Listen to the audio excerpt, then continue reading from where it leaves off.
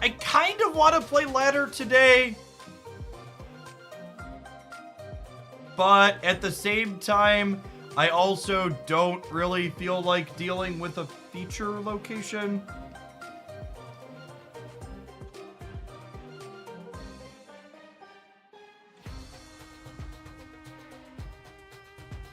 I guess a feature location probably doesn't favor any particular kind of deck to extreme. The Monster Puss, thanks for the 2 months of Prime, appreciate that. Welcome back. I'll play a few and see how it goes. Oh, I did load up some bad decks though. Alright, I lied. Let's start with some bad decks in Conquest, and then maybe we'll do some ladder.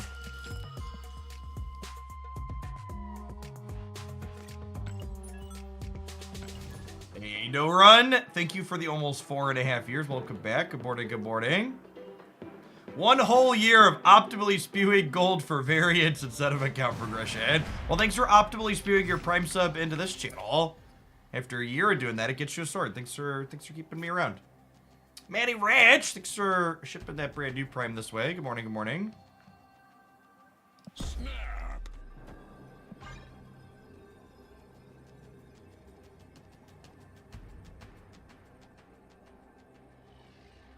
Darkhawk Miss Marvel is good to the feature location. Why? What is that deck doing in particular that you feel makes it a good choice into the future? You explain for me?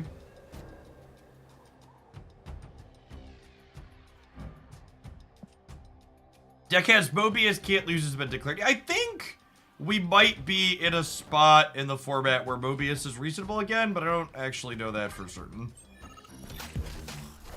Play a few games at least and see how it feels. That lad can have a big old cup of get fucked. Who out there is shocked that the Professor X Gamer is sweating in the Proving Grounds? Reap well. All the 12-month resubs this morning. Welcome back. Appreciate it.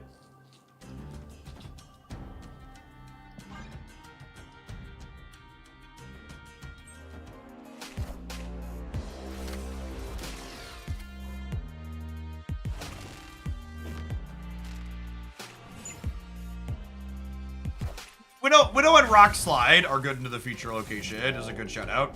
I hadn't thought about that.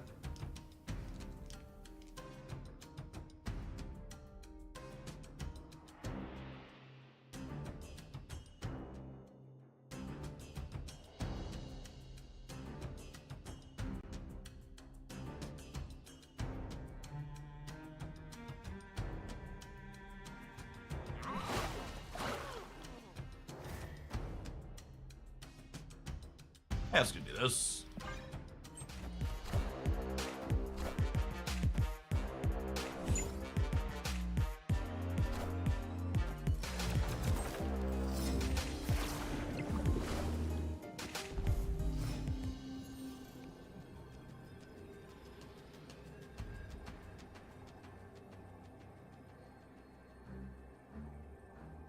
Opponent snapped.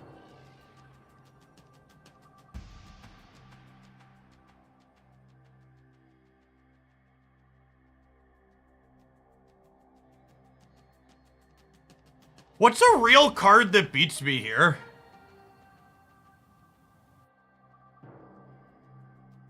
Am I losing to Eliath? How am I losing to Eliath? I have Captain Marvel. Do we beat Doctor Doom? Yes, I think so.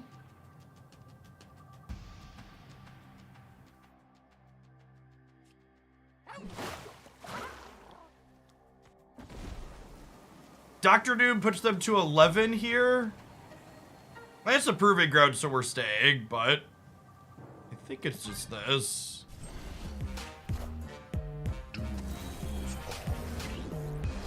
Yeah, because I went left with the Sunspot Soaking. Carol jumps.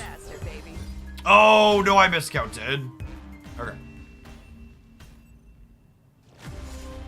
I guess I'm only tying left. Mr. Coleman, thank you for the 7 months. I appreciate that. Welcome back.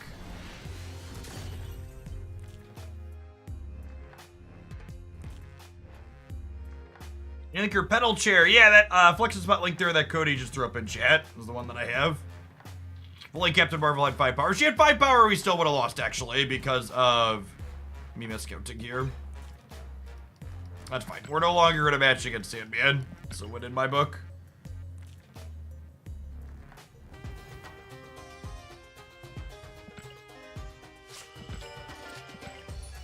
Well, the real victories was the toxic prison decks we had to play fewer games against along the way.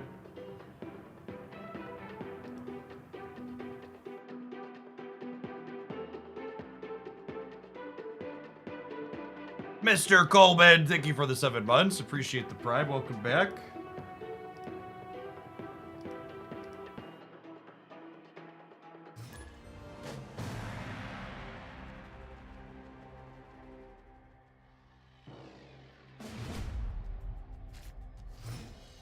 How many times has Martyr lost you a game? Exactly once. We played with her for about 8 hours and she's moved 1 time. Martyr is largely a textless 1/4, which is a fine on-rate card that helps you gain priority early.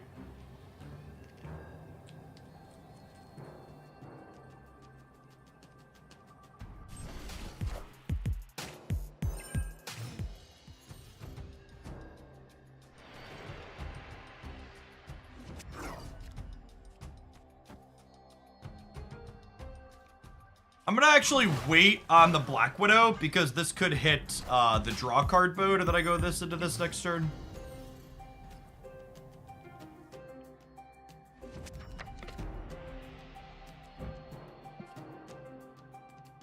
Or I could hit the copy a card mode.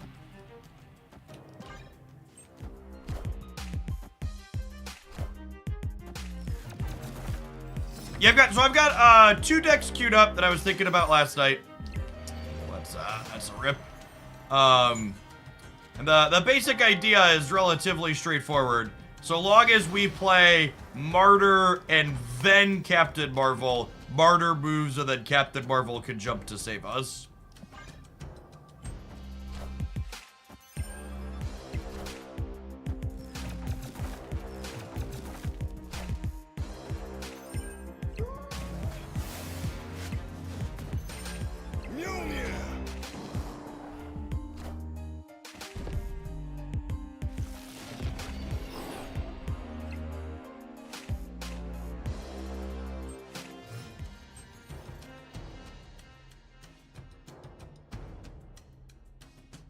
Gonna soak and hope to draw She-Hulk. I don't know if that's game winning, but probably gonna come down to the Lockjaw RNG here.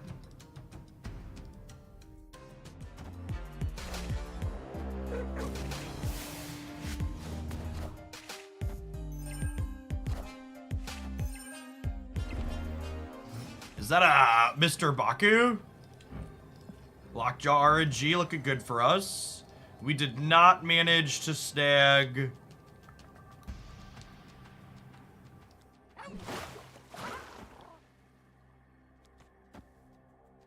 We did not manage to snag She-Hulk. It's unfortunate. We could do this at least.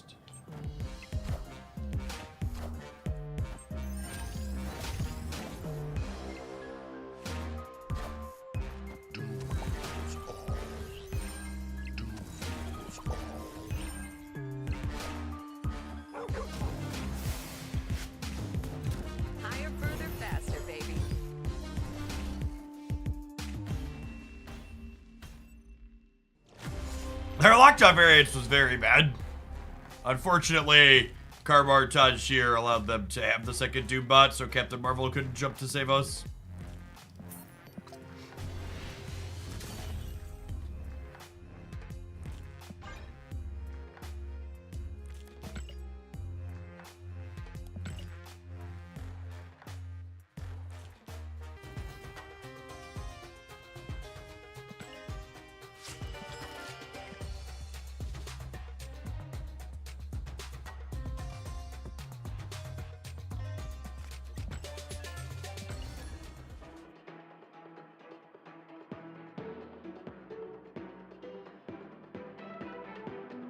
Let's pedal for a little bit, huh?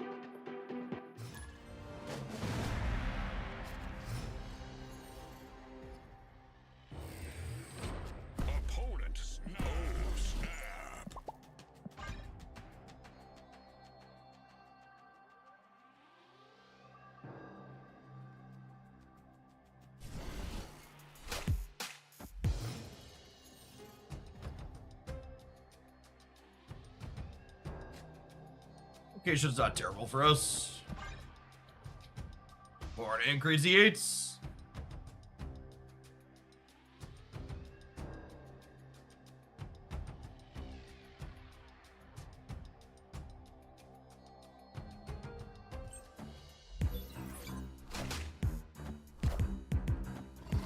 I feel like there hasn't been a ton of destroy lately.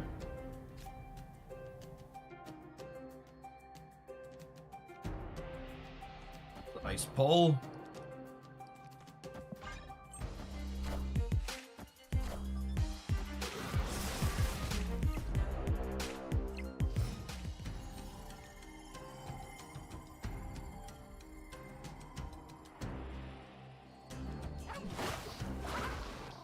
I want to put these here just in case.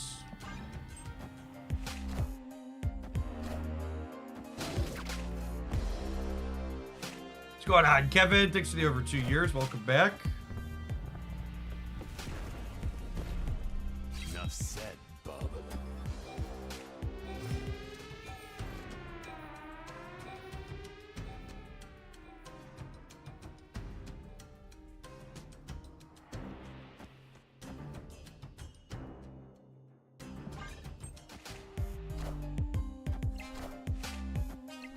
Gosh, I almost Enchantress there too to turn off my lizard.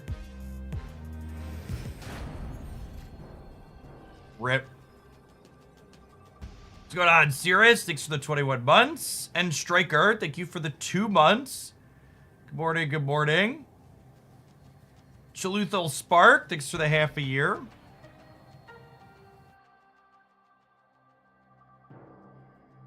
Yeah, just dead here, unfortunately.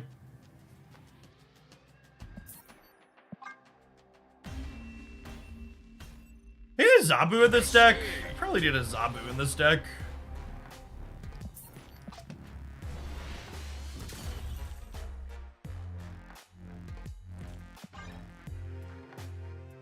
Dark Goose a touch better.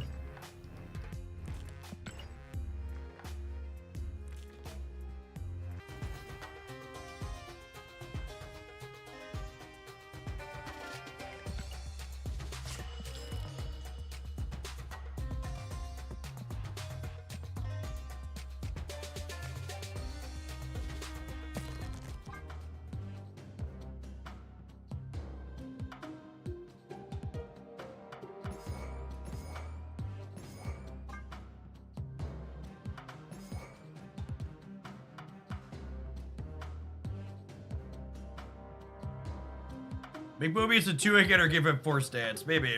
I think I'm gonna trip him out of here.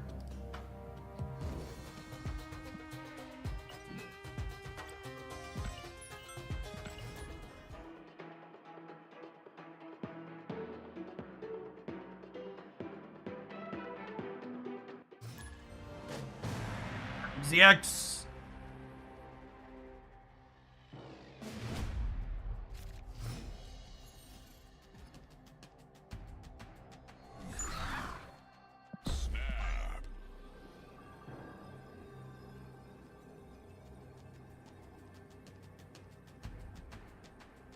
Opponent snapped.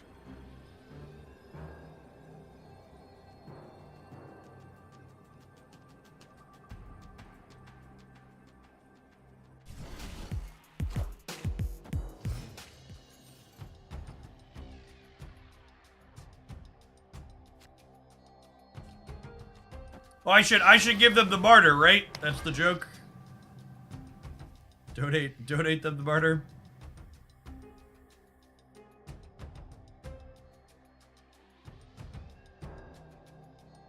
Hey, Pazio. Get your sword to pair with that shield. Welcome back.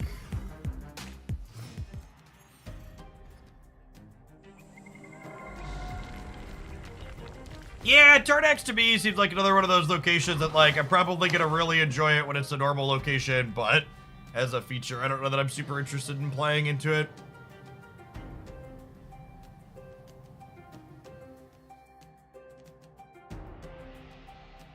I agree, Burgle. I feel like part of the reason so many content creators are down on Martyr is in large part due to the fact that a majority of the deck brewing people do in Marvel Snap is taking the new card and just shoving it into an established best deck.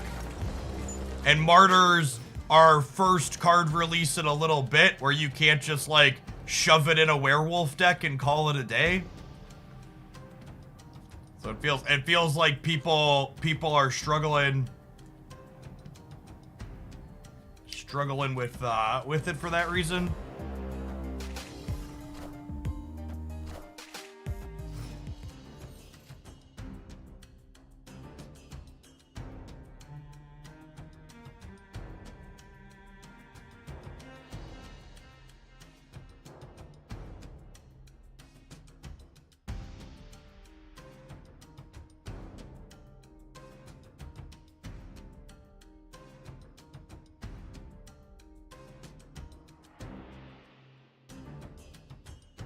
Shadow King middle. Well, I have priority here, so I think playing Shadow King would be a pretty big mistake. I think I kind of want to goose the left.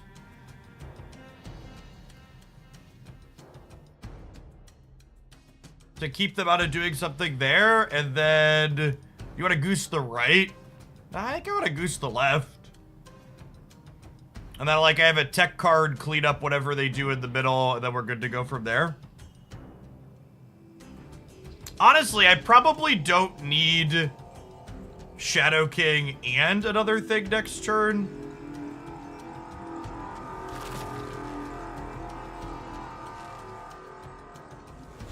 Yeah, I'm gonna do this. So that way if I draw Lizard, I could go like tech card plus Lizard. Maybe I should save the Shadow King. I don't know, I think the Shag covers him fine. Yeah, they're gonna vet him middle, and then we'll get to Shag it.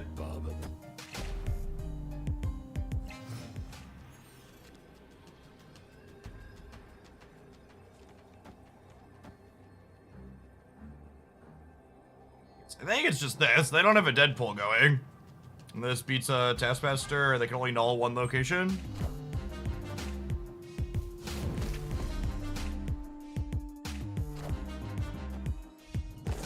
Maybe I'm supposed to Zabu the right?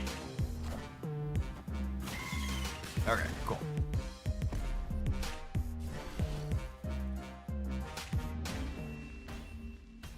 Victory.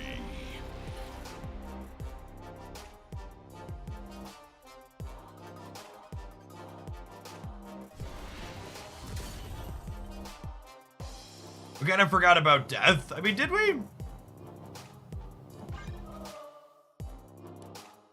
I don't think death was free that game, right? I definitely didn't count death, but I don't think it was free. Like, free death plus null would have gotten us there.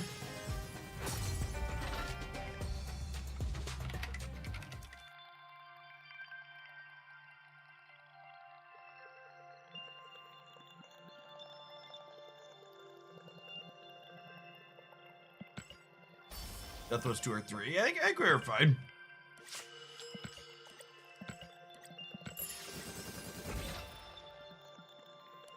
You know what, though? I cut armor because I added Shang-Chi, but maybe that's wrong. Just because of Killmonger.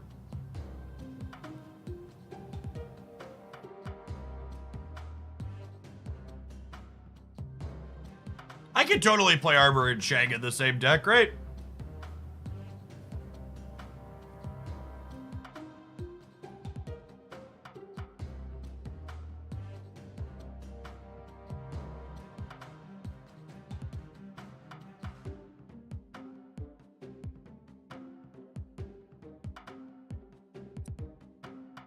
I'd have to cut, like, Jeff or Shadow King.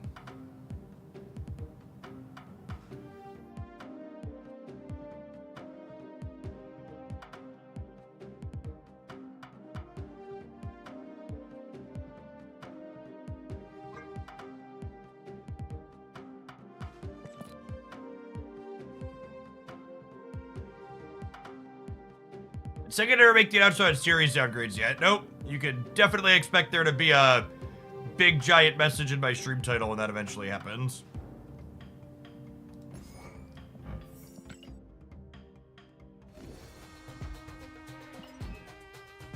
Probably a video on the dedicated edit channel as well.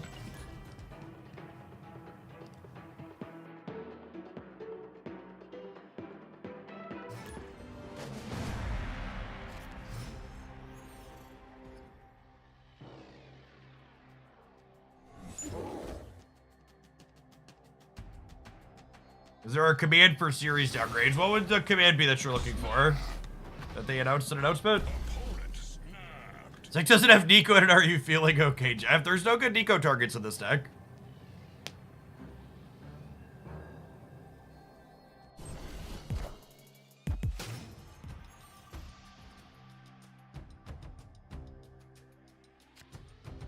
Nico's my gal, but...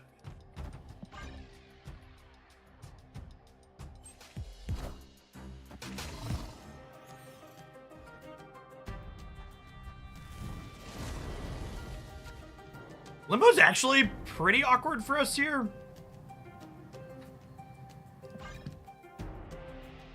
Fill the board up.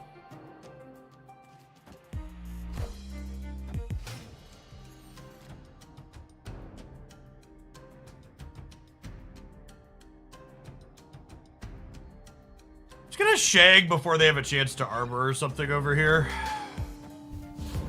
Mobius deck could be like Armor Cosmo and stuff. Fair's fair.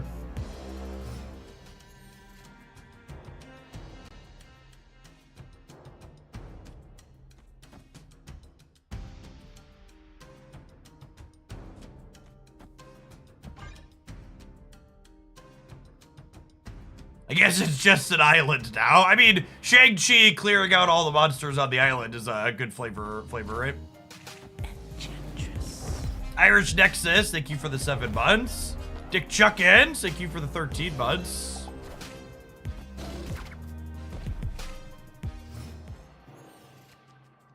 Alright, so they're just playing pile of tech cards dot deck then, huh? Oh, they could be Cerebro 3. That's a good shout.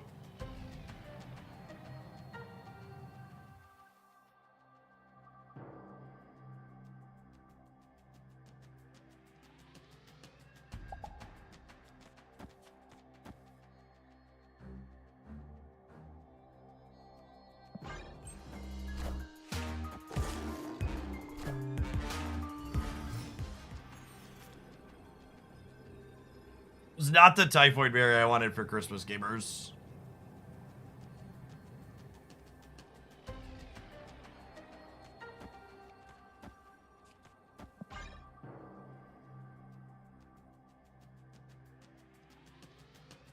But they're emoting Enchantress. I mean, they could be emoting Enchantress because, like, my split is S tier. Maybe, like, the best split in the game on a whale variant. We lose to Jeff Bid. Maybe. I'm basically playing Silver Conquest just like the Proving Grounds. It's the last week of the season. If they have Jeff plus Cerebro, we lose to that bid.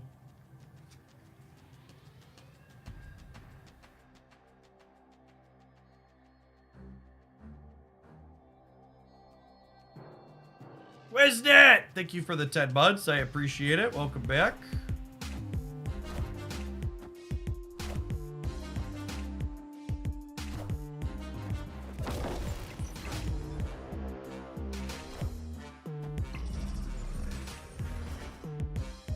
Higher, further, faster, baby. Sure. Sure.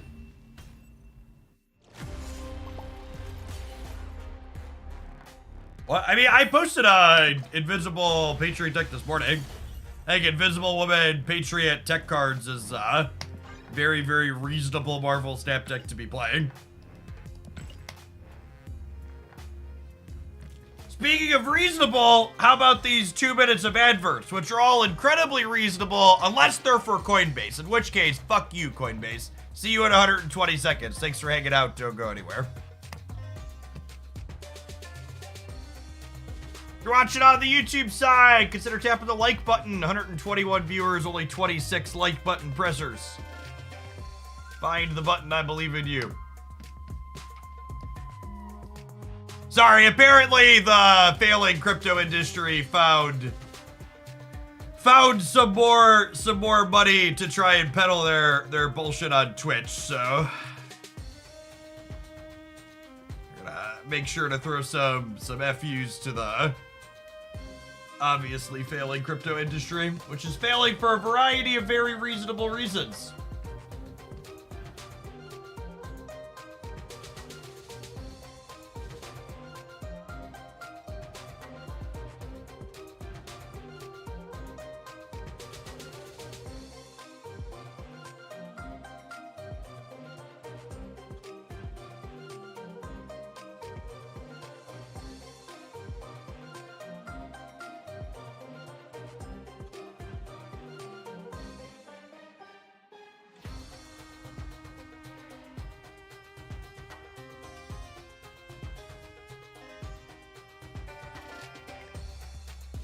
So happy I found your channel this year. You're the only creator that makes outside the box decks. Appreciate how your brain works and keep it up. Thanks for checking it out, Nolan. Honestly, I think a lot of it is I'm just not afraid to fail. I understand that most of the decks we build are going to end up being shit, but it's okay if they're shit because occasionally they won't be. Kazar boosters, don't need those. Apocalypse boosters. Oh, I actually do need Apocalypse boosters. Apocalypse is on my list of cards I've split 4+ times and haven't gotten a premium split on yet.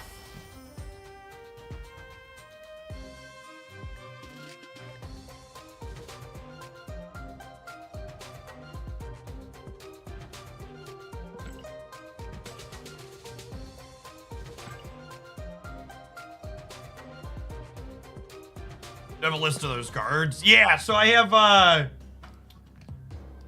keep running text files so I know what to upgrade. So currently, I'm waiting on credits. Jade and Apocalypse now both have enough boosters and have been split enough times that they have chances to get premium splits. These are cards I've split 4+ times and haven't hit inked or gold on yet, but need boosters to split again. These are good cards I want to split that have enough boosters to go for inked or gold, but need a lot of credits. Like I have no Shadow King splits. I think I have like 1 Snow Guard split. And these are medium cards in that position, and these are bad cards in that position. So like even when, you know, you're a big whale who has other whales that support him on occasion, a little birdie told me some whaling might be happening in your near future, my guy. There's Duck's been our card upgrade, fairy lately.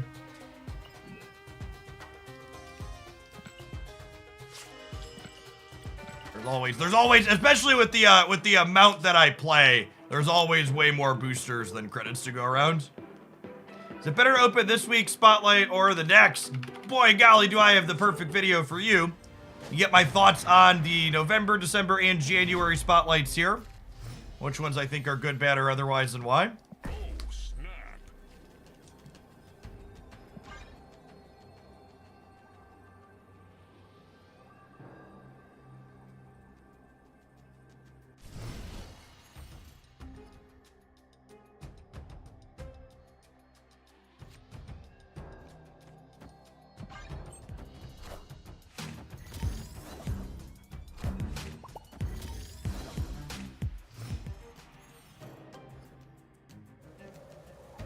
That makes me feel credit starved all the time. Yeah, it's by design, gamers.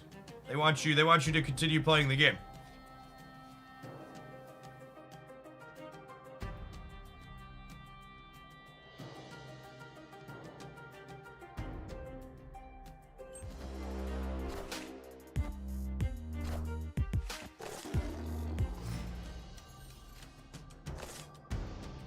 Five days till patch day, Grolden. 5 days till patch day. Fingers crossed. I think I goose the center here. Against the average Cosmo deck, I think they're probably likely to have bigger things I want to shove into here.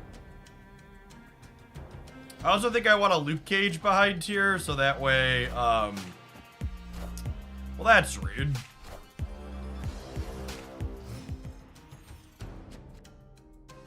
You can fuck right off with that, Mobius. Get out of my face.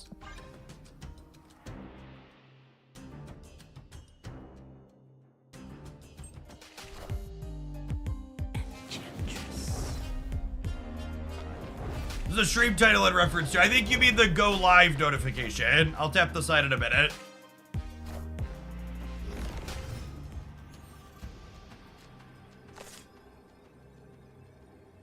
Victory. I, for one, am shocked that the Professor X Mobius deck is sweating in the Proving Grounds. Take your silver ticket, bud. I don't need it. You clearly do. That's the side chat. Lucia, thank you for the half a year. Thanks for the entertainment and speaking your mind on the important topics. Let's just keep coming back. Well, thanks for coming back again and again and again, so I can keep coming back again and again. Appreciate it. It's funny. So, it's like, and that side really made me chuckle. And that, like, there was, where was it? I gotta find it now. Hold on. I'm gonna share some Twitter laughs.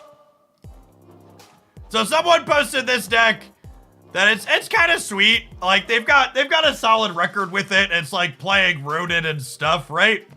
And then I was scrolling through their comments to it about playing this deck, and this was one of their replies to one of the people in the comments. It was, exactly, Alioth is the killer here, because absolutely nobody expects that card to be in this deck. So many turn 6 of these games were just freebies.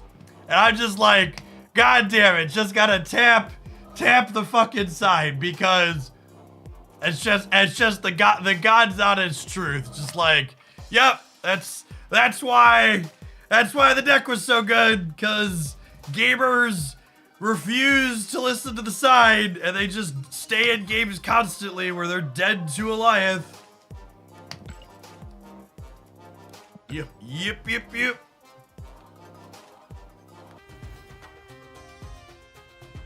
Did Second Dinner compare Alioth to Shang-Chi?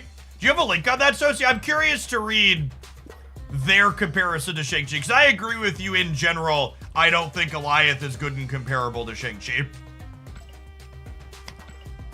Oh, I don't want to play ladder. I'll play Conquest.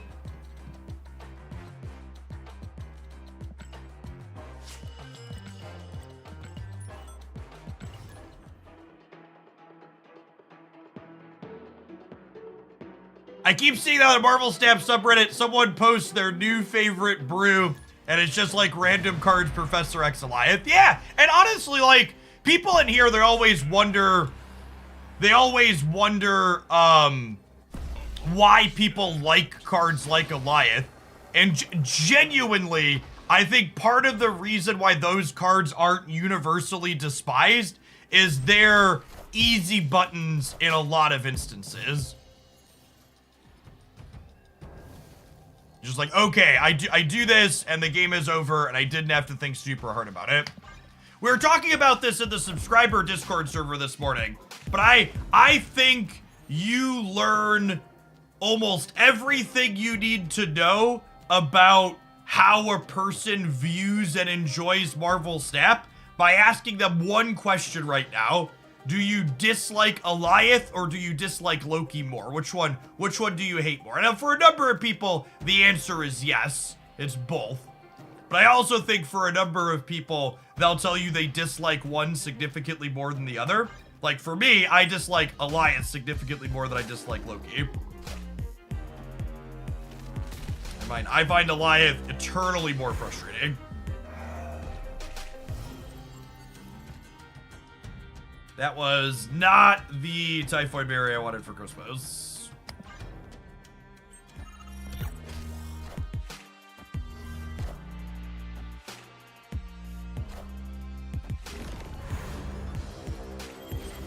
I don't really dislike Loki. I think Loki's fine. All right, the next card I play is getting zeroed.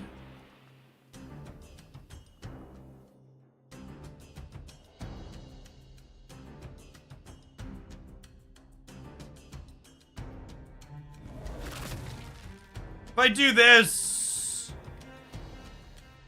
and then I do this, then I just play a card here next turn. This doesn't turn off Goose. She's getting zeroed.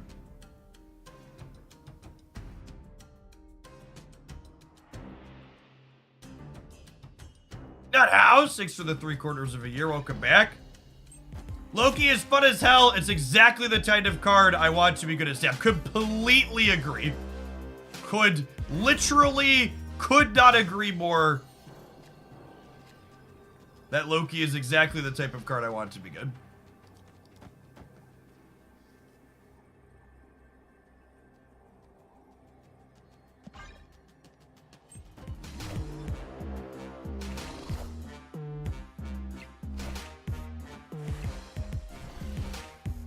Hey.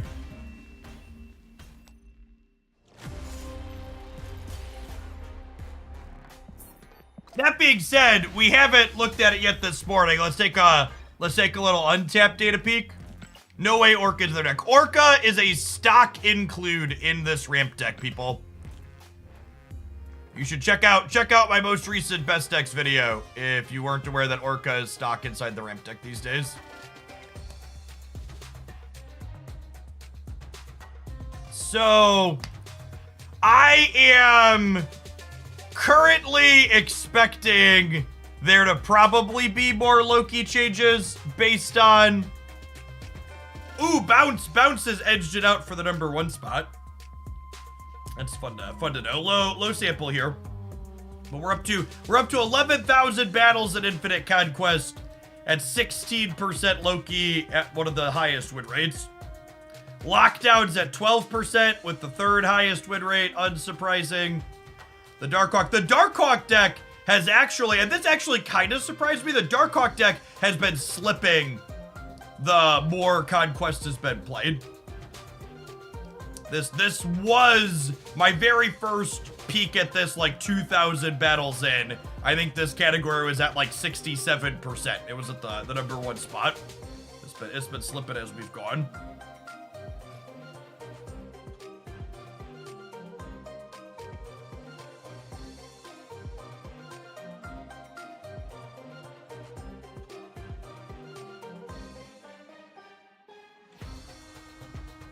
So the Darkhawk category is basically just all Zabu Hawk decks. So there's a Nihilist builds in here with Sentry. There's Dino builds in here. There's just like classic Doctor Doom with Miss Marvel. It's got my She-Hulk build that I like lumped in here. This is my favorite build. We'll probably play some of this today. I think it is fine and appropriate to put all of these decks together. You're right that like the 4-card package you pair with this deck varies, but like I think every deck that has like Korg, Widow, Zabu, Rockslide, Darkhawk, I think all of that, calling that the same one.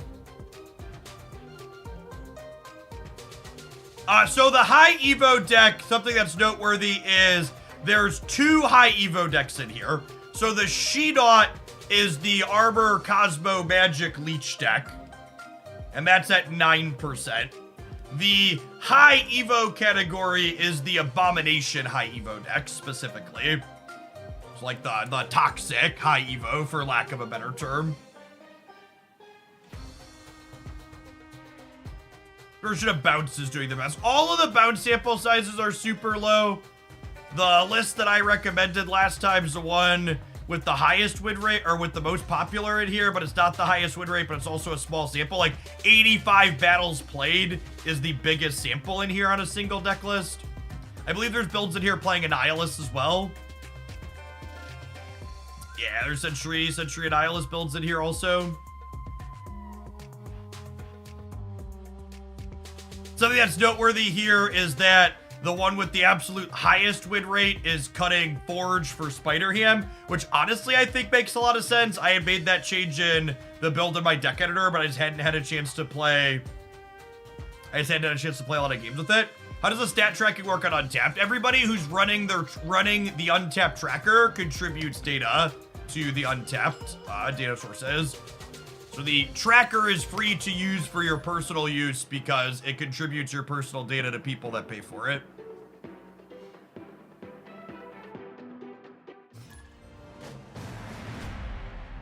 You think if they change Professor X, Goliath would be acceptable? I think you should just change both because they both suck shit. Snap. Fuck them. Opponent snapped.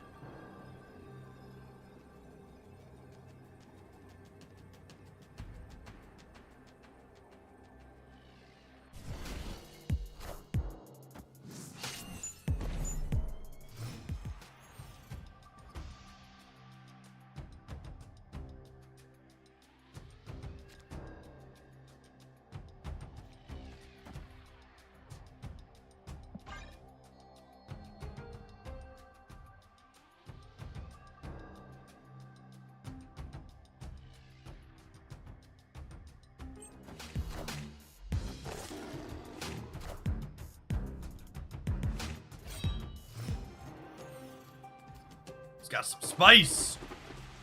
I have armor here, so like we're not in a terrible spot.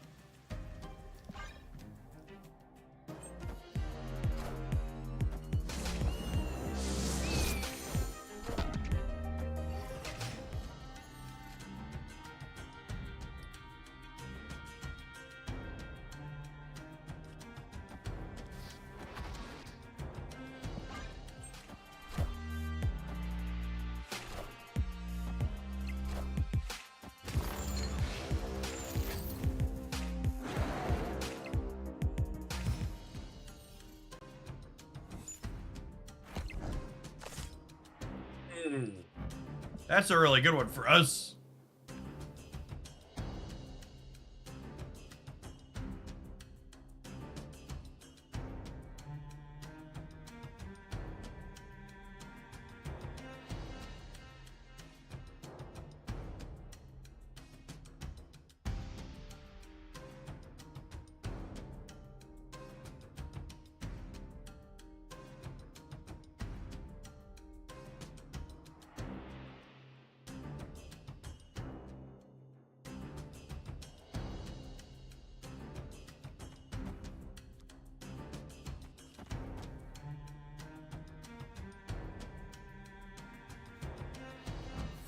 Do I want to hold the armor? Yeah, maybe I don't want them to know that I can come for here.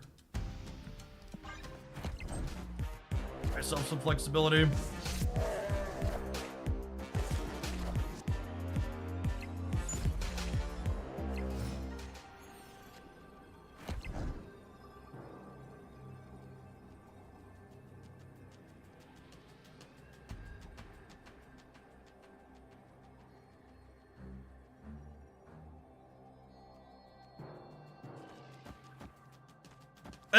This is fine still, right?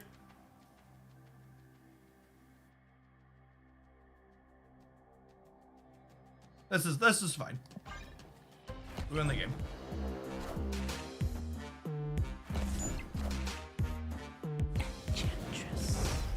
Armor first. If I armor first, Enchantress will get rid of the armor and then my other cards will die.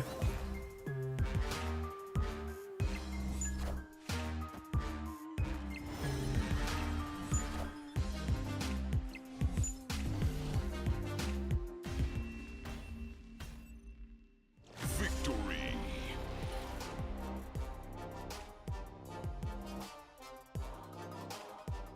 Hey, Tempest! Thank you for the entire year of support.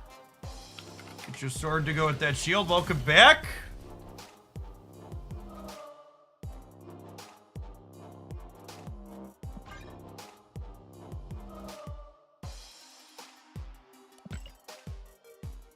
We were winning even without the raft spectrum, I think, right? We were 15 on the right.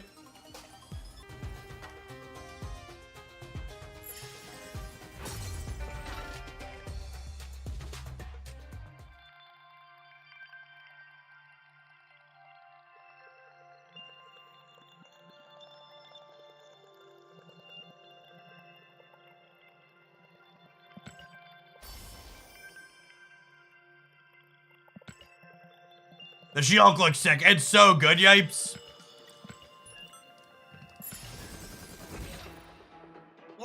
Thanks for the 10 months. Welcome back. I was waiting for her for a long time. I'm glad she's finally here. Oh, snap. Opponents. Took me 7 tries, but I beat the Infinity Conquest last night. Congrats, Spark. It is both not easy and you have to be fairly lucky. I would love to put my lizard into Clintar.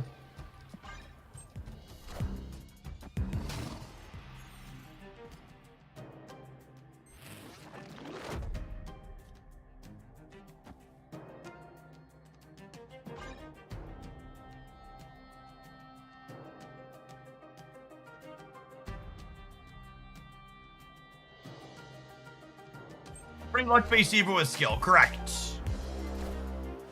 5 in a row. 5 in a row is a lot in a row.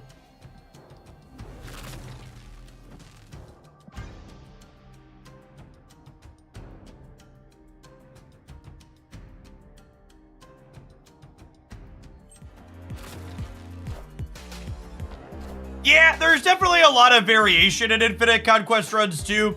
Because, like, for example, in the Infinite Conquest run that I posted on my YouTube channel, I only posted the last 3 matches because the first 2 opponents I played against were, like, very clearly just, like, low collection level stuff. I don't know that they necessarily played poorly, but I genuinely didn't feel like the matches or the games that I played were, like, super meaningful, if that makes sense.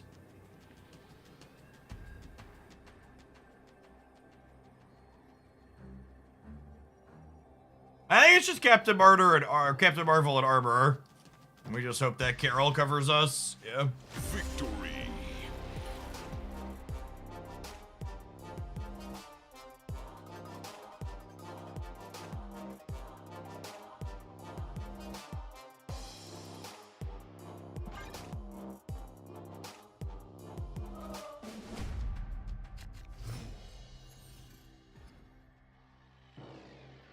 Snap. Opponent snapped.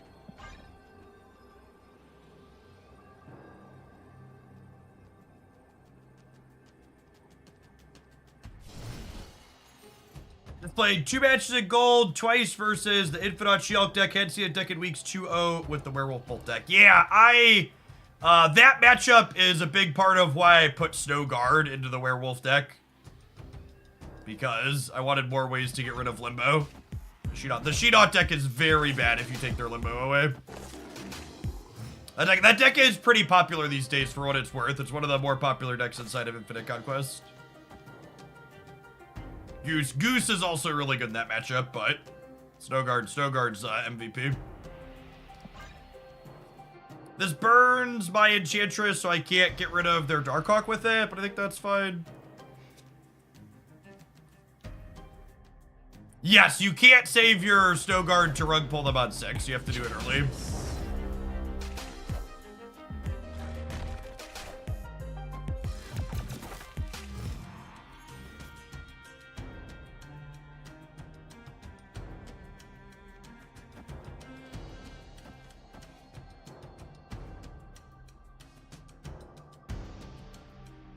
I want to fill the right, so that way if they Sentry this turn, they can't Annihilus a thing over next turn. Clear for takeoff.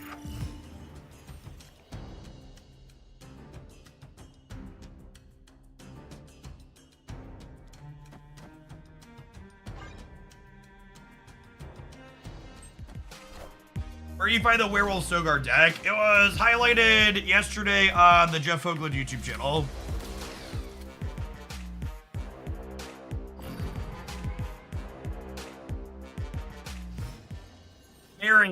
Mary!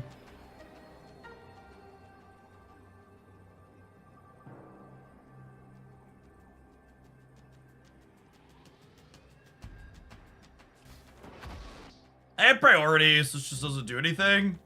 I think it's honestly just this. I think I want to leave the right side full, so that way if, they like, this is Sentry and then they Annihilus, they can't kick it across here.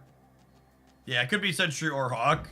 And this is 0 into Martyr here, getting zeroed. So I'm at 6 here in the middle, and then Captain Marvel covers as well.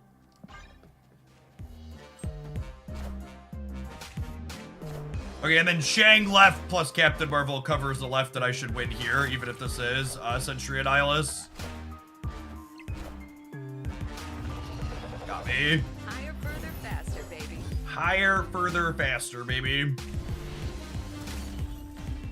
That honestly felt really reasonable. Victory. I like it. I like it a lot.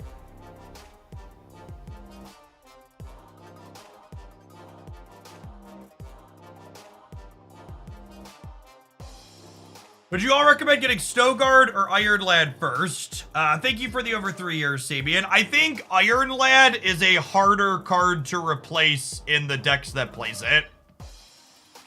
While Snowguard's a very good, very playable card, I think you could substitute Snowguard for something else in basically every deck that plays Snowguard and still have the deck be pretty close to reasonable, whereas most decks that play Iron Lad, when people ask me what to replace it with, I'm like, not having Iron Lad makes this deck a lot worse. Urkadar, thank you for the 73 months, welcome back. And Helix, thank you for the 14 months. Yeah, I think if you're missing Snowguard, you could substitute like Sentinel or Maria Hill or Mirage or Scarlet Witch, depending on what the role is. Like, for example, in the Werewolf by Night Stature deck I've been talking about, I would substitute Scarlet Witch for Snowguard there, just because Snowguard's primary function in that deck is getting rid of Limbo. Whereas, like, inside of Loki, you would want to substitute Snowguard for another card that generates a card in your hand. So you want to kind of, whenever you're substituting cards in a deck list, you want to kind of think about, okay, what role is this card trying to fill in the deck?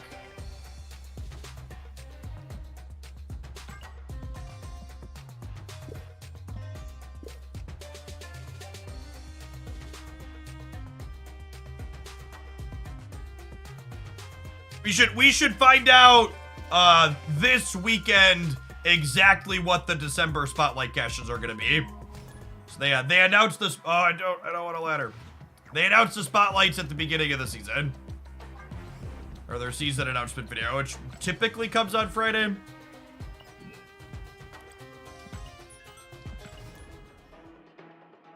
You should get final confirmation on what's coming when.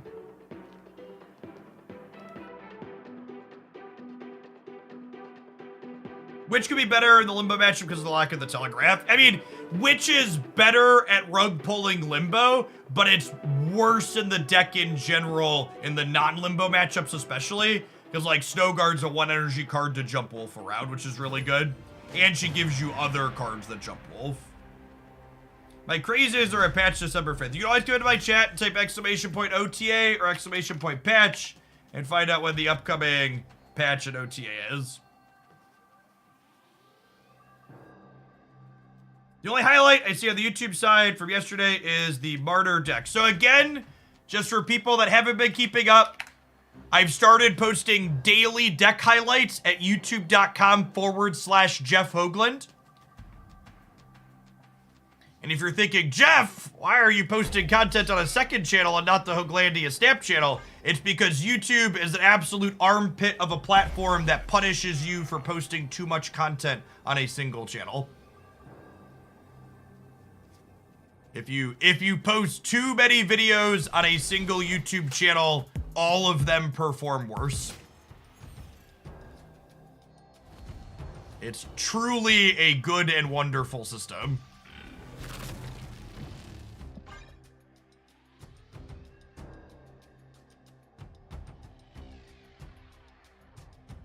Salad Bar, thank you for the 7 months. I appreciate that. Welcome back. YouTube going downhill. I mean, that's how YouTube always been. That's not a new feature. Fly Sky High, thank you for the 5 months. Welcome back.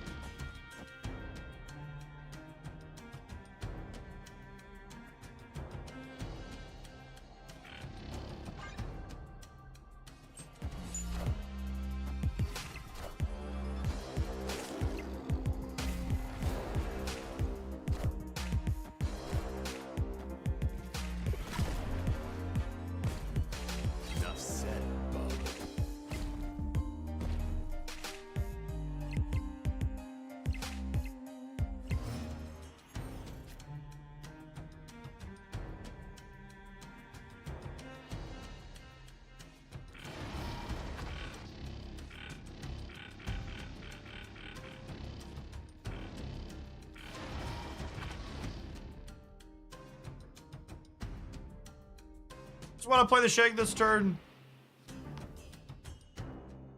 I don't think we're going to be able to throw priority regardless here, so just take the opportunity to use my energy.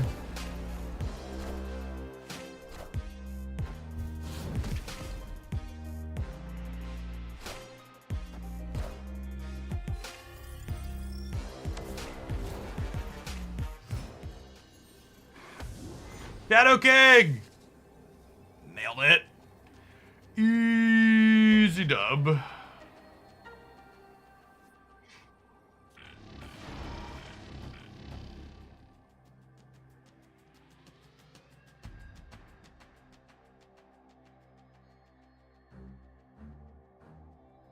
Doesn't Twitch have a similar issue where all of your content has to be high because if you stream, it uses the average viewer count? So that's not Twitch directly punishing me. That's third-party advertisers using bad metrics. And also, it's not making more content is bad. So like YouTube also has that problem. If I posted a non-Marvel Snap video on my Marvel Snap channel, it would tank all of my Marvel Snap videos for the rest of that week as well, or hurt them. So what you're describing is different than the thing I'm describing.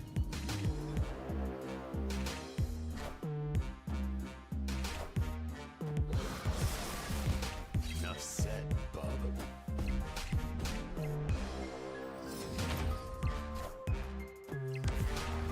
Ah, rip.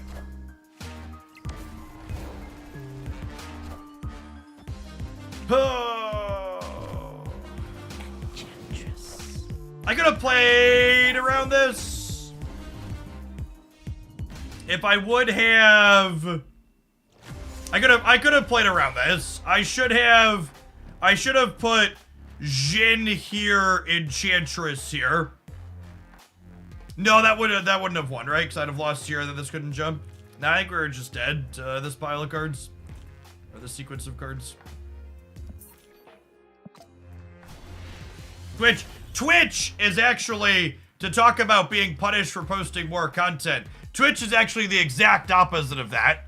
If you can stream more than a human should healthily stream, your metrics basically all go up on this platform to reflect that.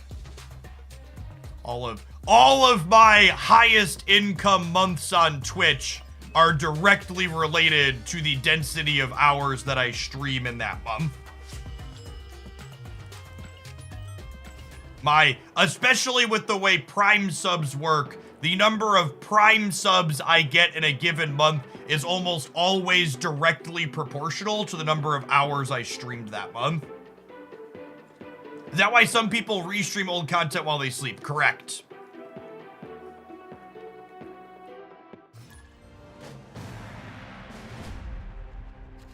Density of hours on your main game or including off content. Even doing off content is better than doing no content in terms of revenue.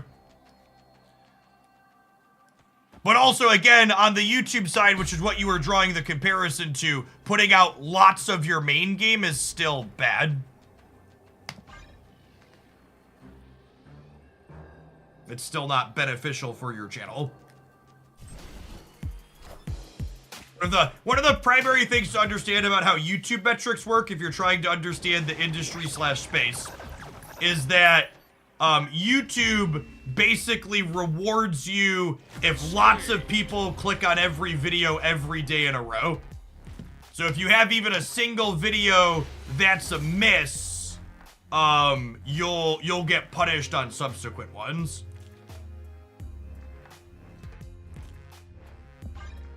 Yeah, and one of the things that happens during Twitch drops that you'll see is like, and this happens in every category, it's not just limited to Snap, but during Twitch drops, you'll see a bunch of the bigger creators coordinate with each other, where they just raid into each other during the Twitch drop. So like the same like 3 to 4 people keep a majority of the big boost of viewers during Twitch drops.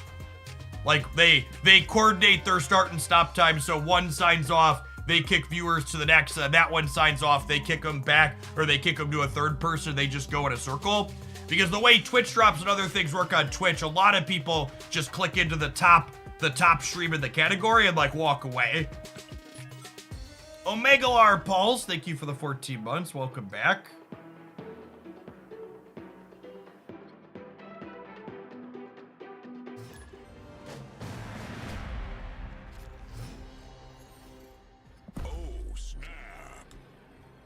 And if you're wondering, Jeff, why don't you coordinate with people like that to circulate and pump up your viewership? I'm already successful on this platform. And while occasionally I will raid other big people at the end of a stream, like when Cozy first started streaming again, I raided him a couple of times. But in general, I understand how hard it is to get started on Twitch. So I try to always make a point to raid smaller creators at the end of my stream.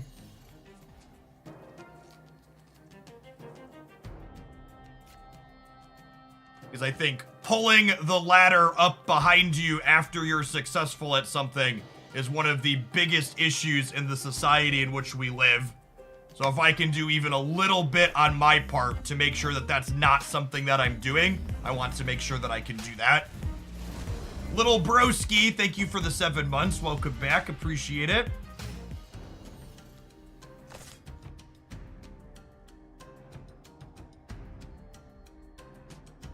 Raid me, daddy. If you are unironically someone who streams Marvel Snap and you're a smaller creator, you should drop me a DM on Twitch, Twitter, or Discord, and I would be happy to coordinate raiding some viewers into you on occasion. I've done that a number of times. And it's something I am happy to do periodically.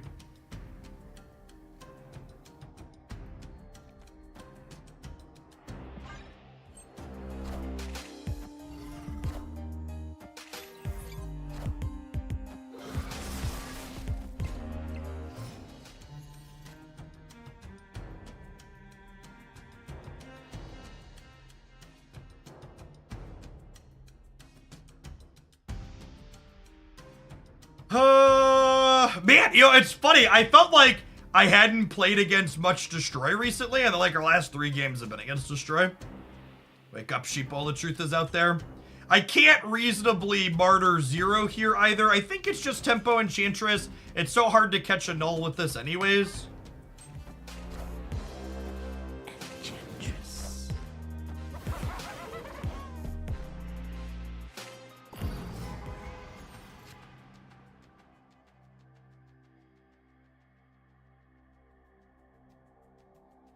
Oh, do I have to play around them Galactusing me here? I think I have to play around them Galactusing me here, right?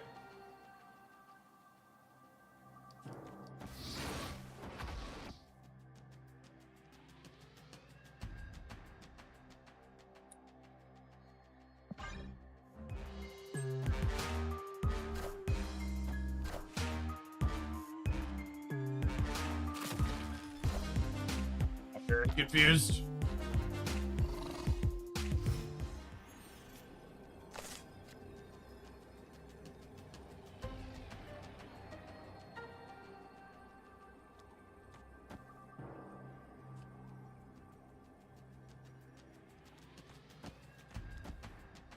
I guess they were banking on me moving my stuff. Okay.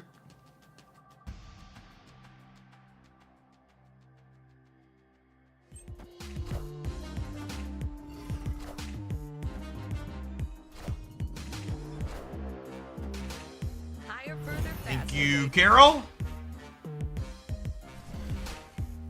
It's interesting how pulling yourself up by your bootstraps started out as a description of something that was impossible, and how people unironically use it to describe being self-made. Yeah, Edge.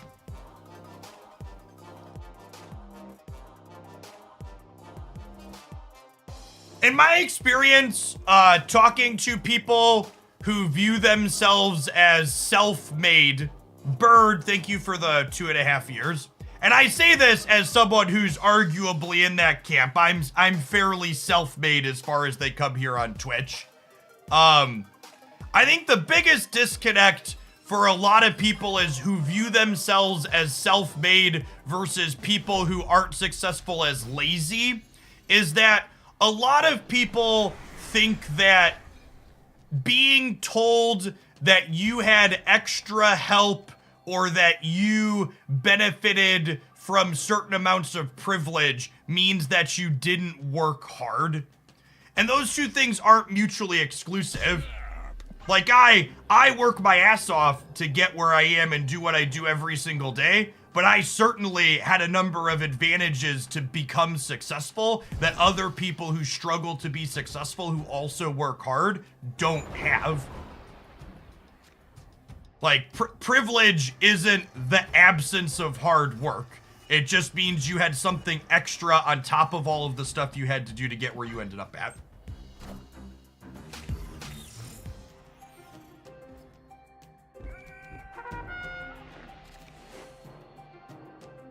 Cosmo is lovely into the Galactus Enjoyer. So I can Cosmo one path, Goose another, and we can kind of tell them to not so politely get fucked.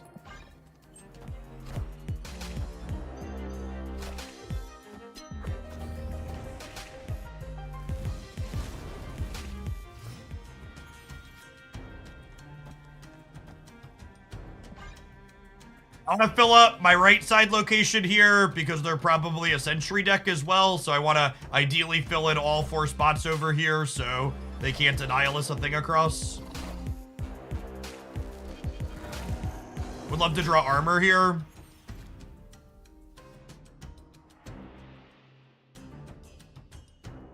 I'm going to go Enchantress. No, I can't Enchantress this. It's probably fine though. Play here. I think it might still just be Enchantress, Martyr.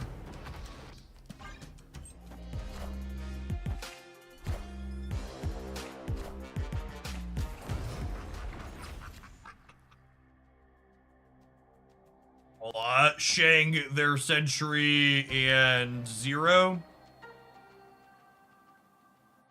And then next turn we can play Typhoid Berry plus something else. Oh, I guess I could Shang their Sentry and Zabu. This is better, right? Because then the Zabu makes this cheaper and I can still play the 0 next turn. It leaves me some flexibility.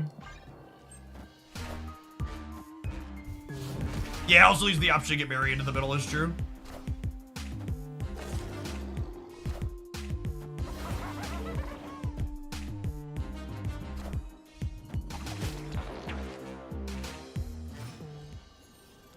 Okay, now that was fucking adorable. That was kind of sweet.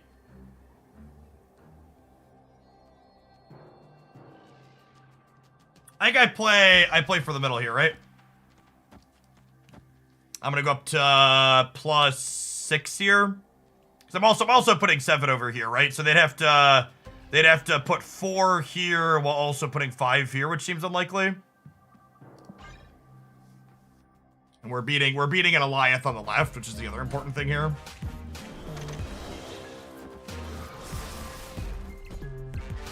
Cool. And we win the we tie the center and then we win the breaker. No, we tie win.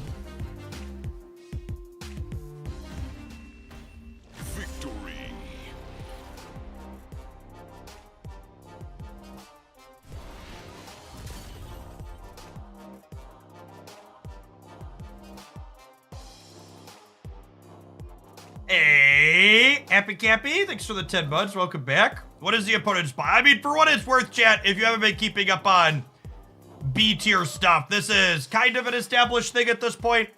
Variations of this Clutter Galactus deck have gone around for a little bit, and the addition of Sentry post Annihilus has been relatively stock.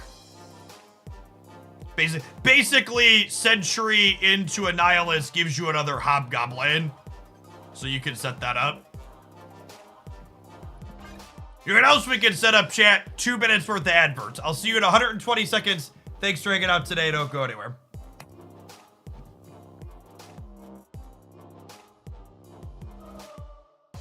Watching on the YouTube side, consider tapping the like button. 168 viewers, only 73 like button pressers so far.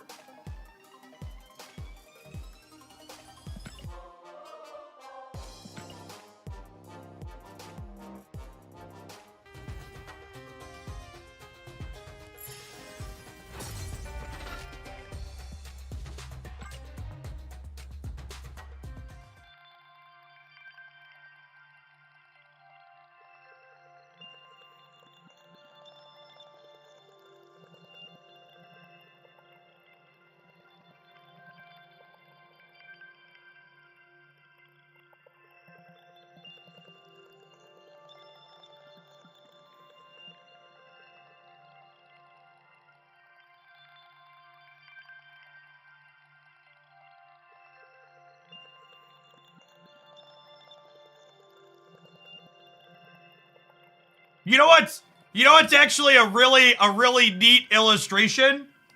Because I like what we were talking about. So we were talking about how streaming more on Twitch is beneficial, and I talked about how Prime subs vary basically directly on how much you stream. So if I look at my Prime revenue for this month versus last month, my Prime revenue for November is 5,200, not counting today, obviously. And my Prime revenue for last month was 6,400. And if you compare the number of hours that I streamed, this month so far, I've streamed 154 hours. And last month, I streamed 182 hours. So my Prime revenue is currently 81% of last month. And the amount that I've streamed this month is 84% of what I streamed last month. So a little margin of error there. But like, it's almost exactly 1-to-1 on percentage of Prime support matches the percentage of hours that I stream different.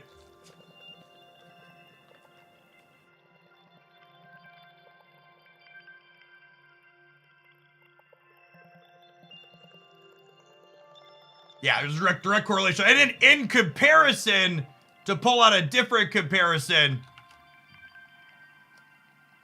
paid subscriptions do not fluctuate that way. So I'm actually up slightly in terms of paid subscriptions this month versus last month, because those stay more consistent. Someone asked, this is pre-tax. Yes, all of this is pre-tax. This is all before Uncle Sam takes his cut. But paid subs say almost identical. Do you get more from a paid sub than a price sub? I do, yeah. I get 70% of what a paid subscriber pays. So if you pay $5, I get $3.50. And if you Prime sub, I get $2.50. How does it end in 70? So there is localized subscription prices in a number of countries now. So they aren't all exactly 5 USD, 10 USD, 25 USD.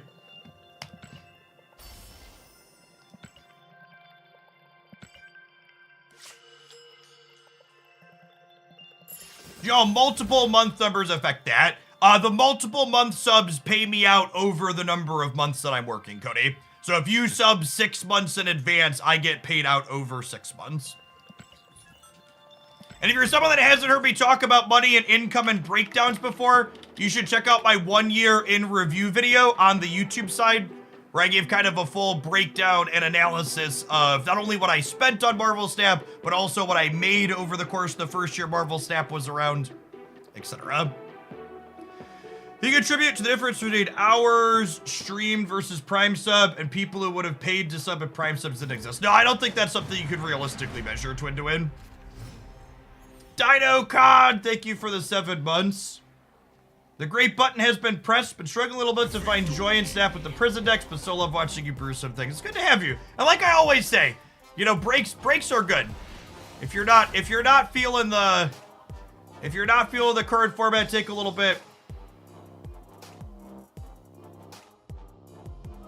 You actually can't Prime sub and tier sub simultaneously on the same channel. How did September affect your paid subs? I don't really push September super hard on the channel. I probably should do more, but I mention it occasionally, but my September sub difference isn't really that big compared to other months.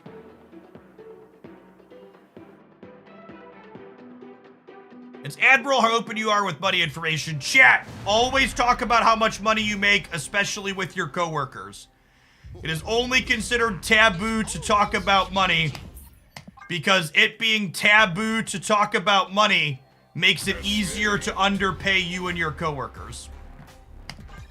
It is a capitalist ploy to pay everybody the least amount possible. Transparency leads to less exploitation. Exactly correct. Snap.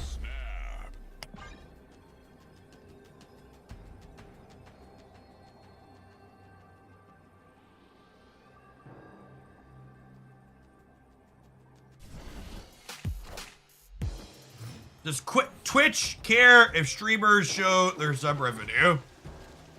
Nobody's yelled at me so far about it.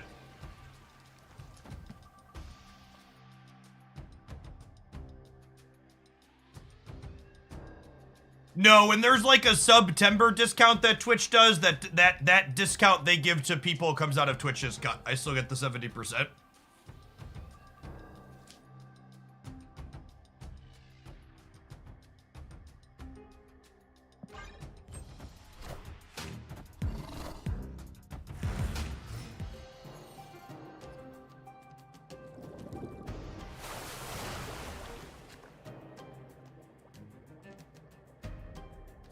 I need to start stacking up over here so that way they can't annihilate this across.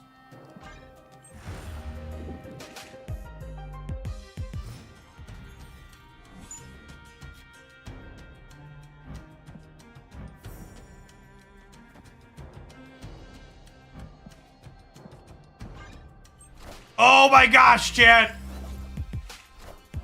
Someone gave me an updated meme and it's lovely. It's simple but lovely. We'll have to share it here in a second.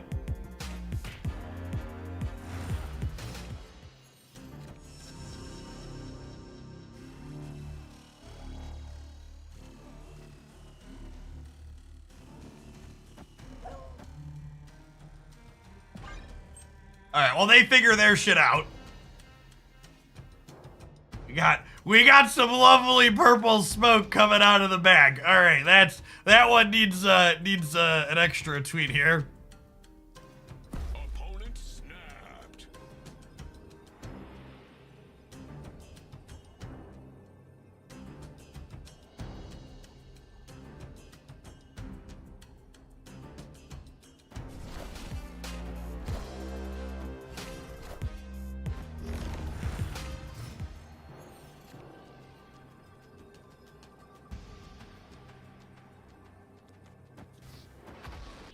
Assume 14's not enough here. We just get Goliath, right? We just get Goliath.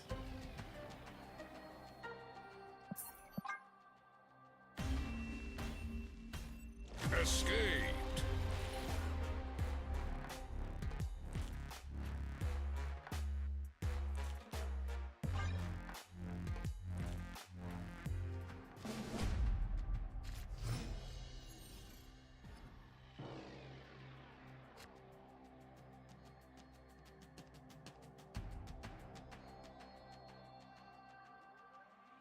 Oh, snap.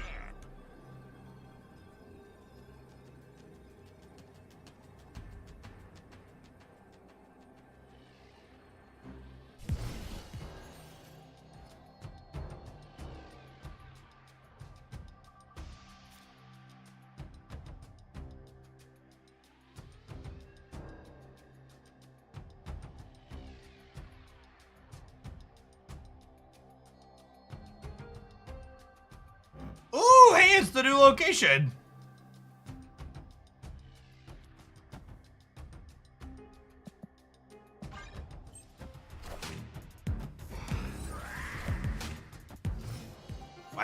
playing fun audio. Parker! Parker! Ooh, that's a great one to play into turn X, huh?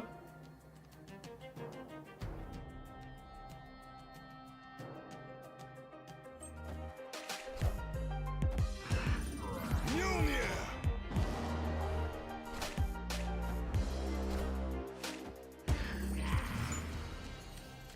Upgrade.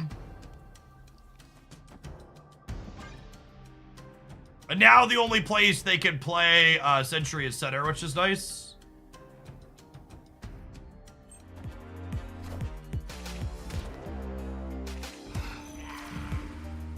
Is there a reason Martyr's in the deck over Titania? Yeah, you can play Martyr on curve.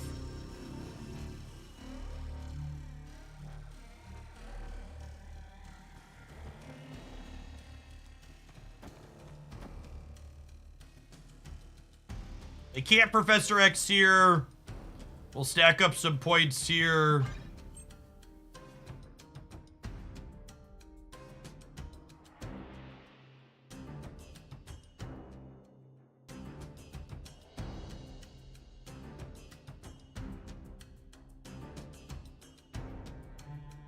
What if they Professor X middle? More power to them.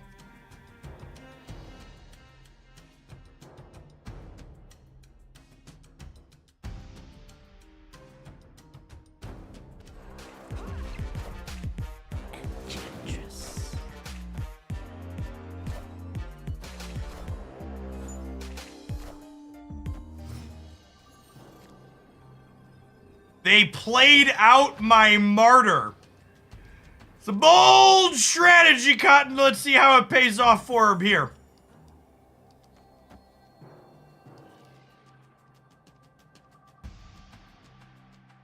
Because my Martyr's getting zeroed here. Oh, they have Valk. Brutal. Maybe I'm supposed to play... Maybe I'm supposed to play my Luke Cage middle so Captain Marvel has a chance to cover it.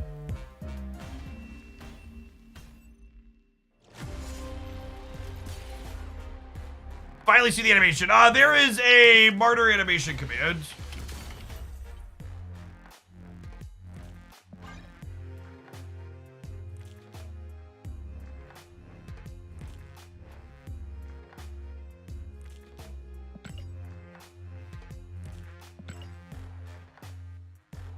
Luke mid gets Tardax. Yeah, but then it could be like a 4 or a 5, and then Captain Marvel could jump mid and win mid, Shook. That's the point. Getting Tardax is good. It's like too good. The average 2-drop is more than 2 power, I'd wager, so it would upgrade him.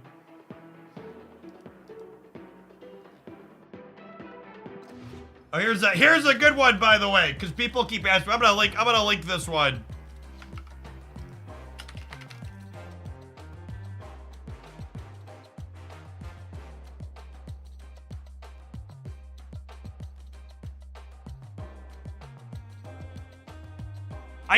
I used the Snap publisher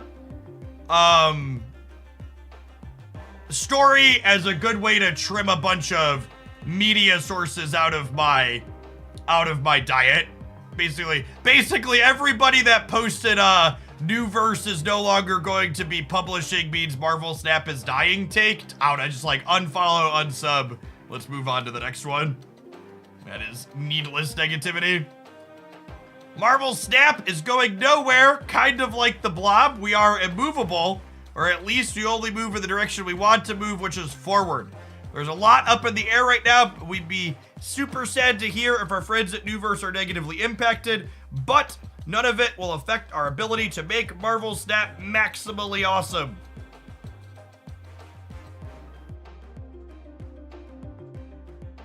Yeah, most people don't understand what a publisher does. Is an accurate and reasonable statement.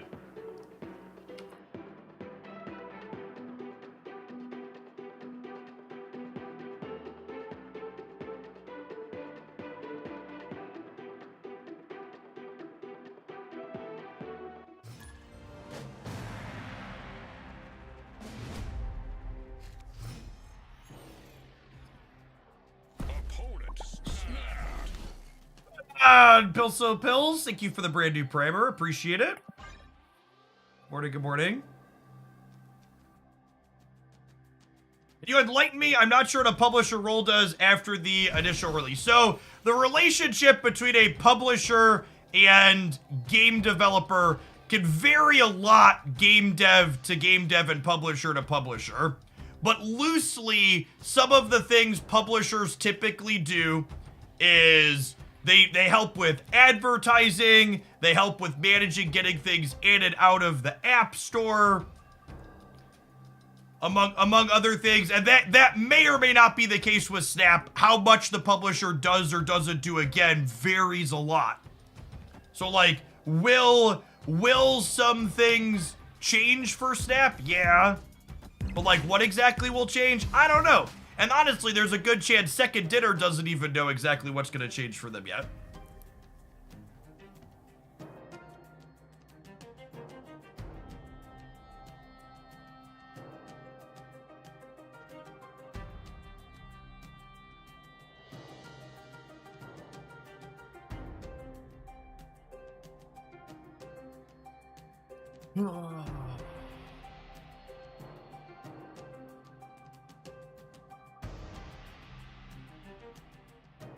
Yeah, from a end user perspective, the number one thing I assume has the potential or will likely change is that the new verse store will no longer be the place that I go to buy, it'll no longer be the place that I go to buy, stuff through or enter codes through eventually. Like, that'll change. But, like, from a day-to-day how Snap plays, like...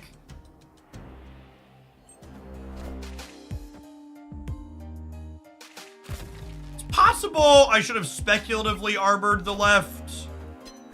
Oh, they're a magic destroy deck. Interesting. So to talk about some of my plays here, something you'll note that I did on turn 3 was play Shadow King on the left. And the reason why I did that was I wanted to jockey for priority going into the following turn so I could use my armor proactively to potentially disrupt their ability to destroy something. So a big part of why I played right here was so I could be ahead here and here.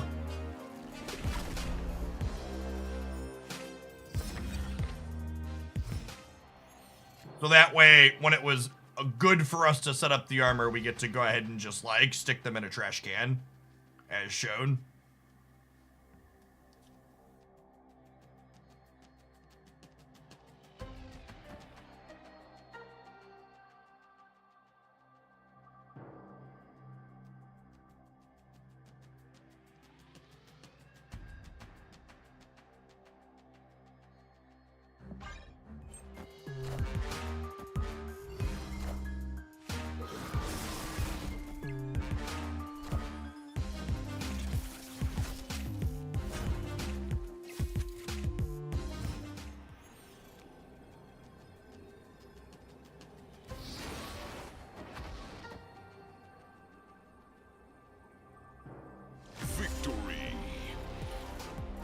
Noteworthy here, if you play Martyr, and this is kind of the idea when I put this deck together. This is the first Martyr deck I've built that's felt good that doesn't fill the board. If you play Martyr and then play Captain Marvel, their endgame effects happen in order. So if Martyr jumps out of a path she's winning, Captain Marvel can jump back into it. So she kind of covers for the other one here. They'll just swap places at the end. Oh, snap.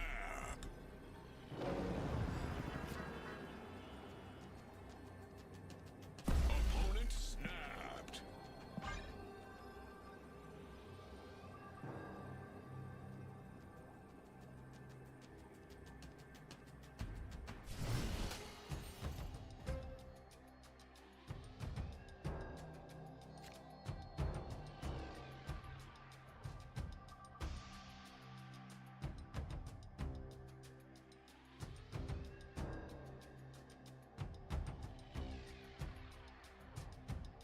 Well, we're definitely playing Zabu out.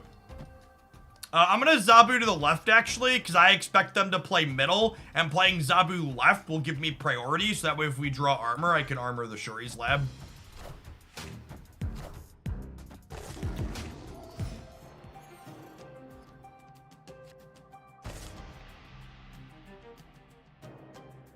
Lovely.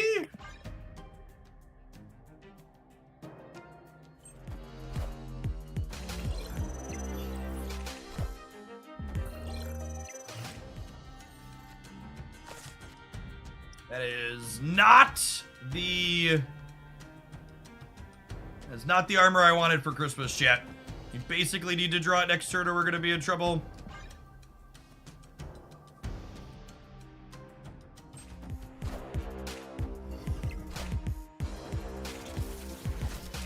Ooh! Alright. Alright, still have a chance. Shadow King also works, right?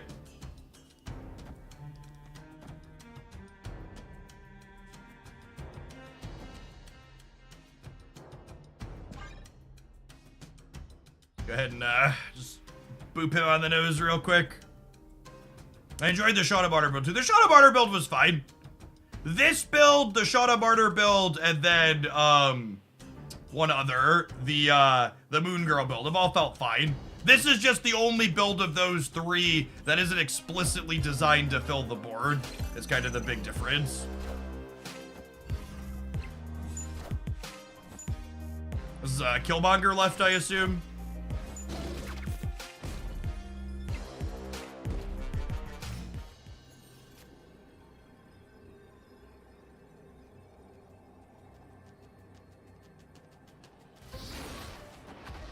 This is getting zeroed. We'll spread out like this.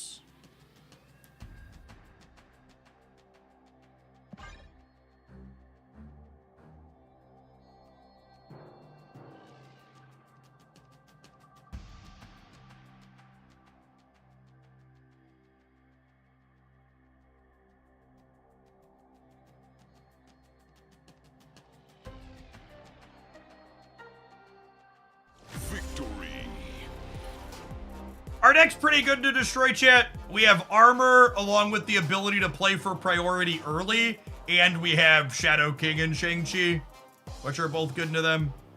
Kind of just have all the things they don't want to be playing against.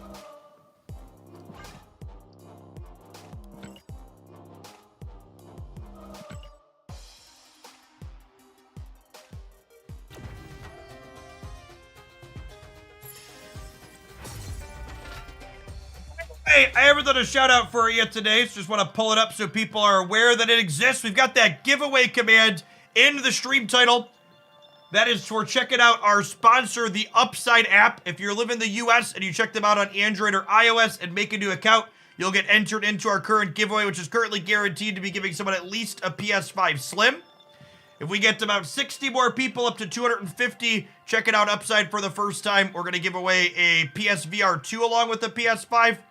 And then if we scale up more and more over the course of the next week and a half, we've got some gaming PCs and more to give away depending on how many sign-ups we hit. The Upside app, if you're not familiar with it, basically gives you a referral discount on gas, groceries, and takeout, which are all things that you're going to be doing anyways if you're an average human being living anywhere, including the United States. Basically, they show you different gas stations, restaurants, and grocery stores in your area, and they have discounts listed in the app for either purchasing specific things or just general things there that you can do. If you check out Upside, you're guaranteed to save a few dollar dues on average. People that use Upside on the regular get cashback or gift cards in the range of 200 to 300 USD per year on average. Be sure to check them out using the link there. Hander Moander, thank you for the 19 months. I appreciate that. Welcome back.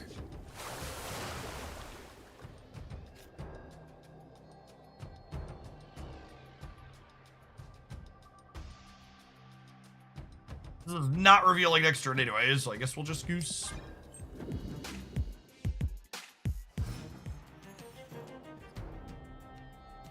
Although Goose is not likely to be terribly useful into the average Snow Guard deck.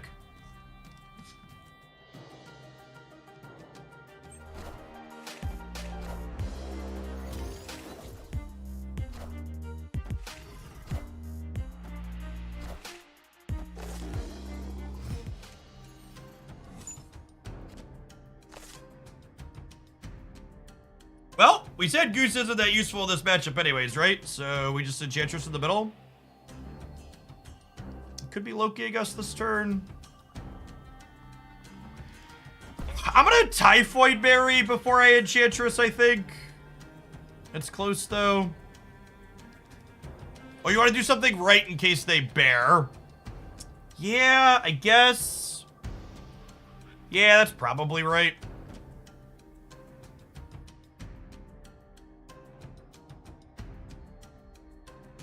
It's just this, then I have to draw Luke.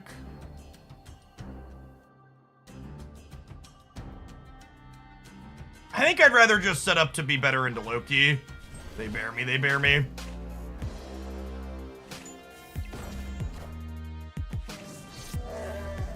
We're winning there anyways.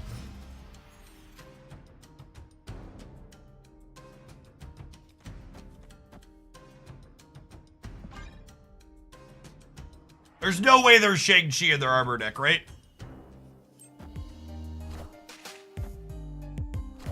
Right? Right?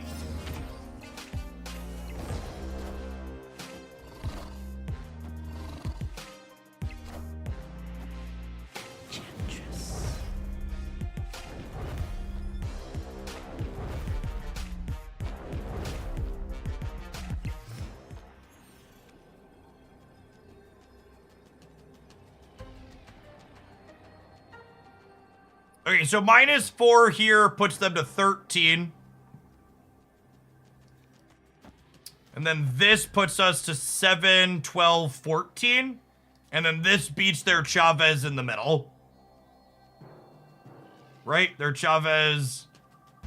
No, their Chavez puts them to 20. Rip.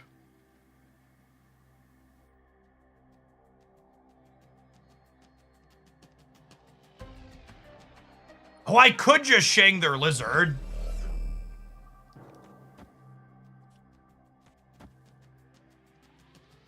Does that do it? This beats Chavez in the middle.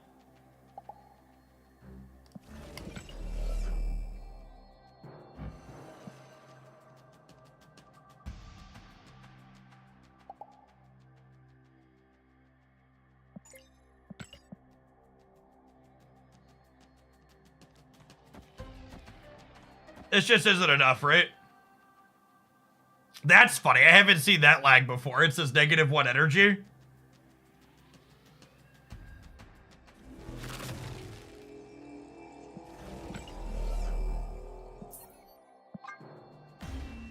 I can Shang mid. No! Escape. I can't win the left if I Shang mid, right?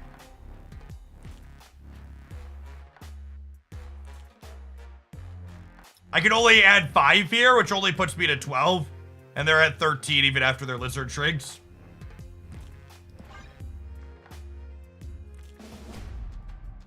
I think their Mirage took your Shang-Chi, though. Their Mirage literally took our Lizard that they had on the board.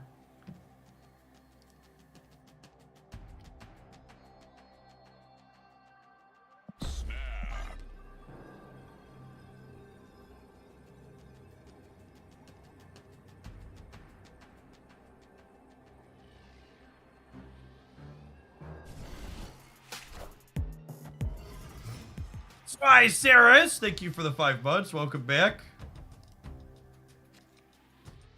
Opponent snapped.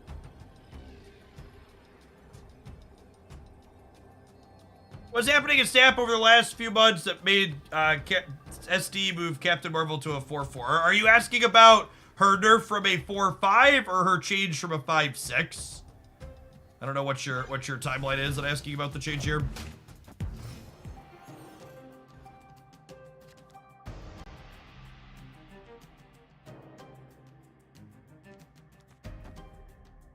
Last I saw was a 5 cost card. They wanted to differentiate between Shang, they wanted to differentiate between Vision and Captain Marvel.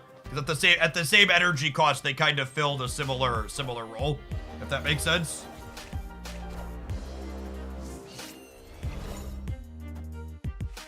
Go left. Nice, nice. I know I'm ready to go mid. Perfect.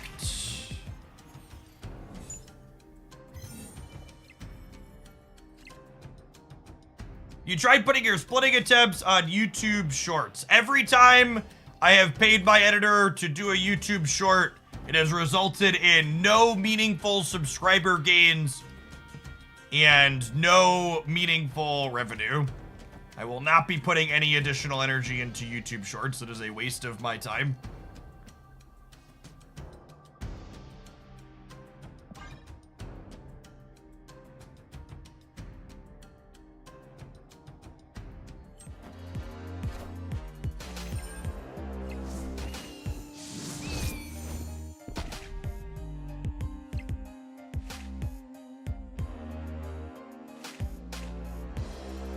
Does Zabu work on base 4 cost cards or cards reduced to 4? Base 4. Alright, they Loki'd 4 cards. And the big question on this Loki is gonna be, did they pull my Luke Cage? I guess they could have pulled my Shang here too.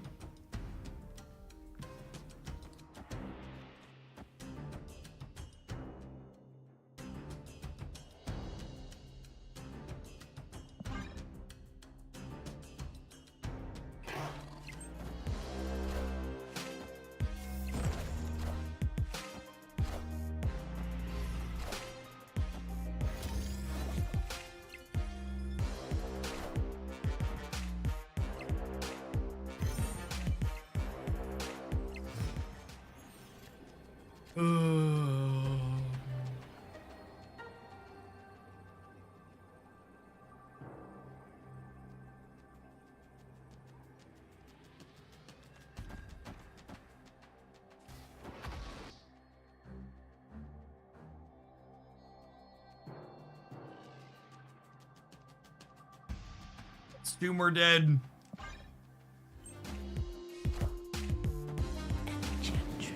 Wait, what? Oh, come on.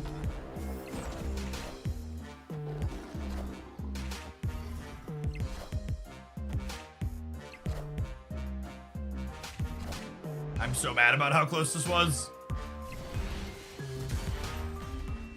Would I have won if we would have played everything left because they Enchantress their own Luke Cage?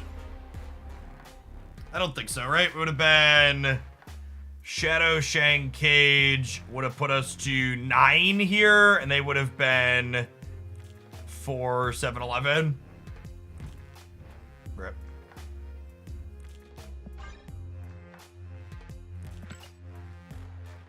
Alright, I think I'm ready to change decks. Oh, you know, I'm also ready for chat. 2 minutes of adverts. We'll see you in 120 seconds. I'm gonna play some ladder with the feature location when we get back. If you want to watch me slowly go insane, don't leave. Watch it on the YouTube side. We broke 200 viewers there, but only half of you have pressed the like button. I believe. Find the button.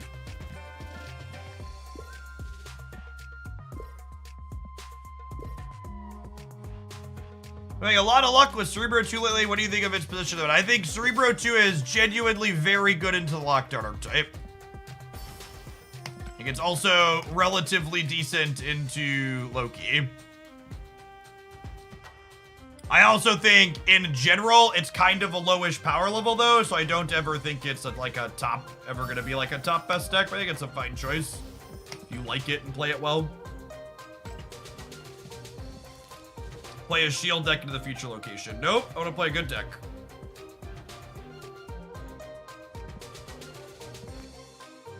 Definitely played a good deck. Discard tore me up in round 5 and conquested by Loki. Yes, discard is a good Loki matchup for sure.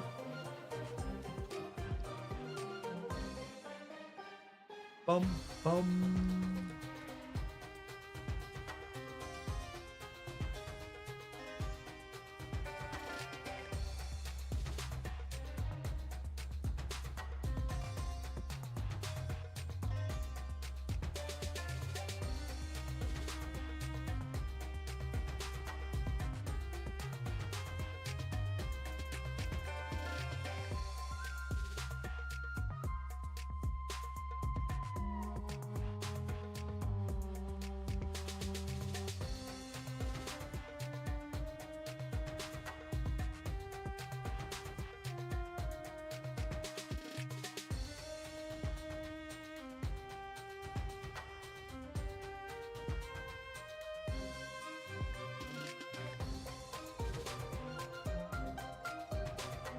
Swan, thank you for the quarter of a year, by the way. And Swy Serious, thank you for the 5 months. Good morning, good morning. Hander Mohander coming in hot for the 19 months. Let's go on to Linear. Thank you for the quarter of a year. I know you said no Sweaty Infinite. No, we're gonna do Sweaty Infinite on Monday, BNJ.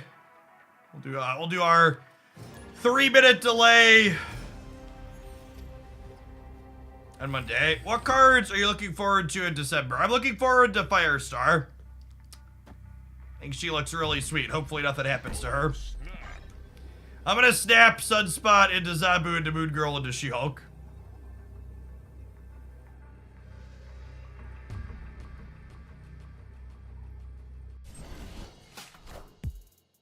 Dracula discard is significantly better than Wong MODOK stuff.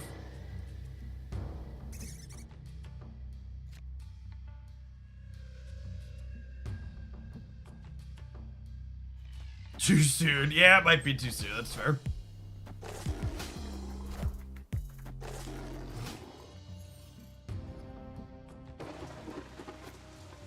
Ooh.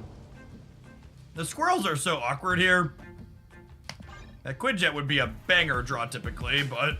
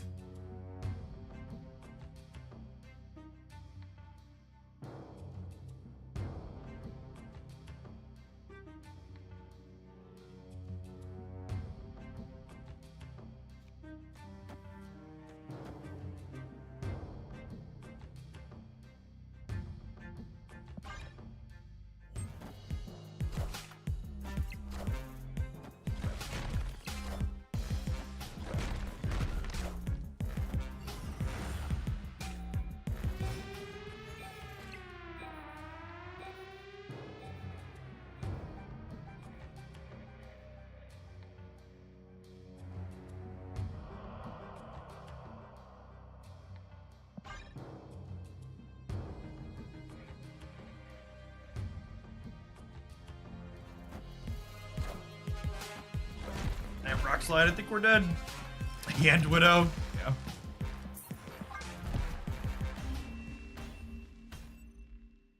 Escaped.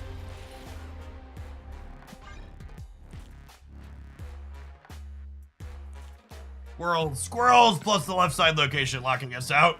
And them drawing Darkhawk and us not. They had 2 Darkhawks and we had 0. So you did any amount of things to go right that game and none of them did. I did see that they are supposedly fixing the multiple man Phoenix Force bug next month. It's exciting. Textbook good step into a good retreat. Agree with that. My number 1 piece of advice for Marvel stat players who are struggling to gain rank is if you are not retreating after you snapped with some frequency, you're either not retreating enough, not snapping enough, or both. It's probably both. Snap.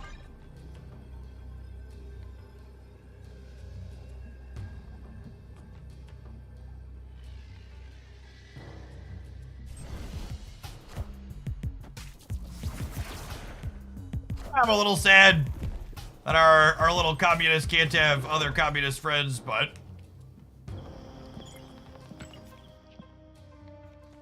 it'll be okay. Honestly, I don't know that I want to draw with the Ebby. So if I go Korg, and then next turn I draw, and then I Moon Girl, I'll draw up to 5, and then only copy these and not copy She-Hulk. So I think I'd rather Korg Tarnax.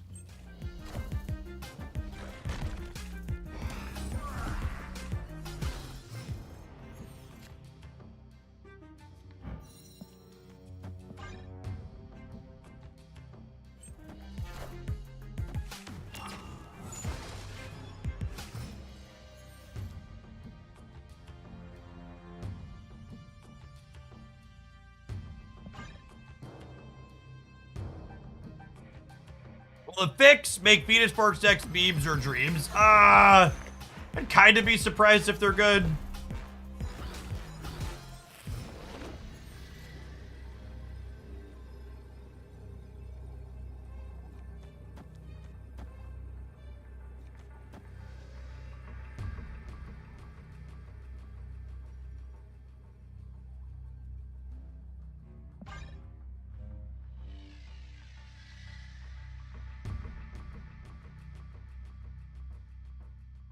Is the average 4 worse than Moon Girl? I actually don't know the answer to that question. Yeah, maybe Moon Girl should be going into turn X. That's probably a good shout.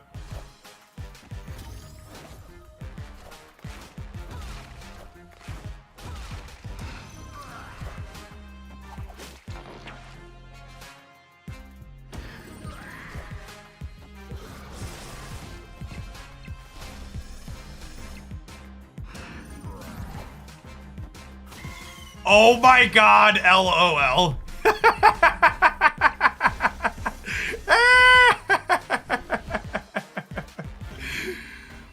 Sometimes lucky rubber ducky.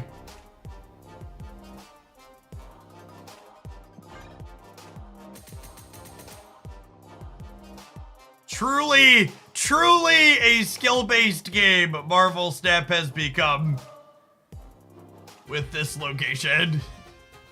Allows me to really flex my muscles in my brain.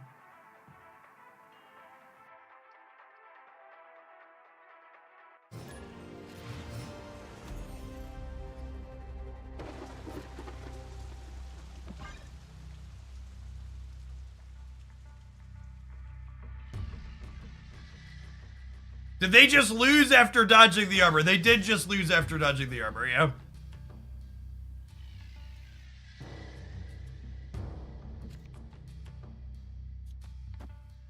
Oh, snap. Maybe I'm not supposed to stab because I'm giving them a Widow's Bite. My hand's really good, though. Like, I'm not even just snapping based on the Raft. Like, I have Rock Slide into Hawk into Mystique with the Widow as well.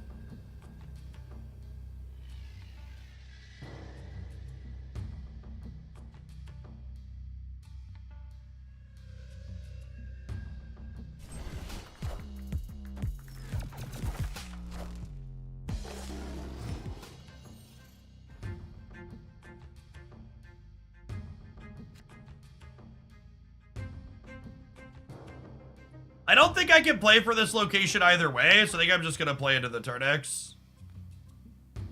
Figure out what that RNG is gonna look like for us.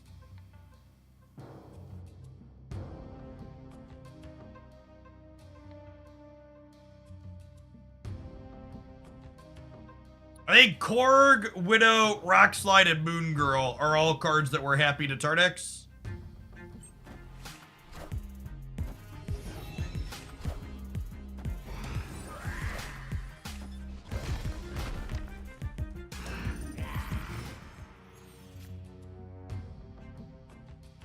Well, details.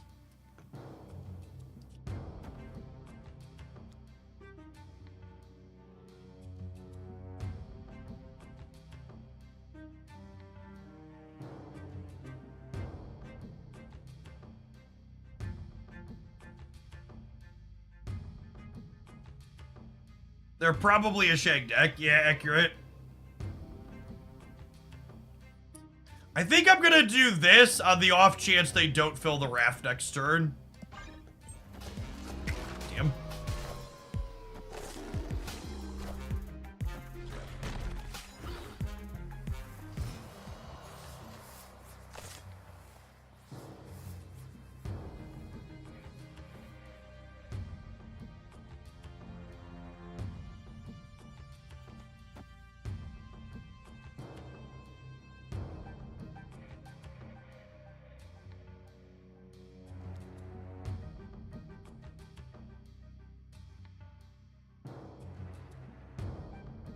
Opponent snapped. I think I have to leave.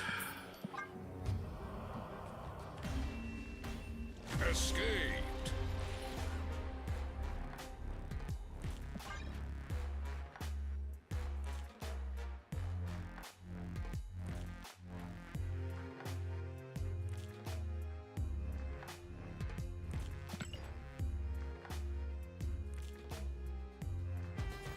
Does Invisible Moment stop Martyr from moving? I think so. No, because ending game effects still trigger. No, she doesn't.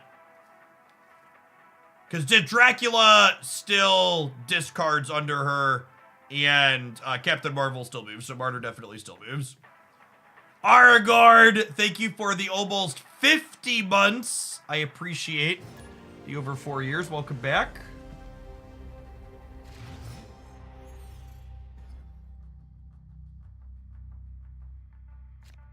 Now, I know what some of you are thinking. Jeff snaps a lot on one with this deck. And I'm not saying you're wrong, but also our hands have been real good so far today, so. Victory. Chip it.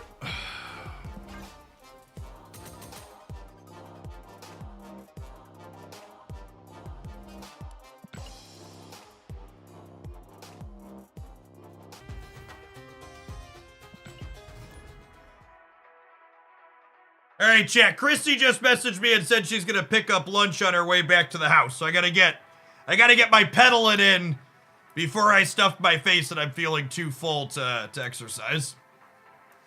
Always Chipotle. It's funny. She asked me what I wanted. I was like, Chipotle or a sandwich place, whichever is easier for you.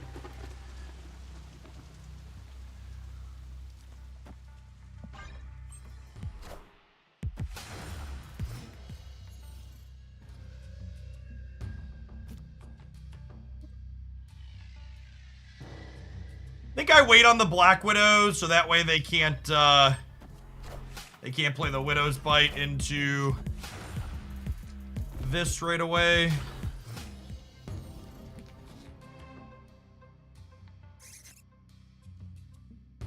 I do think I want to do this so that way I have the flexibility to play Marvel here. However, the squirrels kind of messed that up. I guess putting both of these here makes Marvel worse, but the squirrels made that a wash either way. Playing Black Widow this turn is also good if they negative this turn.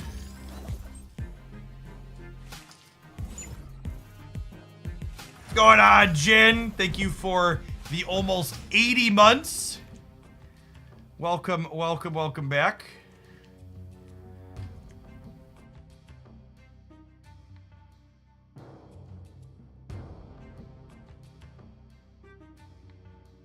Marvel's still 10 points here, right? I'm gonna play her.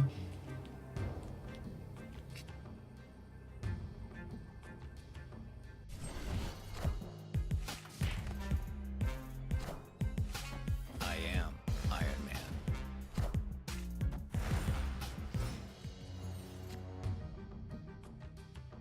Okay, so they're gonna get plus 16 up to 32 on the left.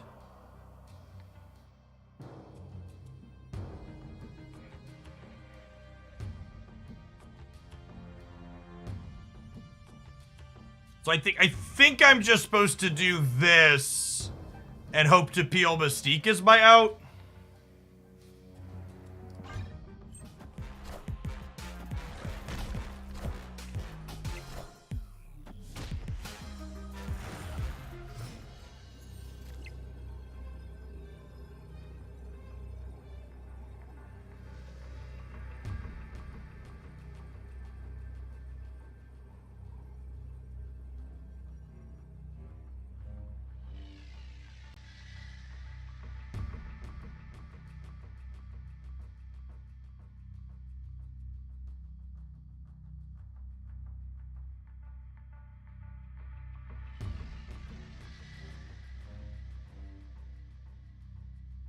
I mean, I'm beating Goliath here, chat.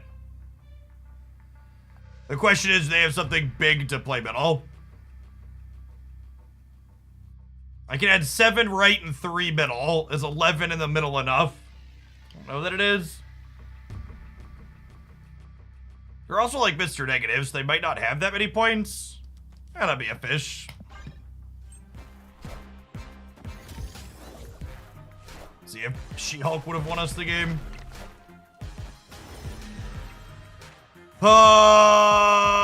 She-Hulk would have won the game? Would have been +7 in the middle. I wasn't expecting Spectrum. I kind of was thinking about Mr. Negative, but then Miss Marvel threw me for a loop. Maybe that means I'm supposed to expect Spectrum. But I'm also I'm never better than a coin flip there, right? Because, like if I She-Hulk here and they Spectrum here, they could easily Spectrum here, and then I lose here and here.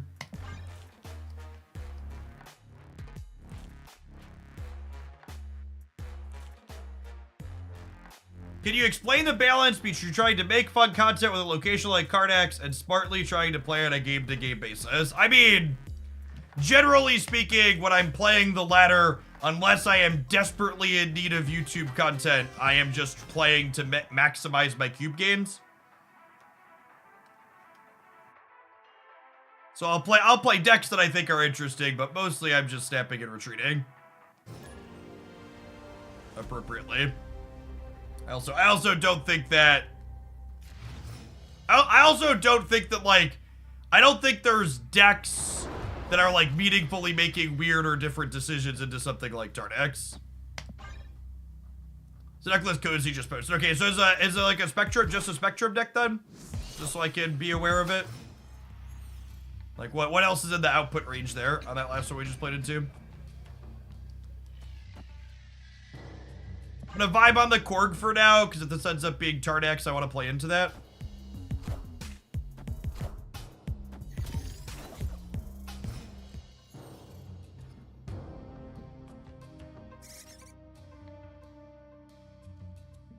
So this is the actual feature location today, for what it's worth.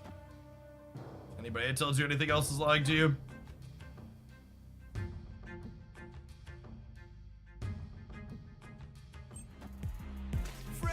Spider-Man. Oh, put one of my ones into the middle. Fuck you, Spider-Man. Goddamn horse you rode in on.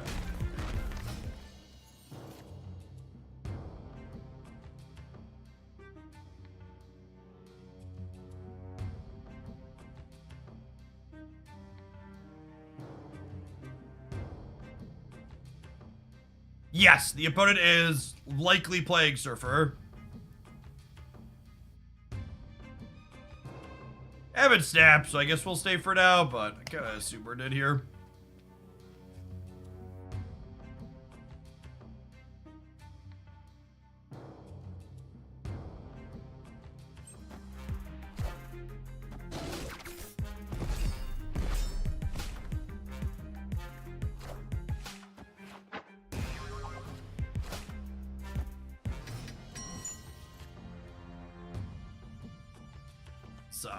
Actually incredibly good for us.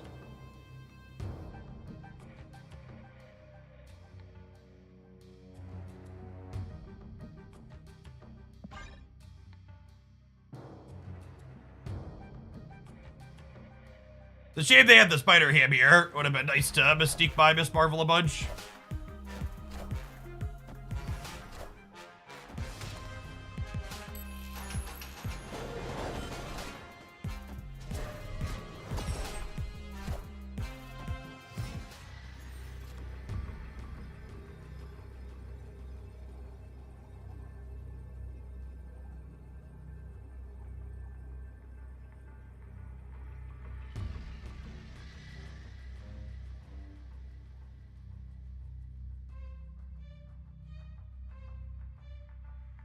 Man, just the actual worst one to get in the middle.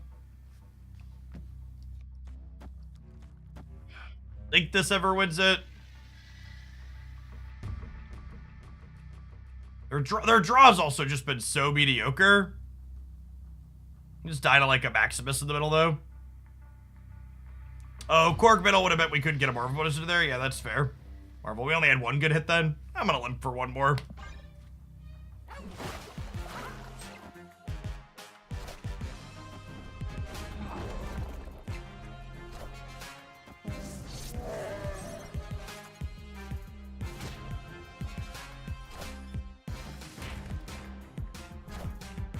Lose the breaker, right?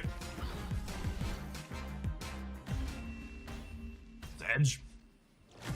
What's funny is I would have won this game if I would have played Miss Marvel on the right, because then the Craven wouldn't have gotten the bonus, huh?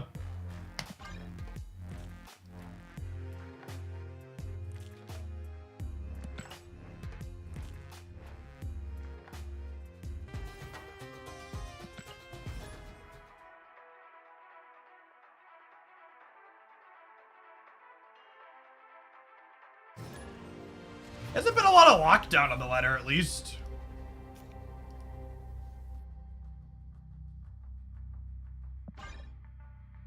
Solid change of pace. I guess the feature location's probably not good for lockdown decks, huh?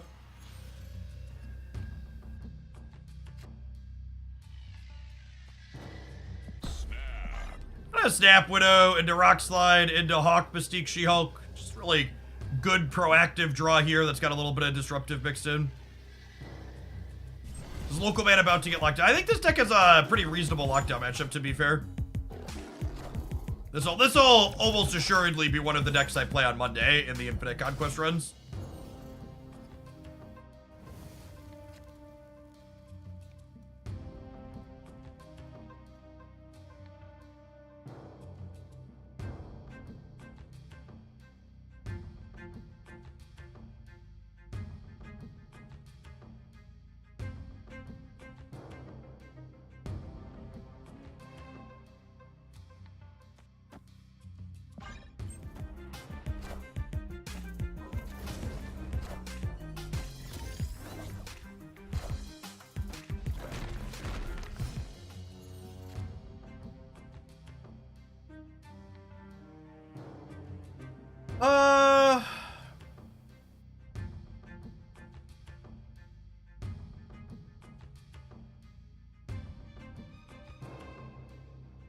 I get Moon Girl into Pass into She-Hulk, She-Hulk, Hawk.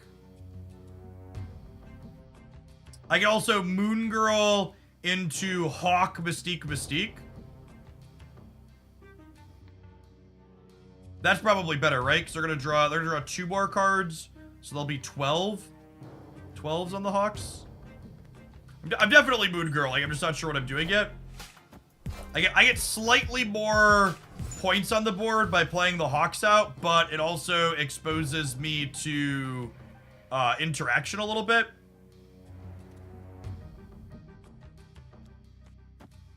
It's probably worthwhile. This lets me keep the Nebula down as well. This'll hopefully mean I have priority here, so like Enchantress doesn't get me.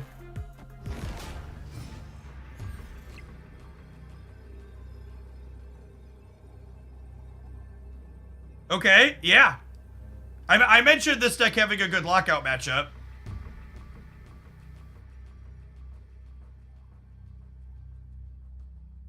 Well, they didn't know I was playing Sunspot there, Steric.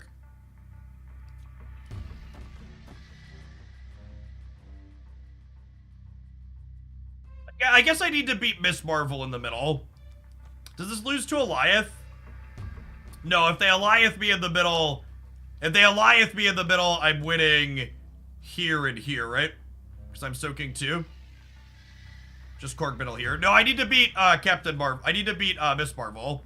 So this plays for all 3 really well.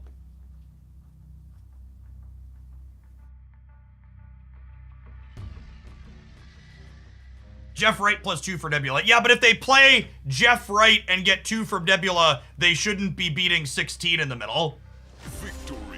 Yeah, so again, okay, let's talk through this turn. This is a good turn for people to understand why we have a good lockdown matchup. So I can soak 2, and my soaking 2 beats the Nebula. And then they can add Jeff or Miss Marvel. But if they're adding Jeff or Miss Marvel, if they're adding Jeff here or Miss Marvel here, they're probably not beating 16 here or 21 here.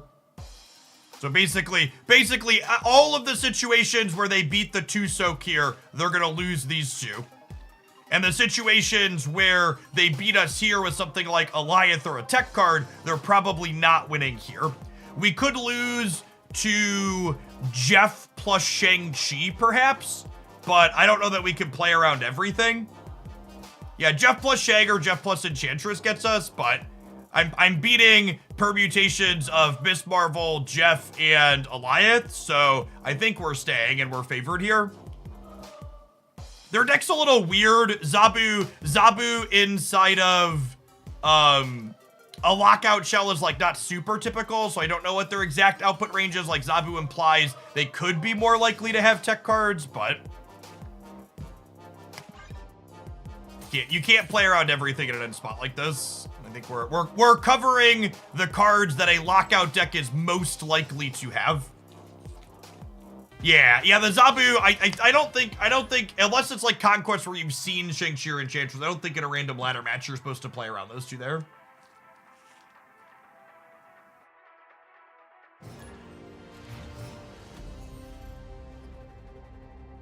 Did you mess up? When you ask for a timeout, Baka Nation, it automatically removes your sword. FYI. His hand's pretty good again.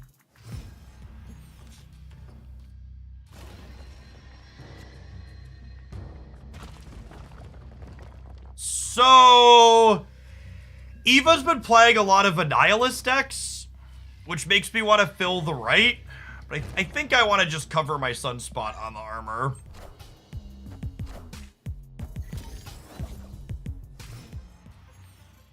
The Gulia is pretty good for our Hawk deck too, though. I'm gonna snap before I show them Korg, because once they see Korg, they'll know that the Gulia is good for us.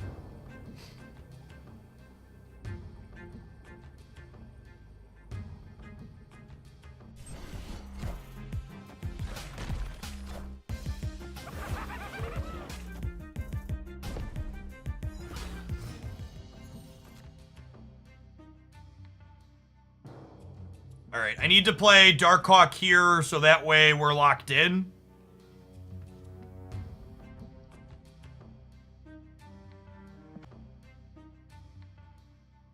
Get our pedal on while we get roped.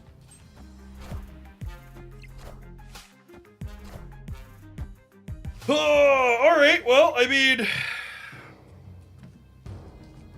that makes this choice easier.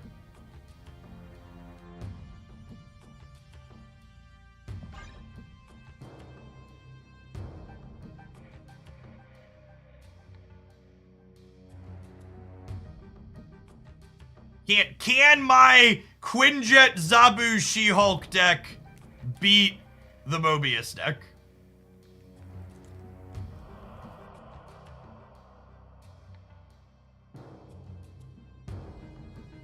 This person is the person who said they like to run the timer out against me because they feel I'm more likely to stay in a game at the end of the game if they run the rope all the way down.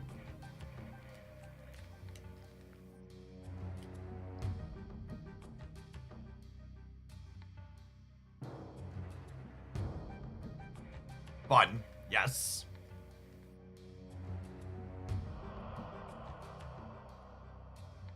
What kind of logic is that? The logic of someone who only cares about their cubes and their self-worth is derived from the number here next to their name.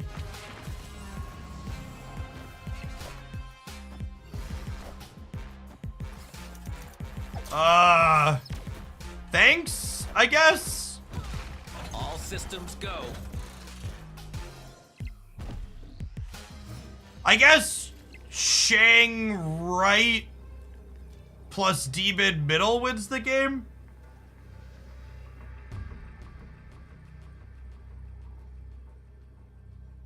And they're 100% a Shang deck, right?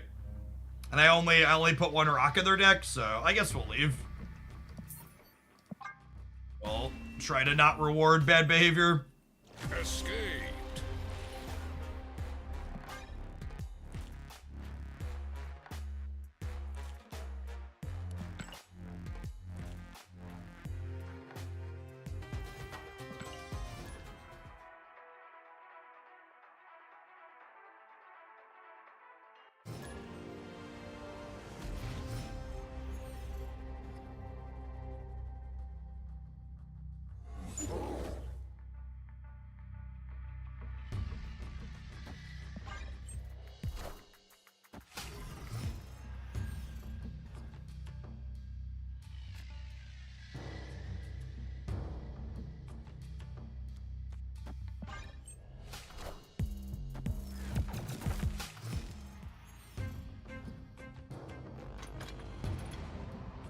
That's a lovely location we're happy to have played in too early. Our hands got a lot of setup, but we don't have anything going on quite yet.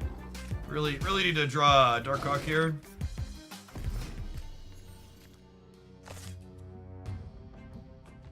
That's not bad. Is that snappable? I think that's snappable.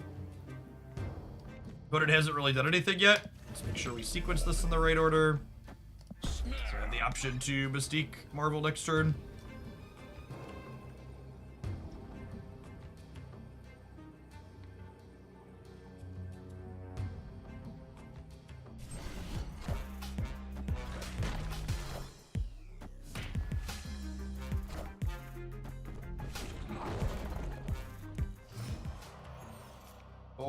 Okay.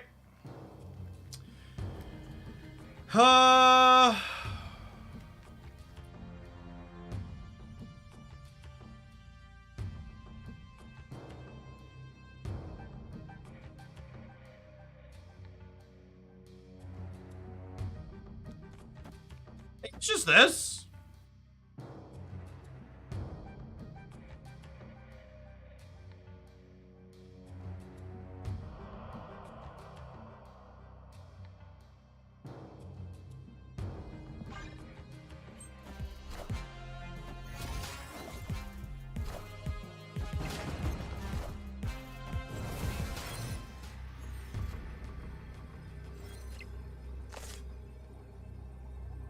Do we hold Darkhawk? No, I don't play the Darkhawk out. Makes them scared to play to here.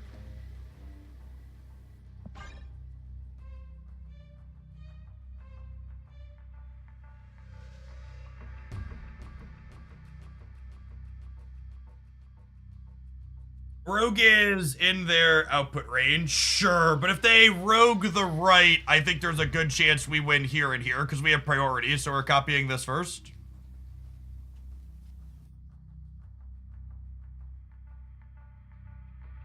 Even if they go Max, do they beat us with Max here? Max says, I guess they get us by 1 with Maximus here.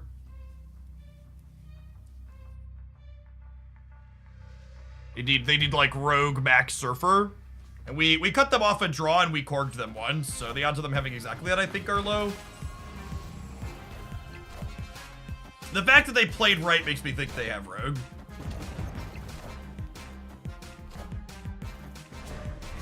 I'm very confused how we thought that was gonna work. Maybe they just forgot that Vibranium Mines was there. Victory. Awesome. They must have forgotten what Vibranium Mines and Darkhawk were gonna do, huh?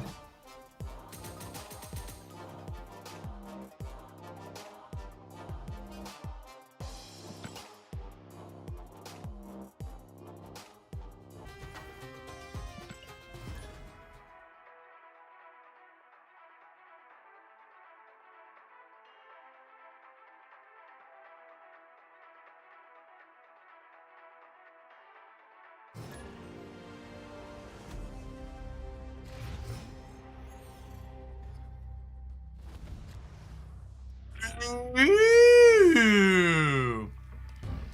Piece of candy. I don't think the rest of my hand is snappable yet. You need one of your 3 heavy hitters typically to snap early. Darkhawk, Marvel, or She-Hulk. But if we manage to hit any of those, this hand is quite strong.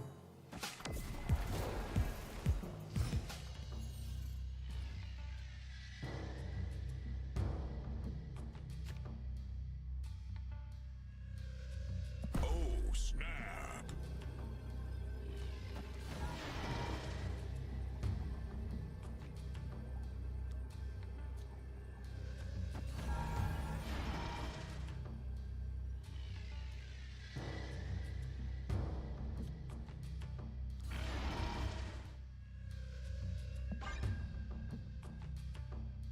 We're doing viewer submissions again anytime soon.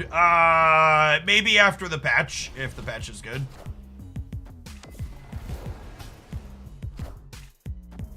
Our viewer submitted deck day this week was the only day I ended the stream because I really wasn't having fun. And honestly, I probably shouldn't have done it that day. When the meta game is bad, it's harder to do viewer decks because on average, the types of decks people want to pay to see played tend to not be very good. Oh god, this hand's just actually insane, right? I get to go double Rock Slide next turn, and then Hawks and stuff. Do I want another Jhin? I think I want another Jhin, actually. I don't need to draw any more cards here, right?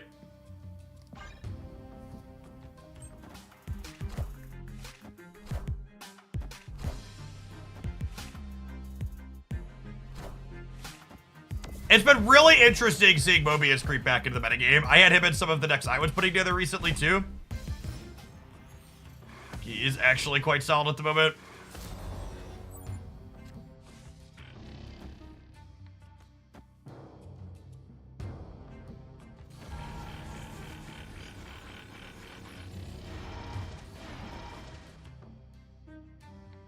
I think I do this, and then next turn I have 7 energy, which lets me go Hawk into Mystique. Then I can follow up with another Mystique plus something else on the last turn.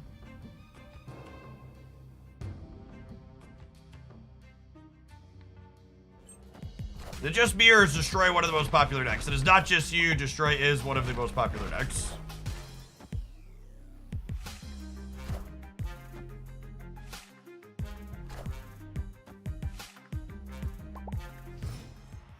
Why are they emoting me?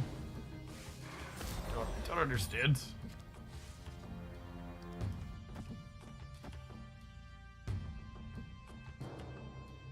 I think this is good for them for some reason.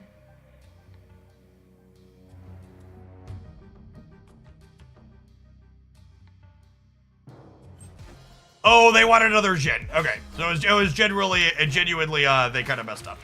Got it. Okay.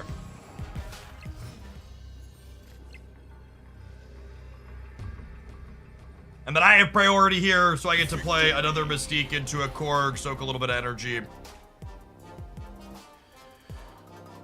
was 100% their emoting because of the Jhin order. I didn't think about it. Okay. It was a genuine Deadpool emote.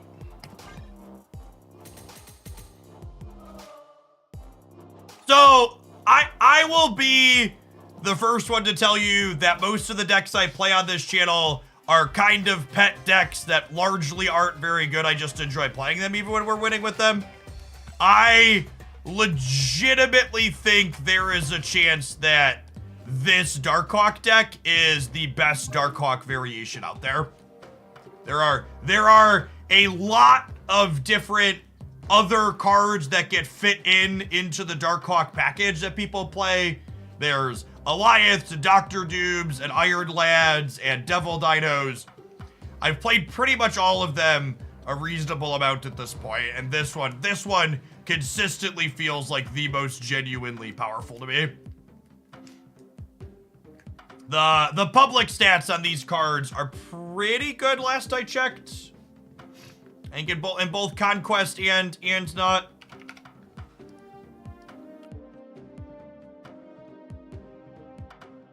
The sample's not huge, only 150 games, but 57% is pretty good.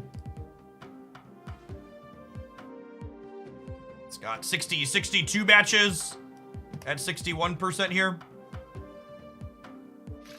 Even the bounce one. So I don't, and you could call this semantics, but I don't group the bounce Darkhawk deck in the same subcategory as this deck. When I'm talking about this being the best Darkhawk variation, I'm talking about the best Zabu Hawk variation.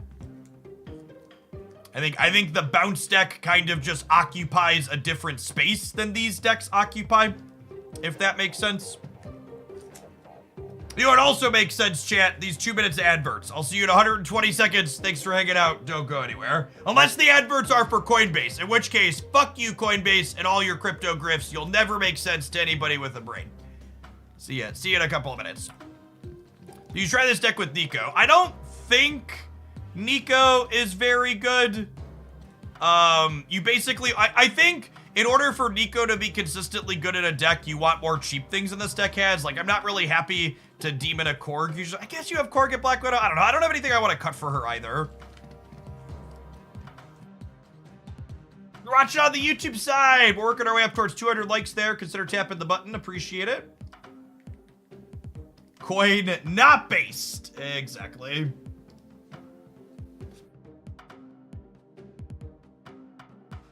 I'm gonna run to the bathroom really quick while this ad's rolling. BRB. Don't forget to hydrate, gamers.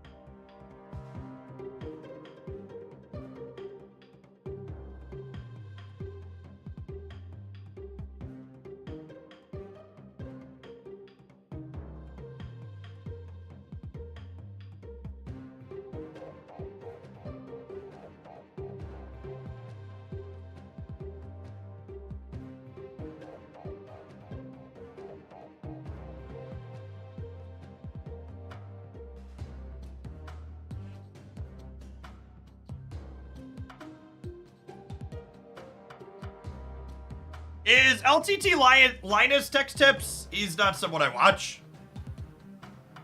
Every time, and obviously it's because people complain about people, but my only interactions or experience with Linus text tips are like the shitty things he's done that come across my feed. You like that hoodie? Yeah, the hoodie's great as an extra sponsored thing. This is Into the AM does all the graphic shirts that I wear. I picked up one of these hoodies. This was my first hoodie I got from them, and then no joke, I just ordered 2 more of them yesterday with different prints on them because they're lovely.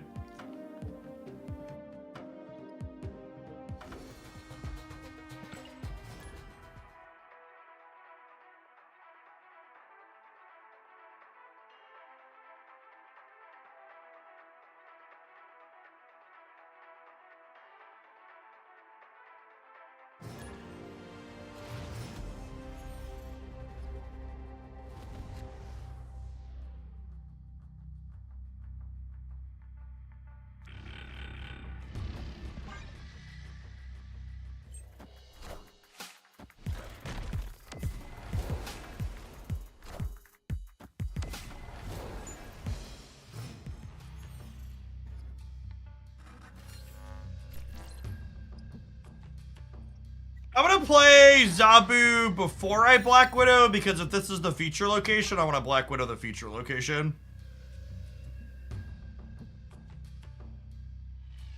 Can confirm I picked up a hoodie from Into the AM, and the fabric's fantastic. Nice. Oh. Shits is very much the wrong command.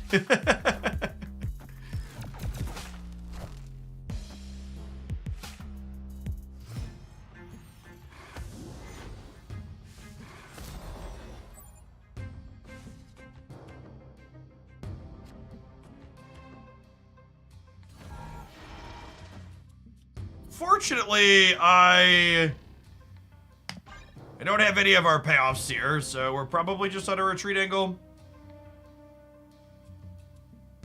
What would you recommend to replace Miss Marvel with? I do think this deck is a good bit worse without Miss Marvel. I played this deck before Miss Marvel existed, and Miss Marvel definitely contributed to putting it over the top and to being really competitive. Without Miss Marvel, you don't have a second good ongoing thing to copy with Mystique consistently.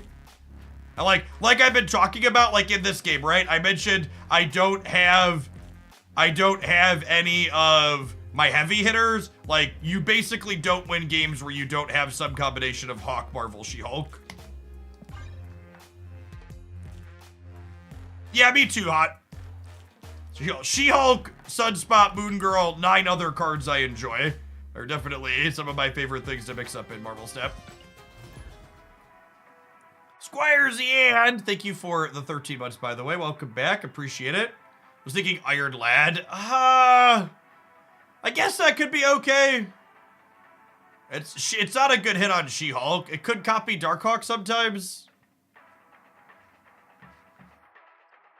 I don't know. You can play the deck without Miss Marvel. It's going to be a lot less consistent. Like the addition of Miss Marvel feels like it put this deck over the top.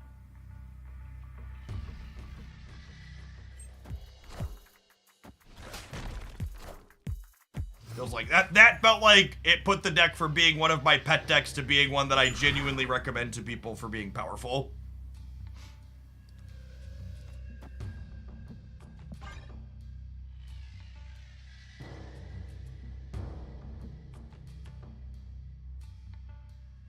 Yes, your control matchup is significantly worse without Miss Marvel. Not great locations for us.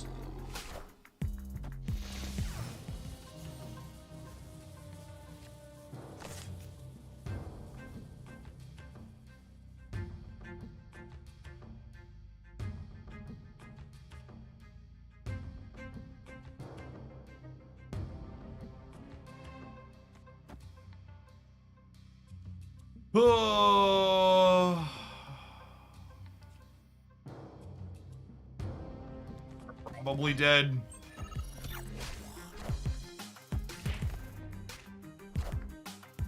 Ooh. My hand. I'm not dead yet.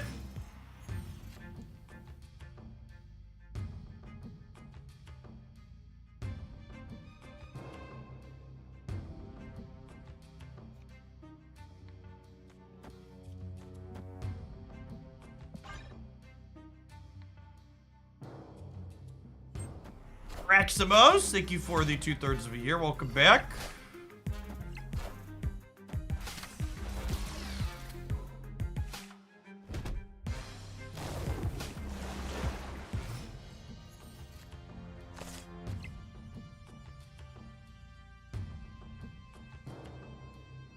Man, I wish I had a sunspot so I could just pass here and not feel punished.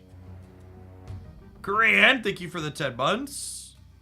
Yeah, I'm aware Jeff can move. So, the Nebula's getting +4 up to 11. Jeff moves, gets them to 14. And then Doctor Doom or Miss Marvel gets them to 19, and I'm going to 17.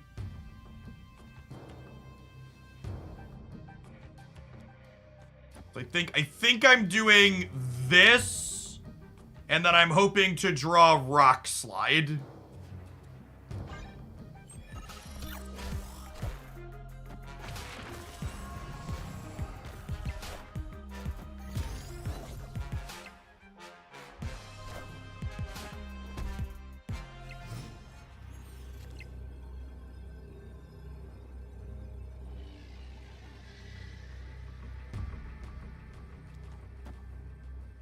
This beats Doctor Doom, right?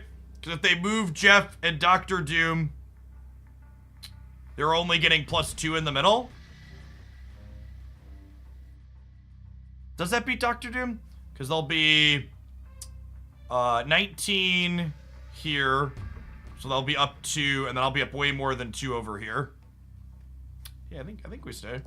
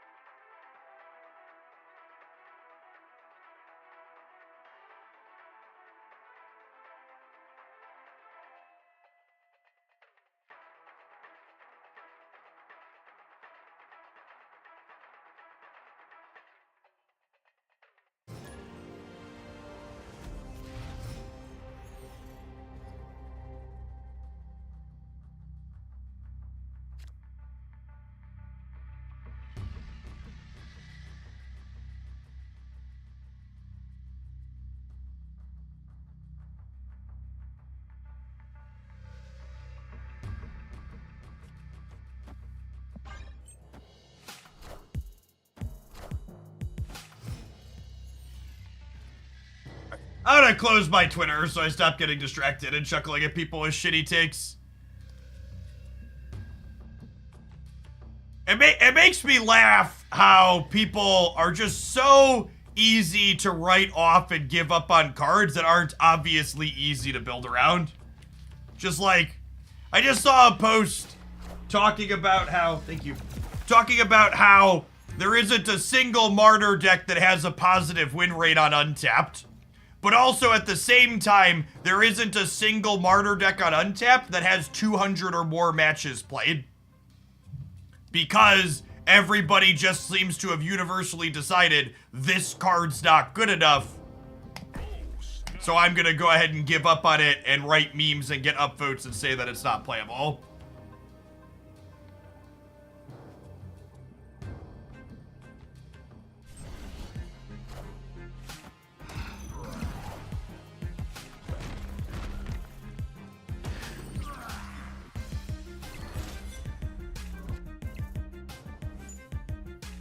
Holy shit, Tardax, what did I do to you?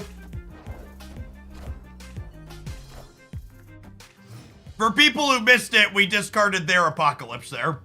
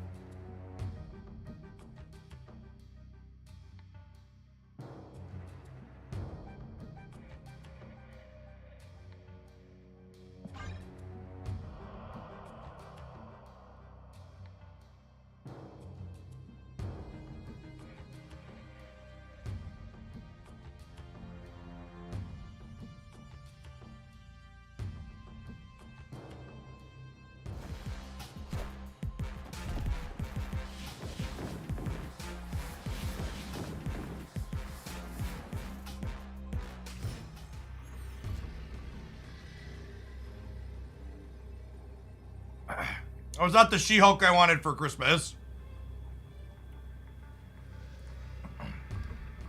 That being said,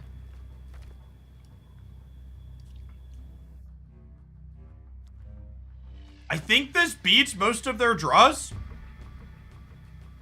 There's 16 left.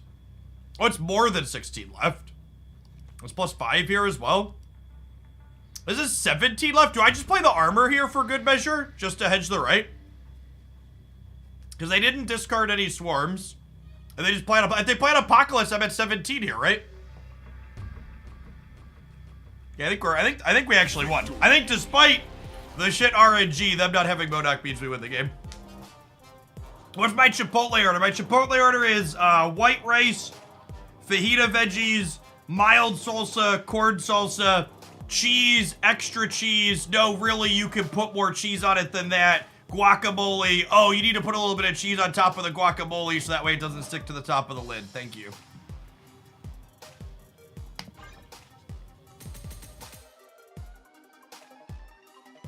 A man of culture. Yes, exactly. Protein. Did you not just hear all of the cheese in the guacamole? Oh, and some sour cream.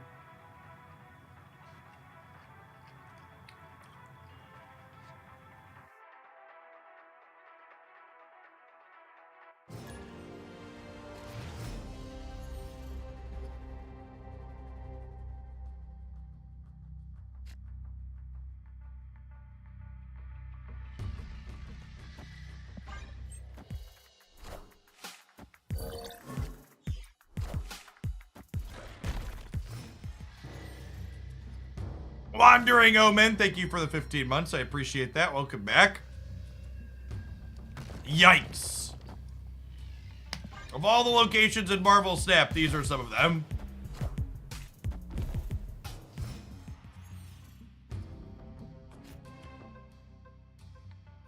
Regarding Untapped, between the Annihilus Pocket meta and then Forecasting Martyrs, low play rate, so the reason I stopped doing analysis articles on new cards until 6 days. Yeah, for sure. Completely agree.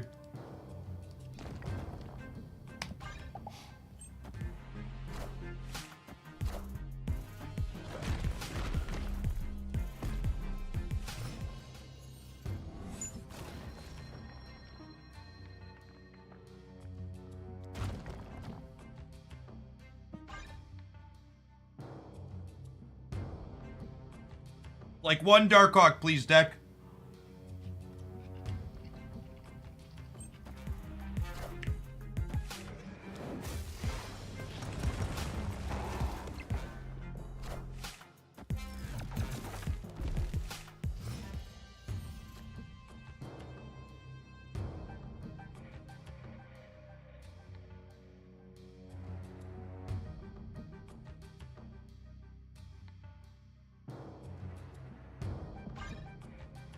And you resplit Lady Thor. No, money doesn't grow on trees, gamers.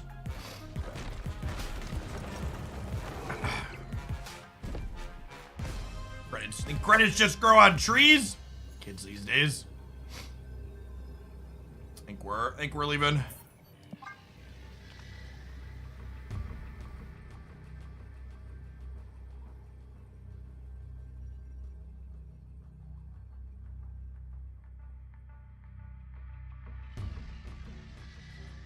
Escaped.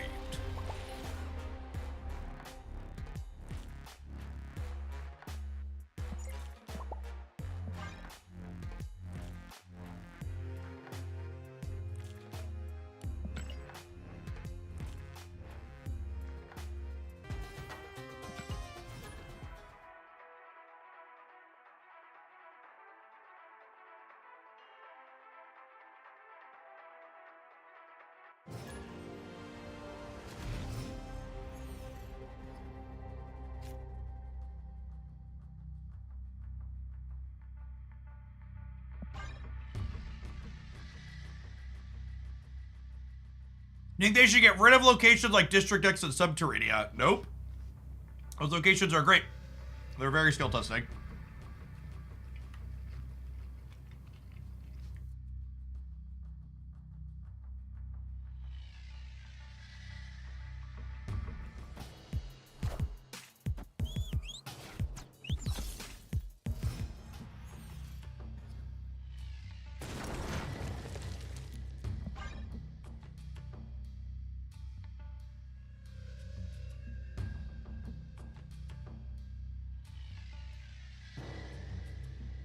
Collapse mine for the undo deck's probably a retreat. Opponent snapped. Escaped.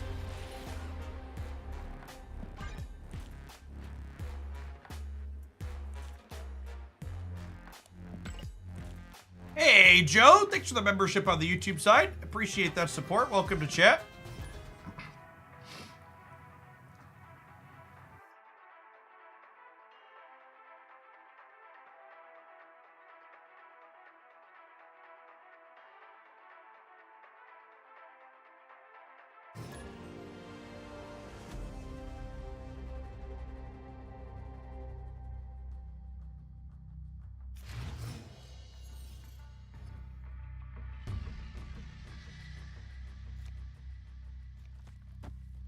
Snap.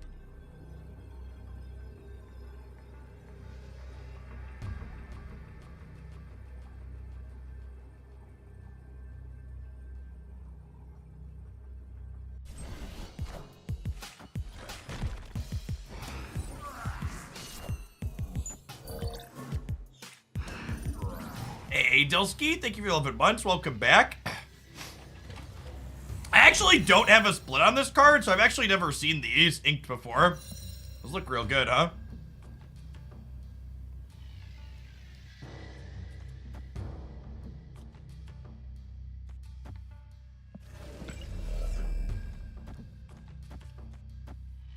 What do we think of this? Seems great. Seems great.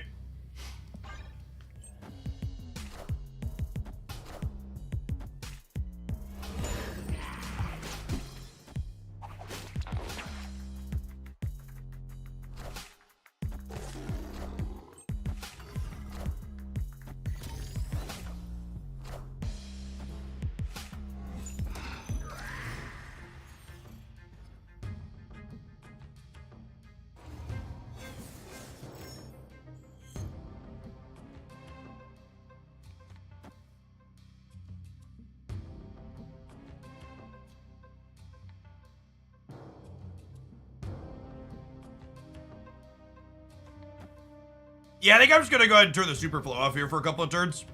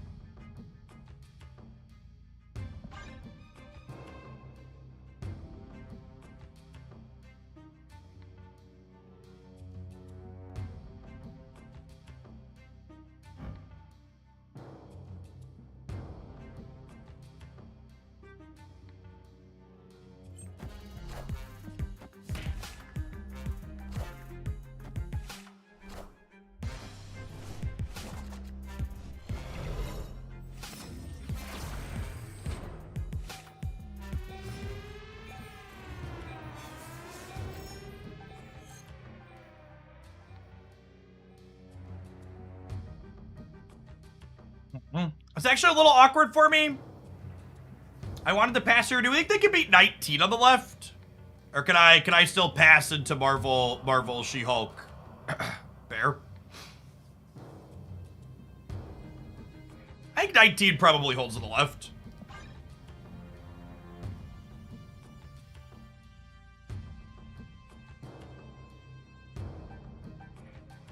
$609. Thank you for the quarter of a year. Welcome back.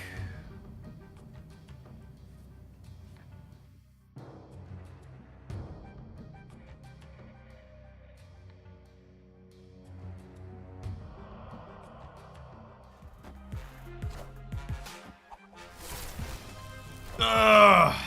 Rip. Fucking RNG gamers.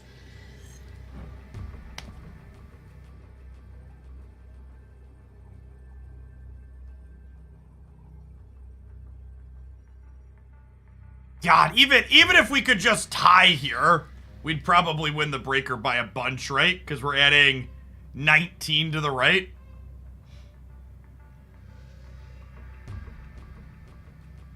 Well, there's just no way 19 wins middle. Not gonna waste time retreating later, they're not leaving. Escaped. I guess I could have Zabu'd left and then had only Miss Marvel's She-Hulk on the last turn. Maybe that's right. Yeah, if there wasn't double one drop here from the Spider-Man RNG, we would have been able to like Marvel She-Hulk and play for all three. But unfortunately, we hit a couple of bad beats there. Yeah, a couple of variance things to break our way better. Pendura, thank you for the 3/4 of a year. Welcome back. Need them to not have a 10 power 5 drop.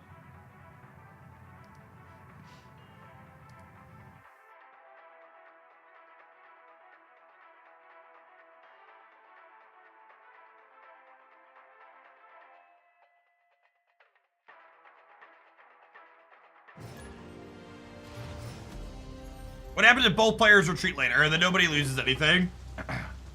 You'll see me use retreat later with some frequency inside of games that my opponent could be realistically leaving, but we're playing against other good players. If there's an incredibly unlikely chance that they're also leaving, I just save everybody some time and bounce.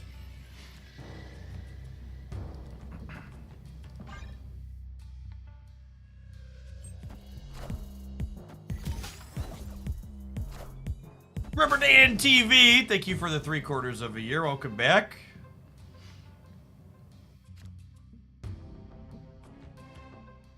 I like to shout out Crash and Burn in chat. 3-month subscriber, first time chatter. Lurkers make the world go round. Thanks for the support. Snap. This cuts us off of our Miss Marvel bonus on the left, but I have a Sunspot here to be a little bit flexible at least.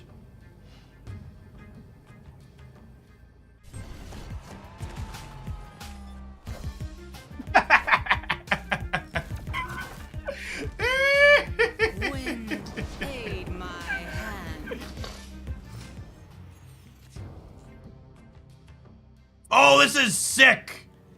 I get to Moon Girl my Raft card now, too. Got him.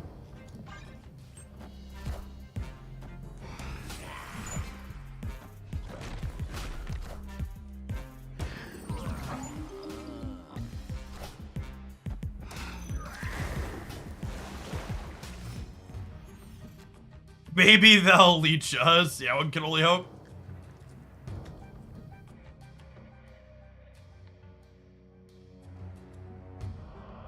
Victory. Their dojo contains fear, gamers. Look, opponent, thank you for the primer. We know Yummy is not ghosting. No screen peeks here.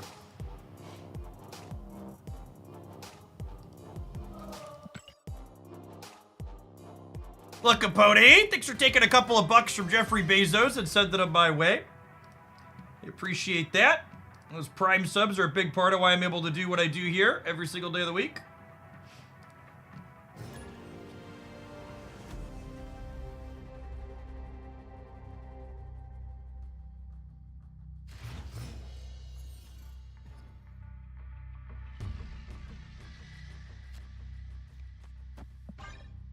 Hey, Shadow Smith. Coming in hot with the new Prime as well. Opponent snapped. That's there. He's super solid. Black Widow's good into the left side location here. But a few new subs today. For someone that's brand new to the community, and you use Discord, you should consider popping into the Hooglandia Discord server. That is an unironic Uatu. And I have Quinjet with District Deck, so I'm gonna snap them back now.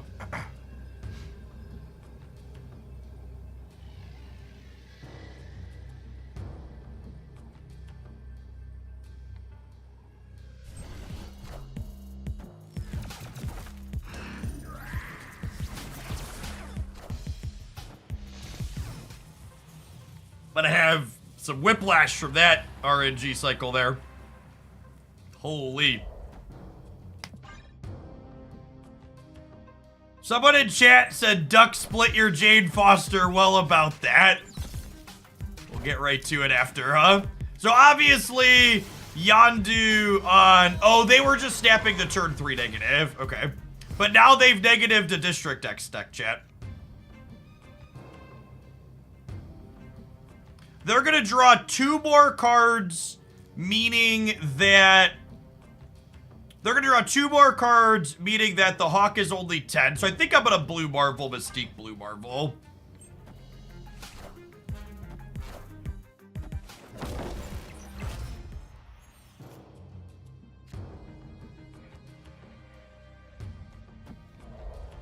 I'm going to try and prevent a Shang-Chi disaster on the left.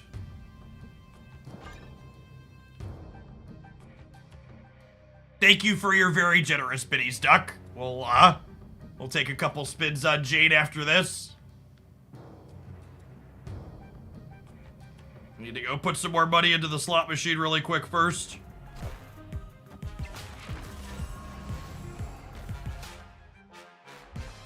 Victory.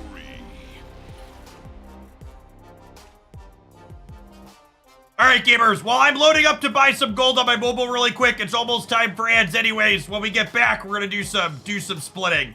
Thanks for hanging out, don't go anywhere. YouTube viewers, you are almost to 200 likes on the stream. I believe in you. I believe in you. Press the button. For people wondering, because people always ask, I always buy my currency on mobile because then I get Google Play points. Actually, would you rather split Jade or Sogan? I think I'd rather split Jade because she's closer.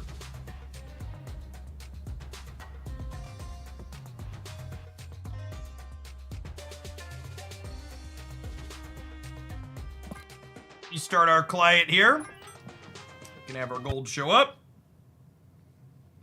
Sockman, thank you for the 11 months. I appreciate that. And Norf, thank you for the 7 months. I did pick up the ultimate Jade I had pinned yesterday. And we split her 3 or 4 times and missed. So Duck just loaded us up for some splits here.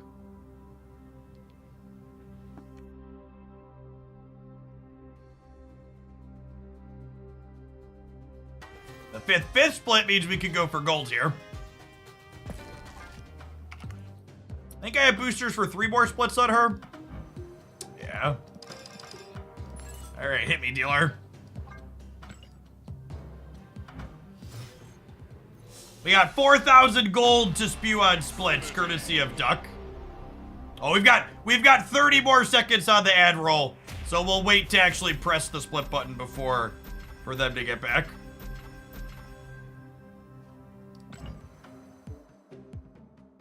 I don't want to deny the sweet game of goodness. This is a 5th split, so we have chance for gold, chance for inked, no chance for crackles yet.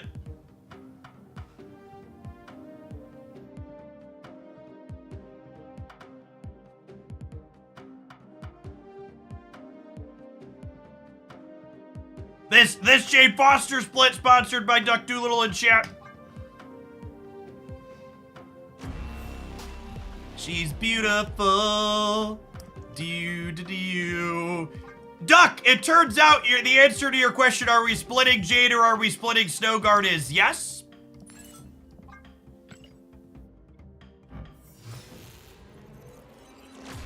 Obviously.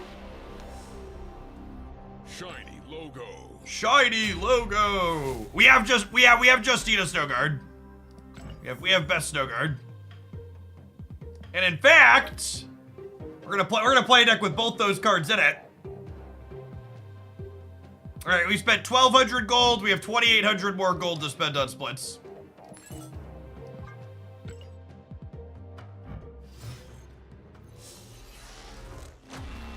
Infinity. Give us a chance at inked on this one here. So this one cannot be a premium split because it's only my 2nd split. Hey, thanks for the biddies, Drew Buggy. Got enough in the bank here for 2 more.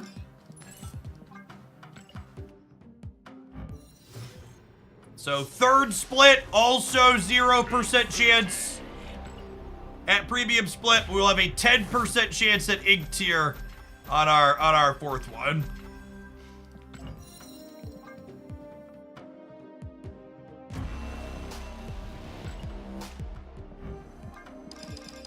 All right, can we get a 4th split inked to match my 4th split inked Barrage? Just need a Barrage. Infinity.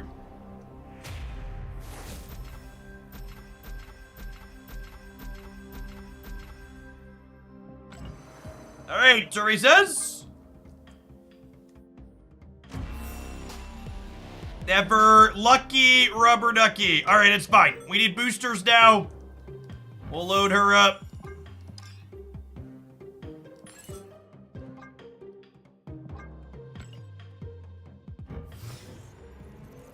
All right, let's update. Let's update my card list. We split Jane. She's good to go. And then Snowguard moves from the cards waiting for credits to spend to cards waiting for boosters to spend.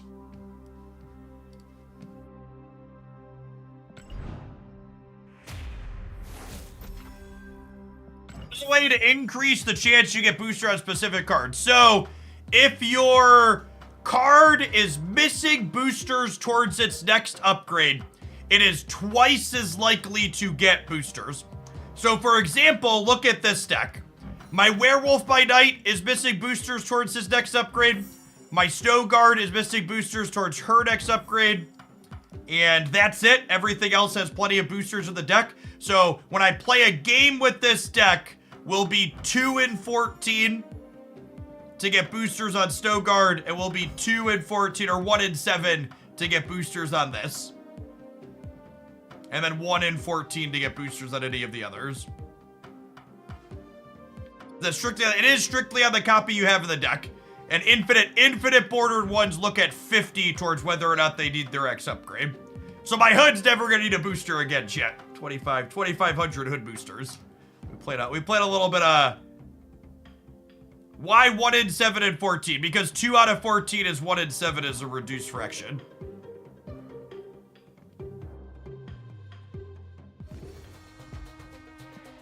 we have Conquest booster rolls? I don't think so. I think I spent all my medals. Yeah. Quick maps. Are you saving caches to unlock later? Or are you waiting for a second dinner to add more recording? I don't want gold tickets this late in the season, Mr. Toasty. So I hold my reserves for the last week of the season, so that way I don't get gold tickets I won't use. But like I'll use my gold. I'll use my gold tickets next season, so I'll rip them in the first week. So I want to get boosters for a card. I should always upgrade it to have as few boosters waiting on it as possible. Yes.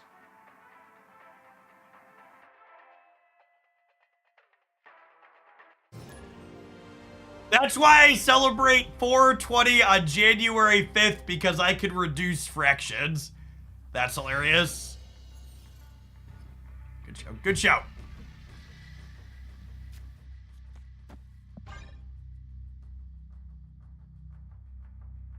This location is interesting / awkward with Wolf, because Wolf will only jump here if what you transform into has an on reveal, right? Hey, thanks for hanging out, Duck.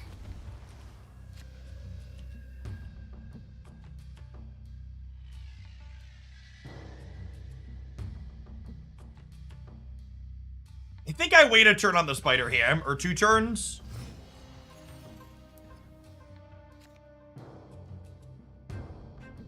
Oh god. Oh god.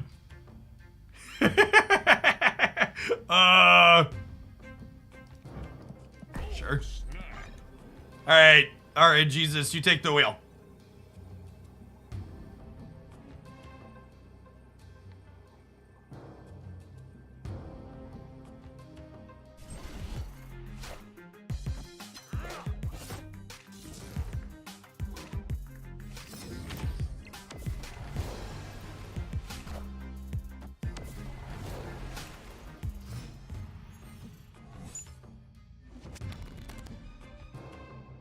Excellent. Excellent. All right. I think I turn off Tardex for a turn. For 2 turns, technically.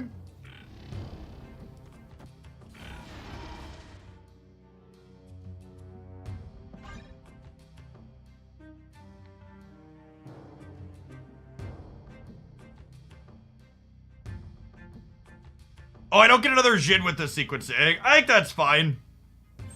I think that's fine. I'm gonna do an Infinite Conquest Day on Monday, I've decided. Wait, what? Why can Jin turn back into itself? That seems wrong. That doesn't seem like it should be a thing, right? It's not a card.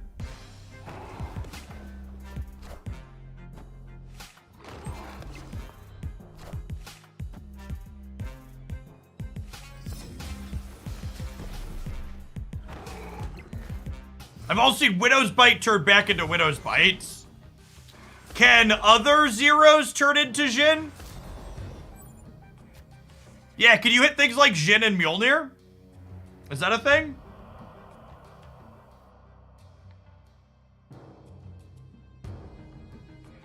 Oh yeah, it also says transform into another card. Is a great shout out as well.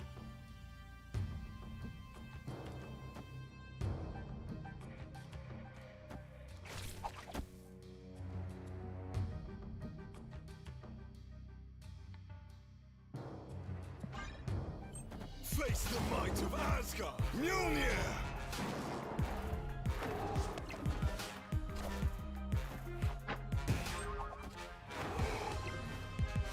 Friendly neighborhood Spider-Man here.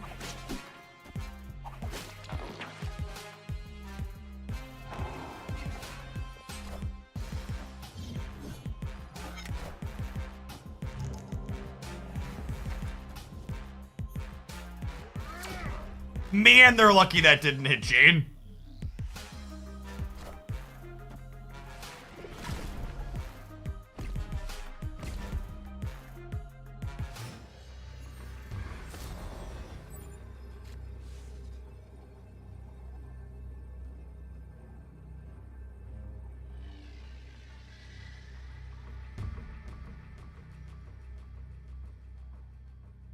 Well, that was a good drop for us. We were 1 and 3 to hit that.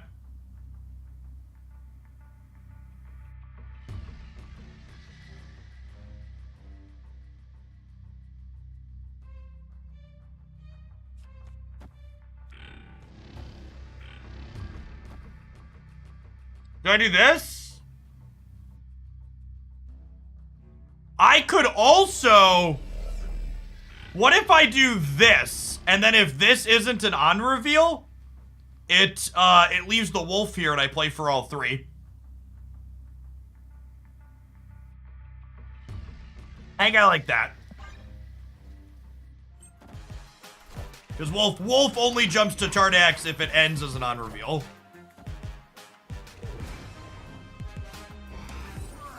Remember, what wolf does essentially is wolf looks at your card when you finish playing it and asks itself the question, hey, does the card that just finished getting played have an on-reveal effect? And we're 100% to win here, I think. All 3. Cool. So now wolf will jump. Yeah. So we don't win all 3 with the on-reveal, but... Victory. I don't want to play Mjolnir here because I don't want Werewolf to end up center gamers.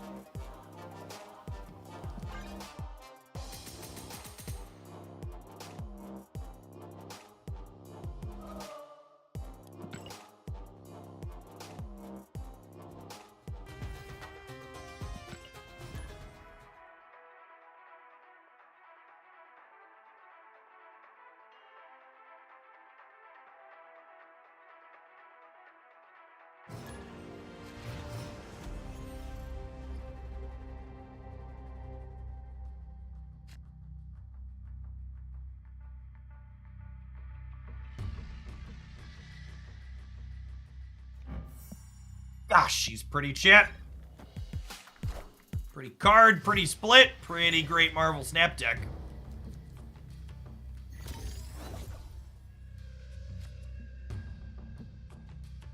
Doggo! Doggo, doggo, doggo, doggo, doggo. Doggo, doggo, doggo, doggo, doggo. Doggo, doggo, doggo, doggo, doggo.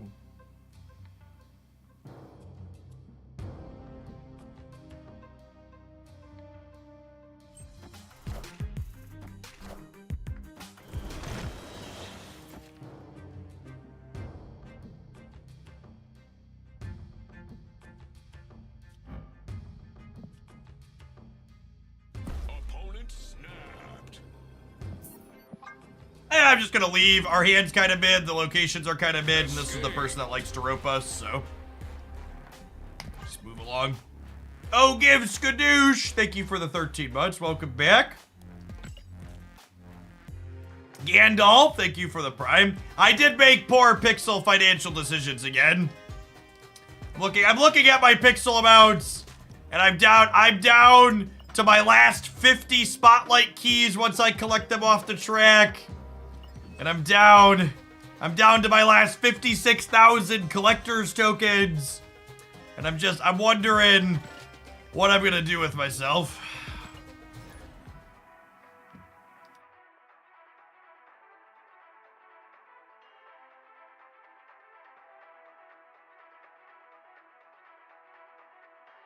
Oh, the humanity. It's actually funny. I was thinking about it, and the way my account is currently positioned in the Marvel Snap economy, the 1,200 gold variants are kind of the most expensive ones for me to pick up personally, when you think about it. Because gold is the resource I regularly have to put money in to get from splitting stuff.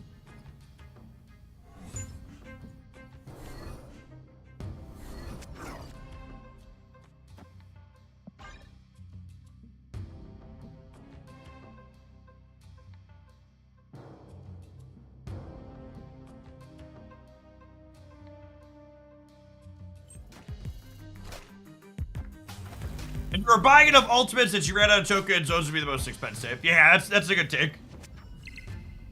You probably could not spend money for a year and still get every new card. Yeah, I think that's accurate.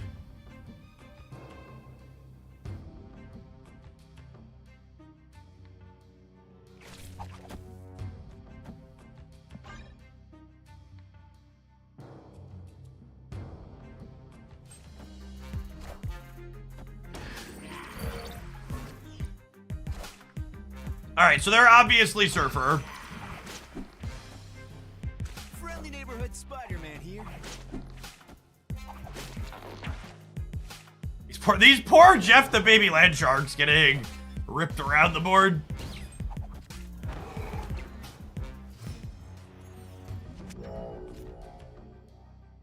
Porking their Sarah there, chat. That is not a canon event.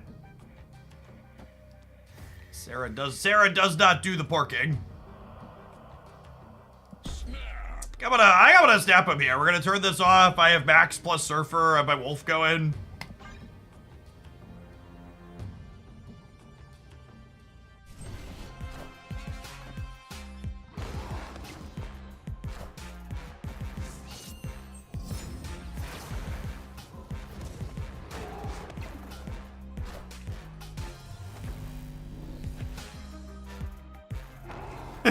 We continue the time-honored tradition of moving Jeff the Baby Land Shark around the board. You know what feels kind of wild to say? It's interesting and different that they're a Brood Surfer deck. Which from years ago, or you know, when Surfer first dropped, that feels like it would be like sacrilege to say slash think. But really, most of the Surfer decks these days are not Brood decks, they're Wolf decks. Yeah, because Brood clutters your board so you can't Wolf. Alright, so my Jeff goes here, I go to 10. I play Max here, I Surfer, I end up at 12, 14, 18 on the left. And then I end up at a bunch over here on the right. The dog goes to 17, so I end up 20 over here. I think we stay. I think Brood will be better with Shaw. I can see that, big baby. I mean, I think the Wolf builds probably also want Shaw. I think Shaw will just be a Surfer staple. But I could see Shaw diversifying what Surfer wants to be able to play, for sure. Brick Wall! Thanks for the 5 months. Welcome back.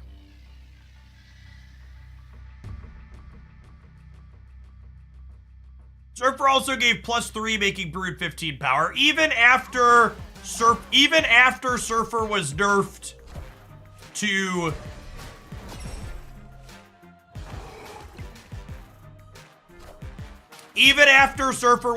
to 2, Brood long remained a staple in that archetype. Victory. It wasn't until Wolf dropped that changed.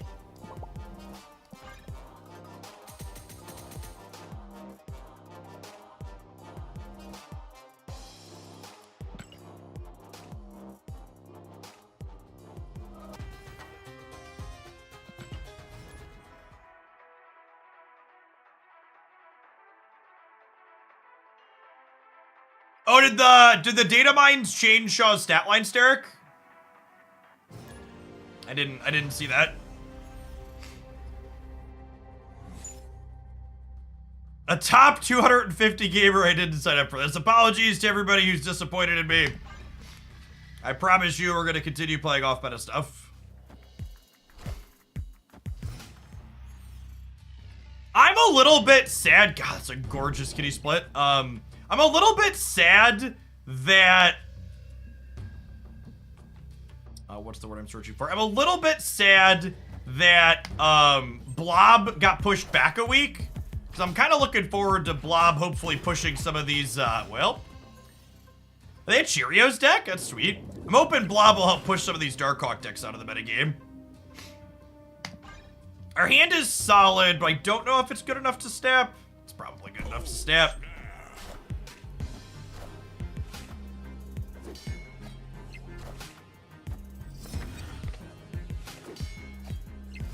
I think I want to compete in the center.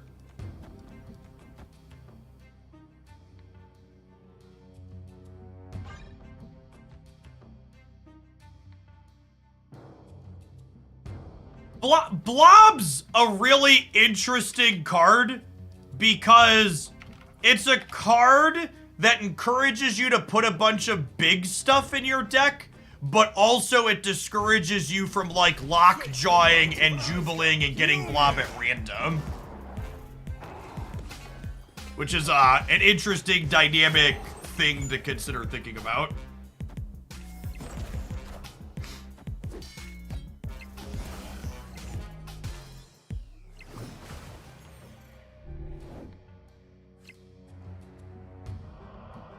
Wait, if I Jane here, I should likely lose priority going into the last turn, and that makes my Shadow King better. So I think that's the play. Opponent snapped. I think I'm staying.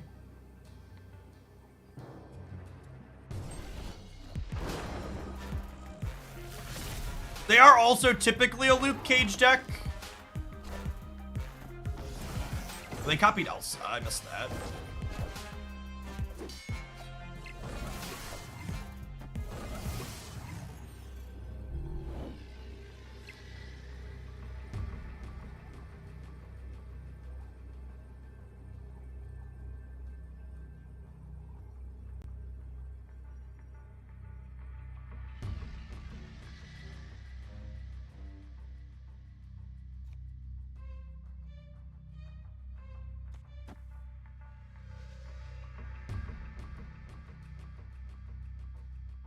Where do I want the dog to end?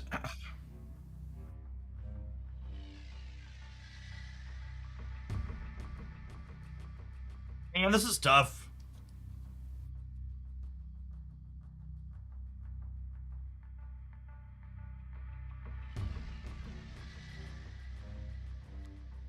If I go Hammer, Max, Shadow King, do we think 16 is enough to win the right?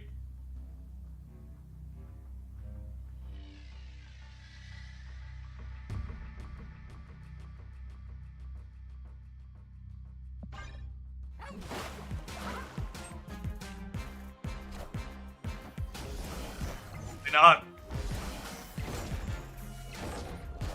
Yeah, I need to play for all three, I guess.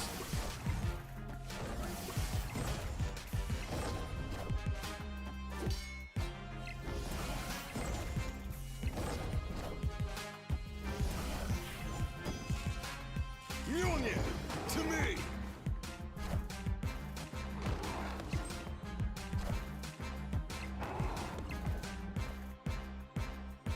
God, Shadow King murdered them on the left. I'd have thought they would have had more actual power there. Close game.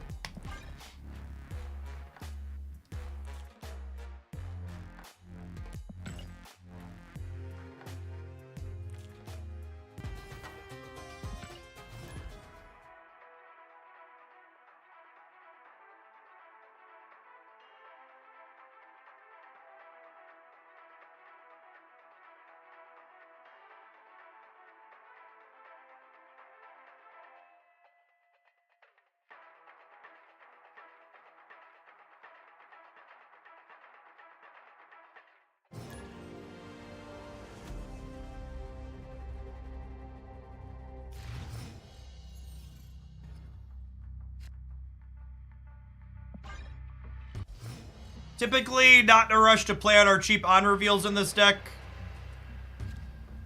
Want to hold those for after we wolf. Waiting to pig also has value. Opponent snapped. I'm gonna leave. My hand's not very strong here. No reason to stay for restakes.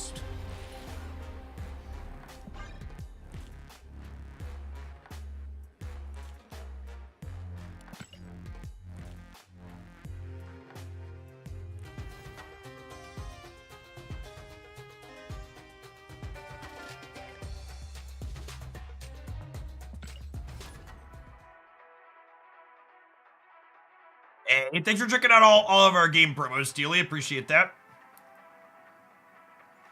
of gamers that like to free-to-play subs at Hoaglandia, I just signed a contract for another mobile game sponsor that'll be Wednesday next week. They'll have another opportunity for people to free-to-play their way into some Hoaglandia subs.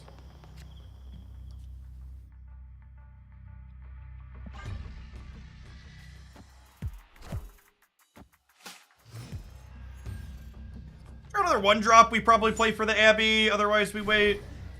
That's so sad. Rip.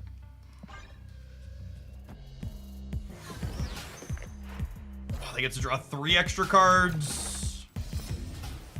Probably dead.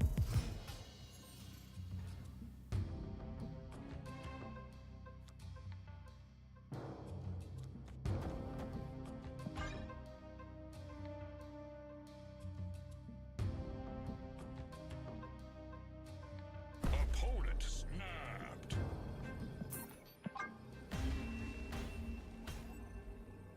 Escaped. Can I participate with your sponsor without taking a sub from someone else? Yeah, definitely.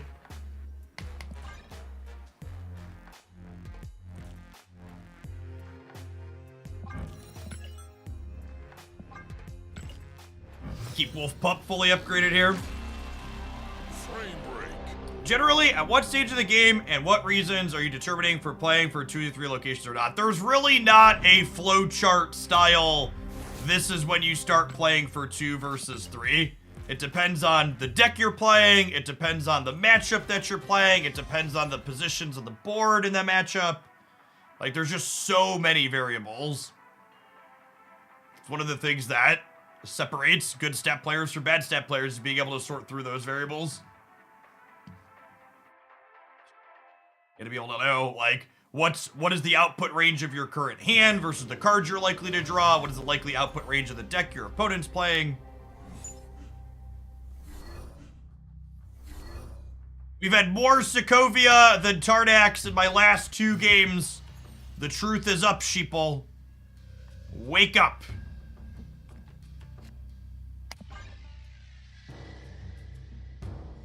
Life's a batch. Life's a batch, and then you die. Ooh, speaking of, yikes.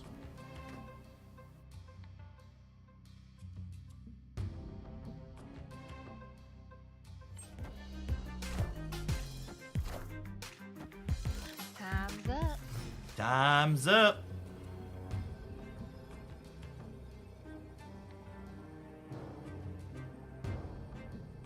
Was that a good draw? No. Probably not.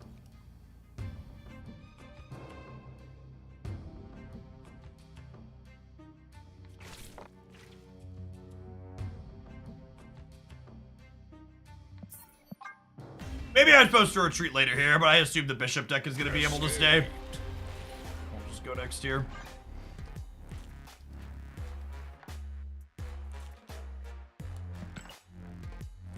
The percentage a feature location was up in a given match, 50%. And 1 and 2.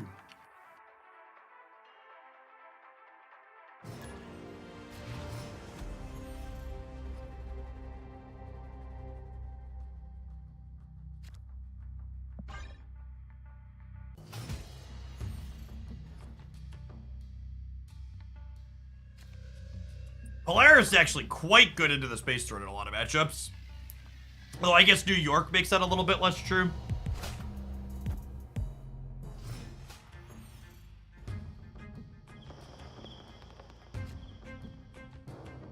Opponent snapped. I guess they're drawing an extra card. My hand's pretty good, though. The space throne's bad for us. It's also Eva. Escape. I think we'll just, like, leave anytime Eva snaps us and our hand's not the nuts. Because it, like, saves us equity in terms of getting roped.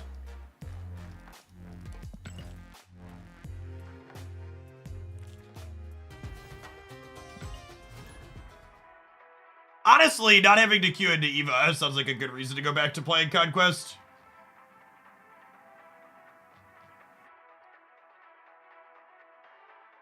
Just, I really hope we get fully global matchmaking soon. to kind of hopefully open up the playing into the same 10 people or whatever.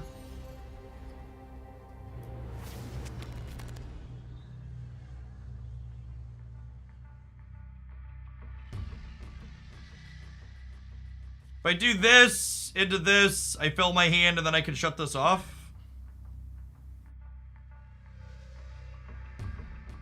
Because Eva's another content creator who consistently runs the timer down and makes a point to run it down extra when they're playing against me.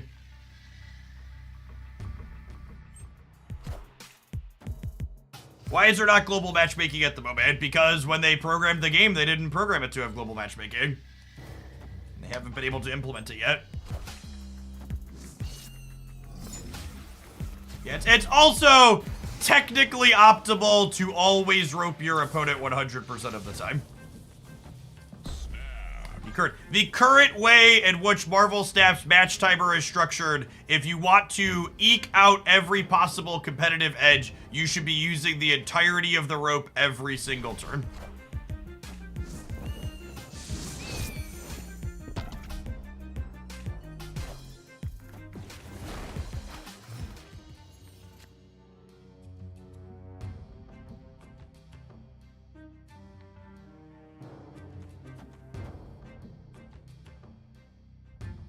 Yes, and also make sure you snap at the very end of the rope.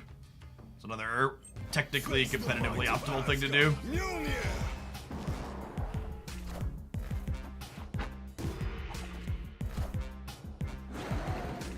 Alright, step 1, didn't get Galactus.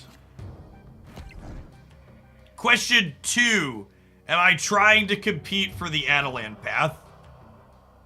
Probably not. Because if I want to compete for the Adelan path, it means I can't play Maximus, and I think I'd like to play Maximus.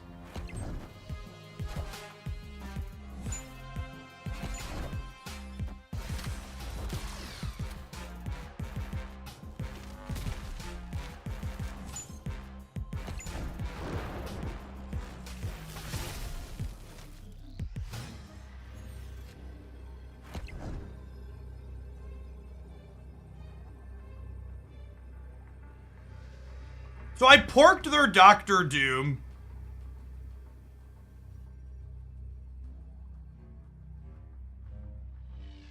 So I just need to make sure I, like, beat stuff like Goliath.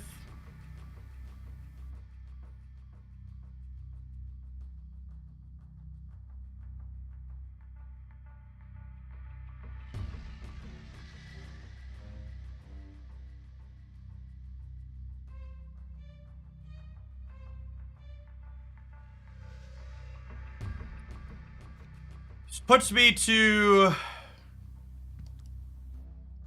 11, 13 in the middle. Or leave in, okay. Victory.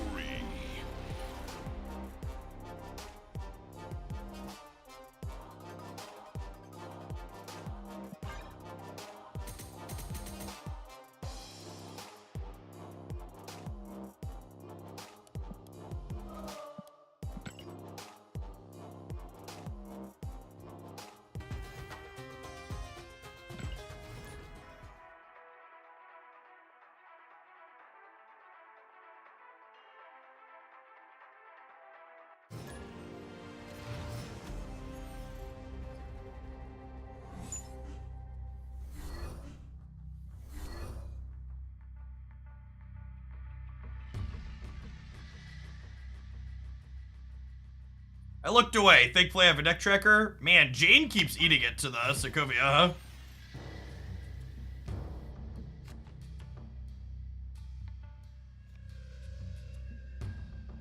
I'm not going to fill the board, so I'm just going to tempo Shadow King. It gives him a little bit of information, but it gives me 3 points on the board, so I think that's fine.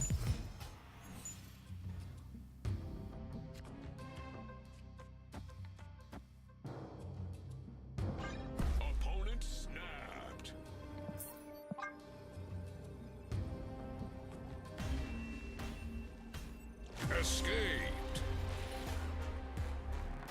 I'd like the conversation in chat about other negativity to stop, please. It kind of turns into an endless feedback loop, and you don't need to give attention to people that are looking to be negative. Any press is good press. Just move on from it. Ethan, thank you.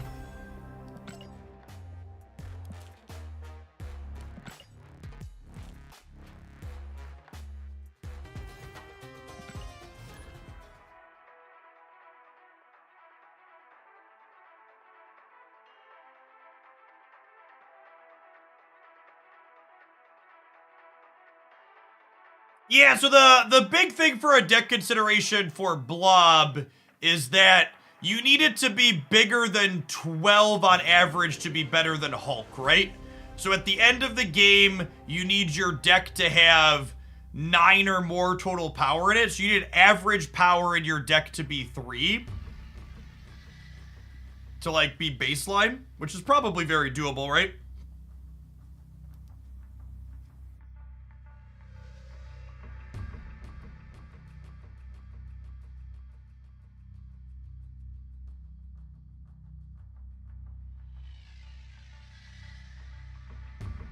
You manage to skip your turn 6 draw. Chavez alone makes Blob 13 power.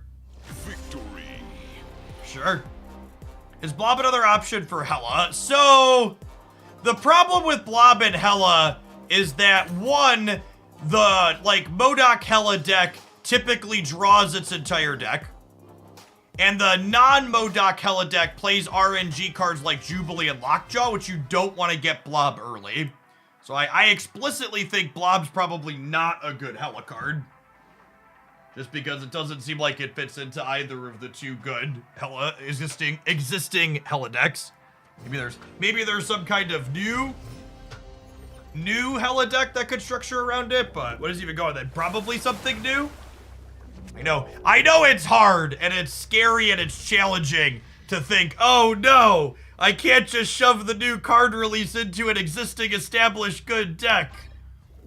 Oh well, just gotta call it bad instead of trying to figure it out.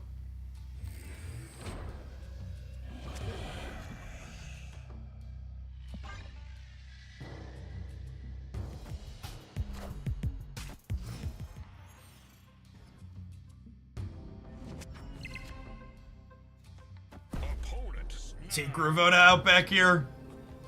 They could be Mr. Negative. We're not gonna snap him back because it's gonna be Mr. Negative. Doobie scary, yo.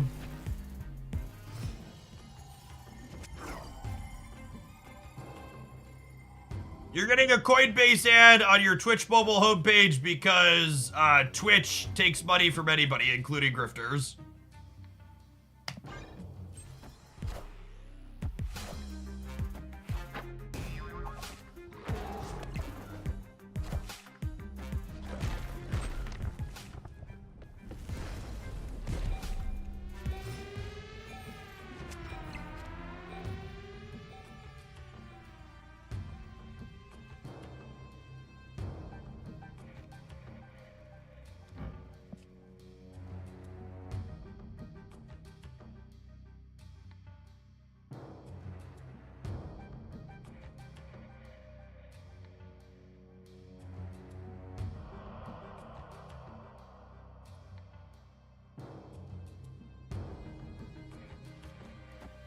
I guess.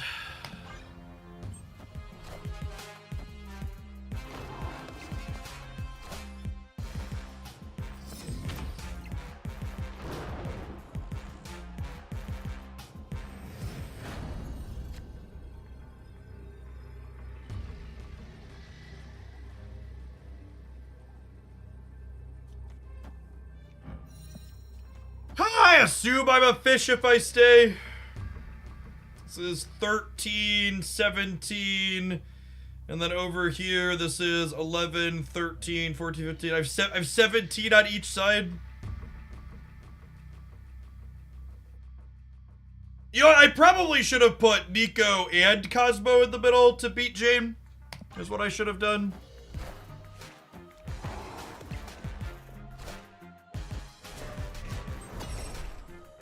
Yeah, I should have put Nico and Cosmo in the middle. Wasn't thinking about Jane.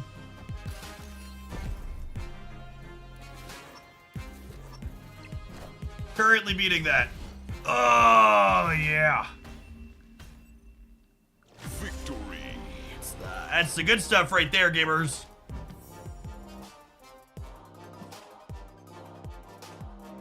It's by this much. Good thing we didn't put Nico in the middle, yeah. Calculated. Closely and carefully.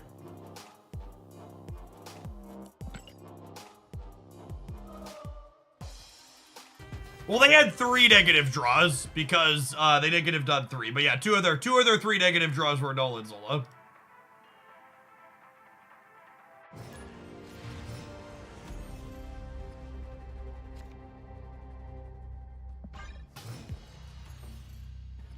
Playing Jade or negative deck feels like a greedy mood. All of the best performing negative variations are playing Jade these days. Embrace the greed.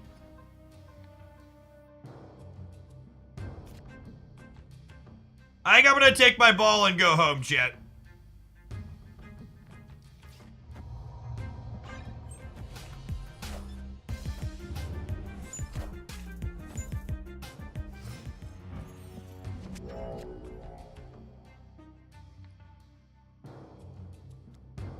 Do I do this now? I think I do this now. Giving them a Nico doesn't sound great, but... Face the might of Asgard. Mjolnir. Why Thor to turn? I'm getting rid of it. God damn it.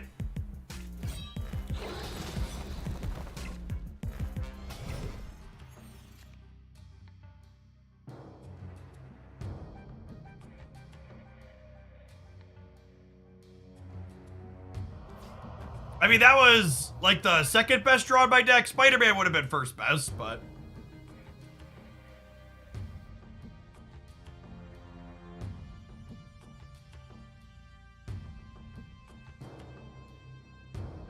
The good news is Machine World makes their Dracula shit.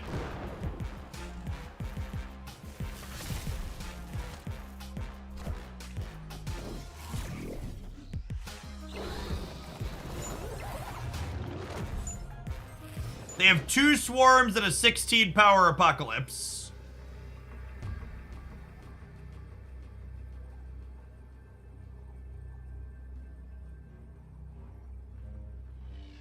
Can I beat 26 here? While also potentially beating 20 here.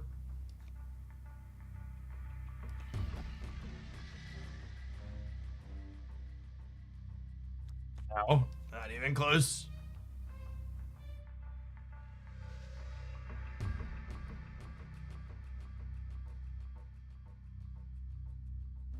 Does Polaris screw with them? No, they're playing 2 copies of Swarm, chat. Oh, yeah, the Machine World. So I counted 20 here, chat. I counted 20, which is 12 plus 6 plus 2 from the Machine World. So I'm aware we're giving them stats.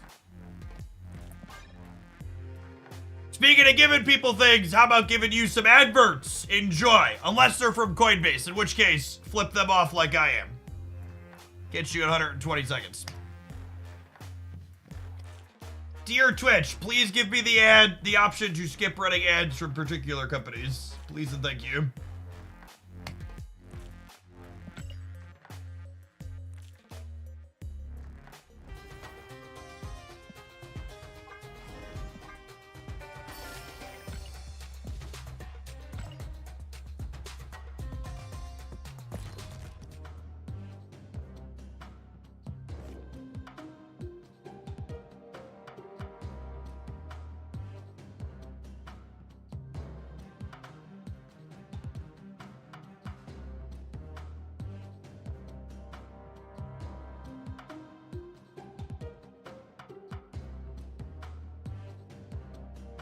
We've only won 5 out of 13 games with this deck, but we've also netted exactly 0 cubes. I feel like we've been running a little bit bad with it too. I'll give it a little bit more.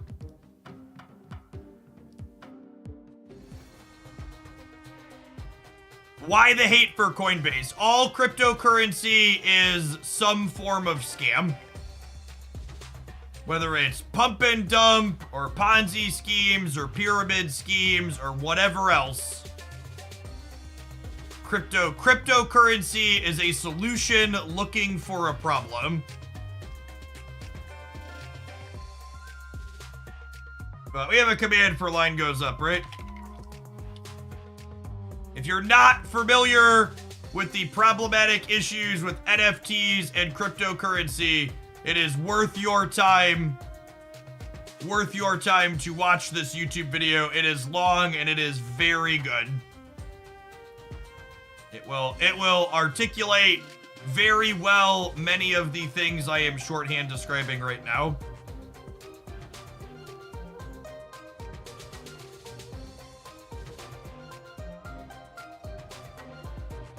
Why don't I upgrade my cards to frame break anymore? Do you see how many credits I have? 0. 0 credits.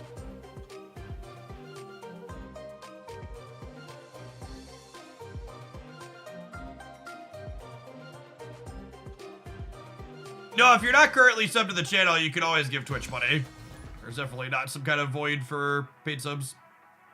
What's going on, Chef Seth? Thank you for the 67 months. Appreciate that. Welcome back.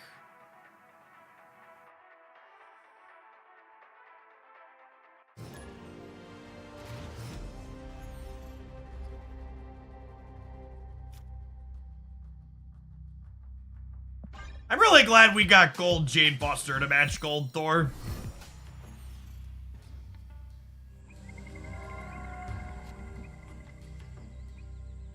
Good together.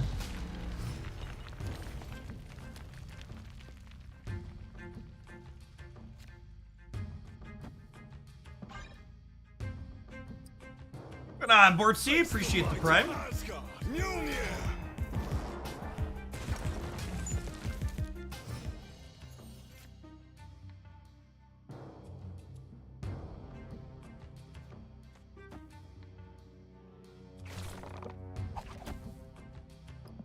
I'll take a random on the pig. Gets me another on reveal or gives me a useful effect, more power. Spider-Man here. It was a death. So they're a holodeck, it looks like.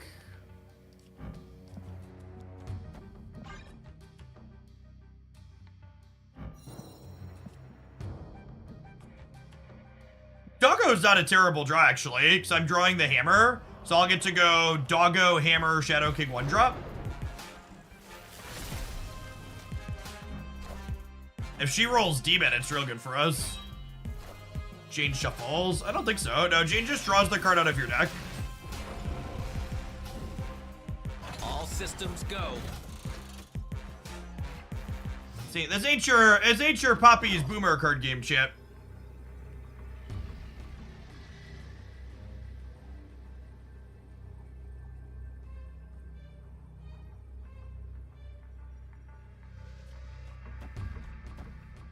Okay, so Shadow King puts me to 11 and puts them to 12.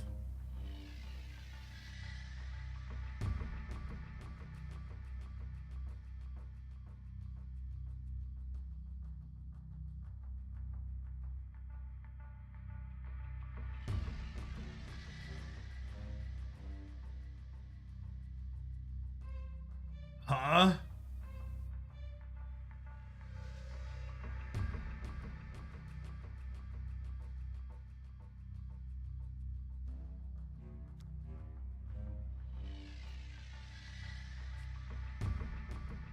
If I do this into this,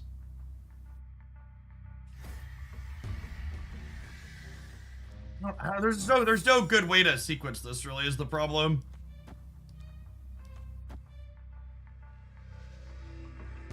I think it's just this.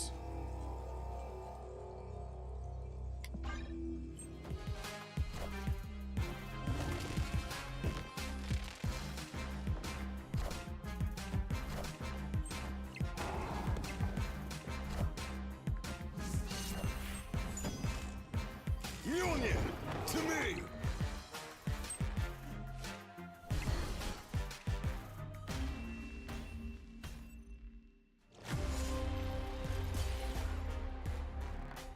My 0 cost cards are there. Yellow Jacket and Wasp. But this also reproduces the same card periodically. It could have been right to play the hammer here, so that way if I hit Yellow Jacket, the wolf ends here, and then I win the game, and then I win the right. Maybe I am just supposed to hammer here and not play for the center because I have the Dracula there.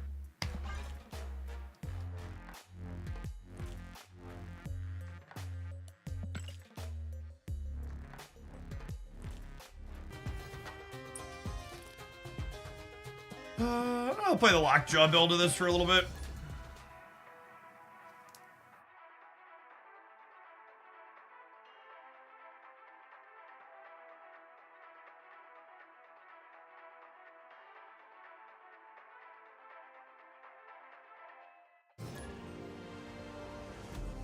Behold my creations. Oh, this land is always changing. Load up, new deck. Instantly get Weird World. The truth is out there, sheeple. We do at least get to Lockjaw into our deck here, which is nice.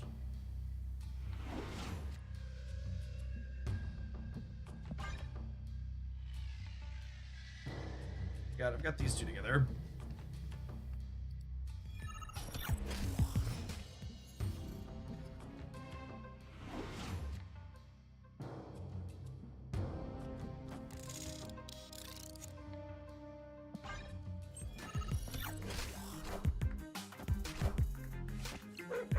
Why would I Lockjaw into turn X?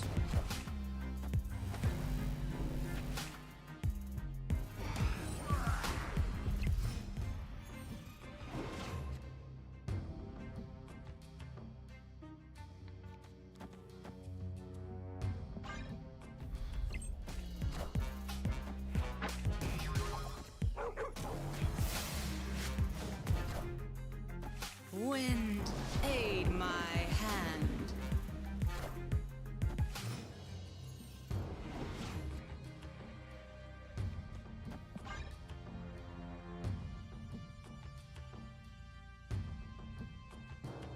Found out the hard way that turn X can change Professor X yesterday seems inconsistent. What's inconsistent about that? Can you elaborate? That's not a stab? Yeah, probably supposed to stab.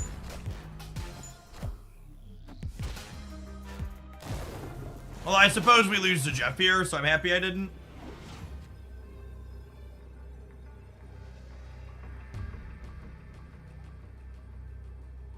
Victory. Zang, thank you for the 3/4 of a year. Appreciate that. Welcome back.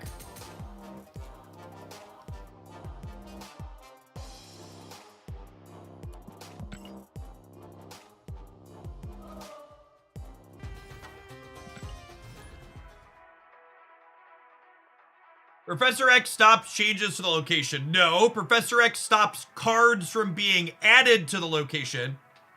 It doesn't say anything about stopping cards from transforming. So Tardax is not getting rid of a card and adding a card. Tardax is turning an existing card into something else.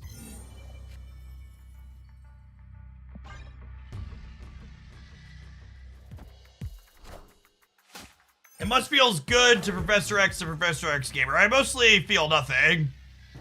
Essentially dead on the inside from doing that I did in the last game.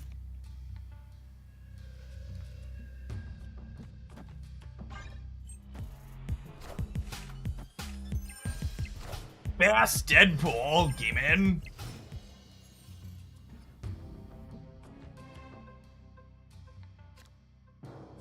Alright, so if we Werewolf and then Lockjaw, Werewolf will jump to the Lockjaw path. There's an important note here. They have a 6-power Deadpool in hand. That Bass looks good inked. I think that's a super polarized opinion. Because no joke, I inked that Bass and the very first thing I did was split it again because I was like, this looks awful. It's like, no, thank you.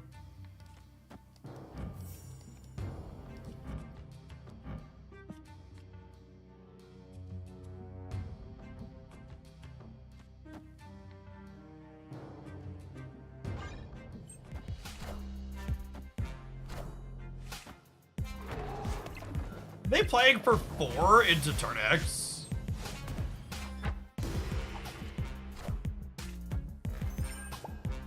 Oh, they're the negative Deadpool deck. That makes sense. Oh, negative's kind of a fun card with turn X, huh? Superman, thank you for the 17 months. I appreciate that. Welcome back. Steely's a regular here. I'm just gonna let this game ride. I think you could probably justify snapping this turn.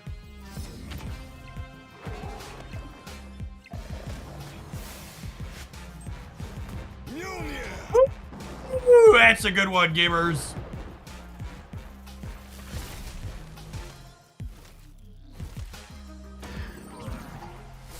Oh my gosh. We get the wolf jump too?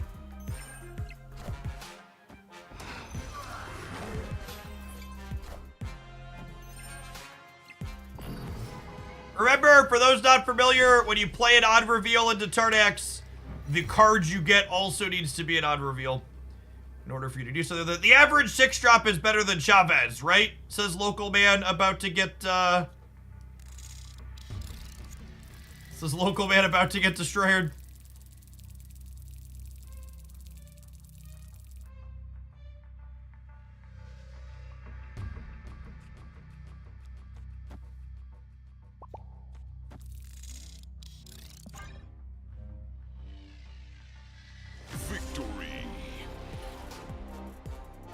That's true. Yeah, Werewolf will jump to a non-on reveal played into here that turns into an on reveal.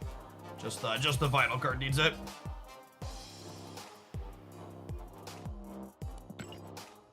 The person asking me, did Ultimate Angela end up in my shop? It takes a long time for specific Ultimates to end up in my shop because I don't own many Ultimate variants.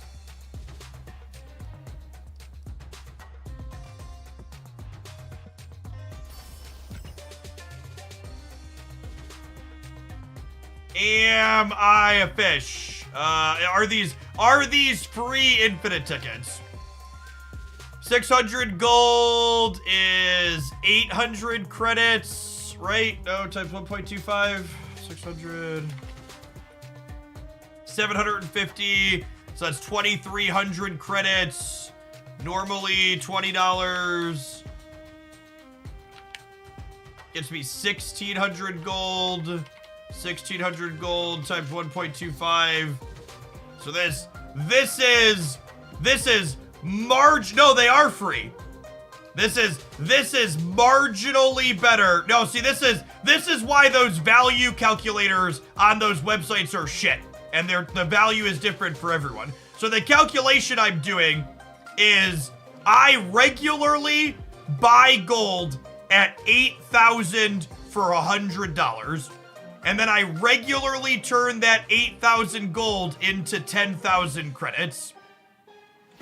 Ergo, $20 is 2,000 credits for me. And this is 2,300 credits for $20. It's the reason why when I make my bundle videos, I don't just put the stupid currency value percentage up there. I think a lot of people interpret that incorrectly. And the subject, like, for someone who's like, this bundle value is only worth it to someone like me who's regularly buying this gold and then turning it into credits. But if you're like someone who values collector's tokens more, or you need gold more for variants, like the value ratios on these are very different depending on what currency you care about and how you're spending. So this will definitely be something that I buy because the ratio is better marginally than this ratio that I already buy all of the time.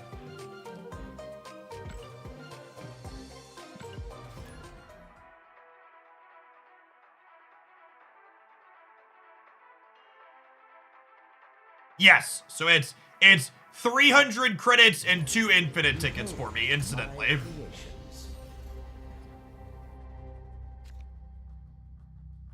Avocado Gory says, I'm someone who buys gold, but I don't typically convert it to credits at the base rate, so I'm not getting it for exactly. Yes. Oh, look, I think our hand's pretty good. I'm gonna stay.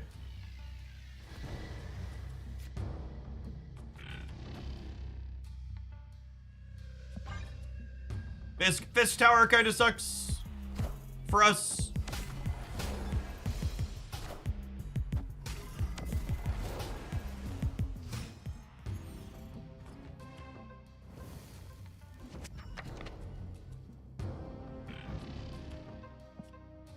So,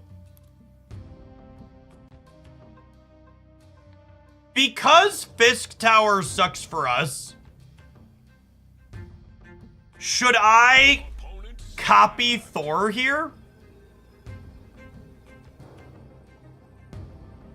I think so, yeah?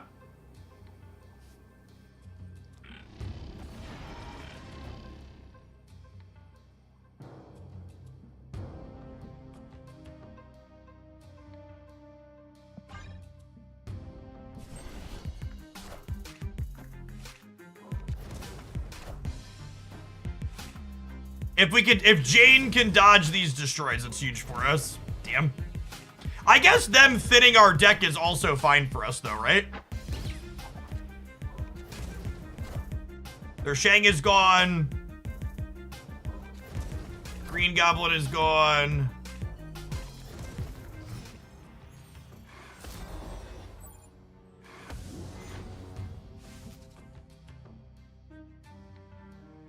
Yeah, and now if I draw a hammer, I can start. Oh, I guess you even get to put the wasps into there right away, right? This seems great for us. Oh, snap. Let's snap it back. So I'm gonna put the other Thor here, and then we'll get to start just putting things into here, which hopefully results in a couple of hammer triggers. Oh, their tech cards are gone.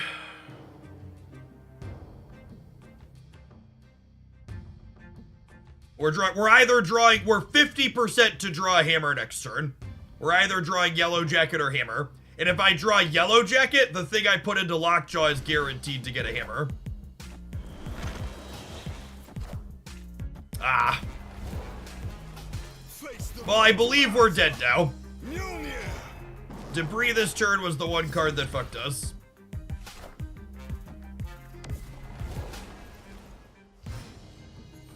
I guess that's on me, huh?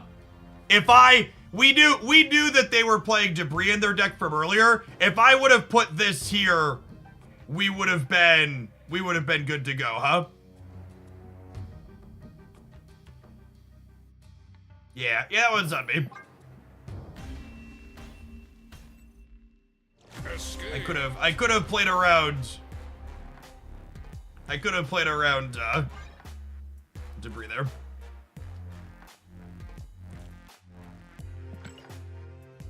Can we win middle with Lockjaw pulling for Chavez? I don't think so. I guess their deck doesn't have a lot of stats. I could have gone for the 50-50 there since we were already in.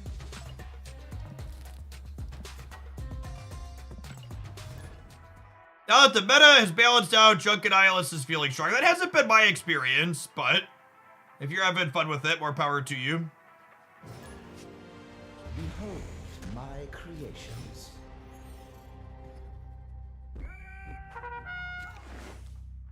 Basically every established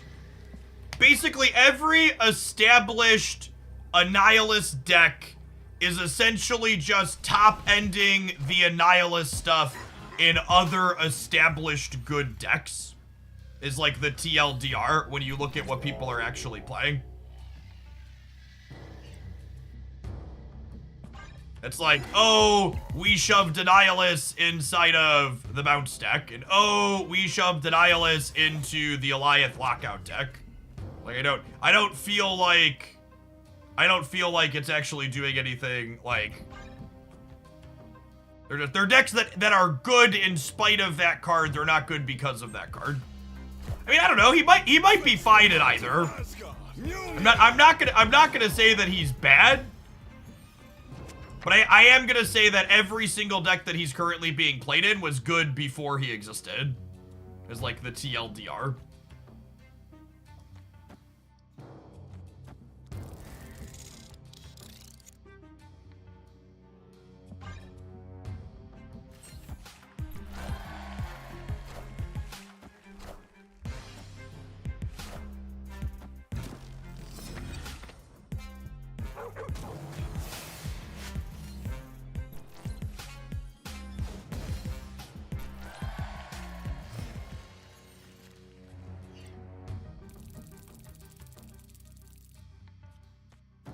So I want to Jane before I Wasp here, because there's currently Wasp, Yellow Jacket, and Hammer in my deck.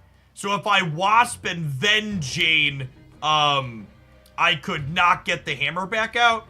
And Janing first pulls all the zeros out, so Wasp is then guaranteed to be Luke or Werewolf.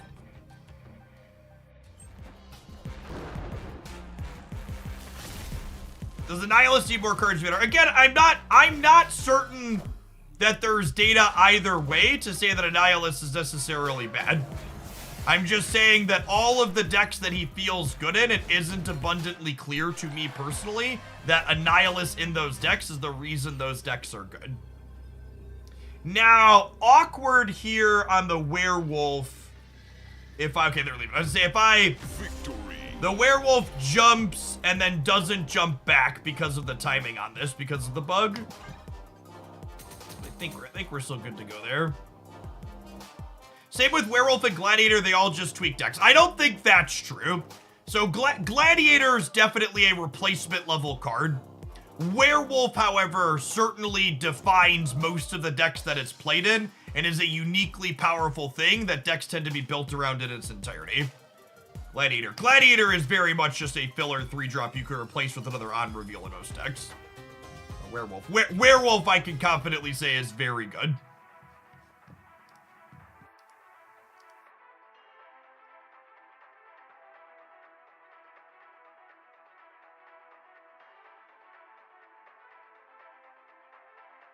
Yeah, Werewolf also generally requires more deck building decisions than just I'm playing Sentry. Like a lot of the extent of the decks that are playing Annihilus are like, I put Sentry in Annihilus with 10 other already good cards. Right, I put Sentry Hood Annihilus with 9 other already good cards.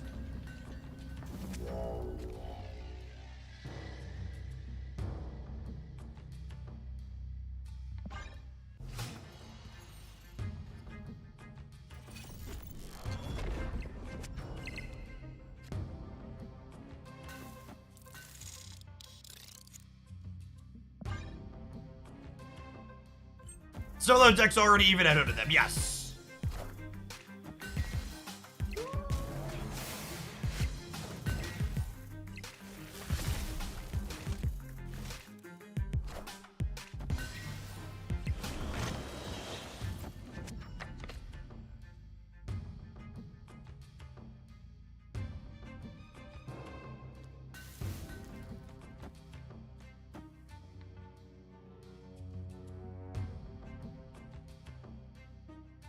I don't have room for more hammers, right?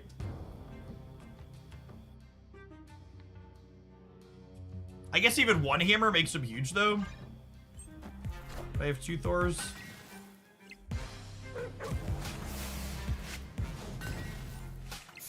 Drawing Chavez gives me an extra turn to potentially draw a hammer, which is nice. You see the debris? Yeah, it's to minimize debris.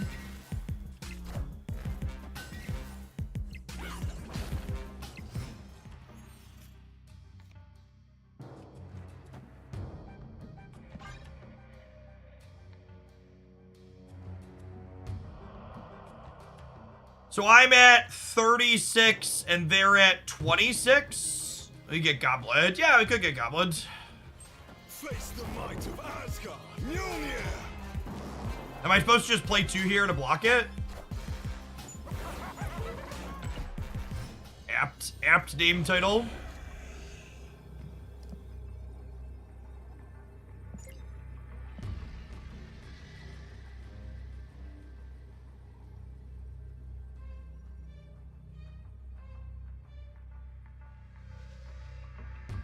Annihilus beats us by a singular point. Yeah, I should have played 2 things here to play around the Hobgoblin. Or it beats us by 2 points. Because this puts them to 36. And then 12 on the Annihilus puts them to 26 puts them to 38. And then they're 6-6. Yeah, they probably just can't win the game if I play around the Goblin here.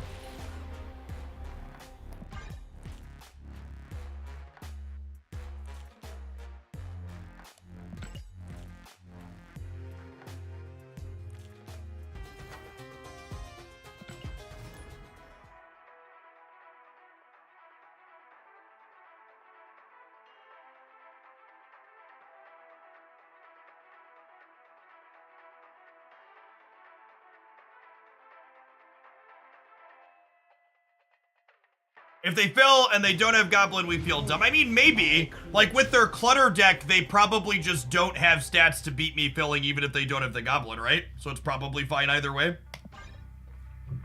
I guess they could have Shang-Chi and then we're screwed. Then I buy Sarah. I really don't like the ultimate Sarah.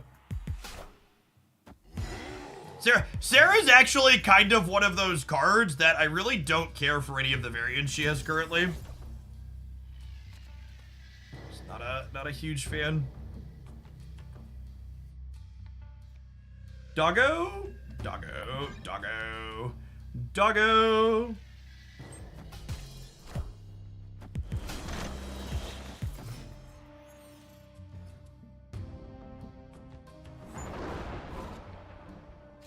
Drawing our 1-drop here is sick, because it means I get to go ham into Lockjaw into Yellow Jacket. Oh, it's Eva. It's Eva again. I missed that it was Eva again. Oh, playing into the same 3 people endlessly on the ladder is not a great experience. Should go. We'll probably do more Conquest later, so we can get some actual variety in our opponents and our matchups. Well, I will say at least there hasn't been a ton of lockout on the ladder. Opponent snapped. My hand's good enough that I'm gonna stay.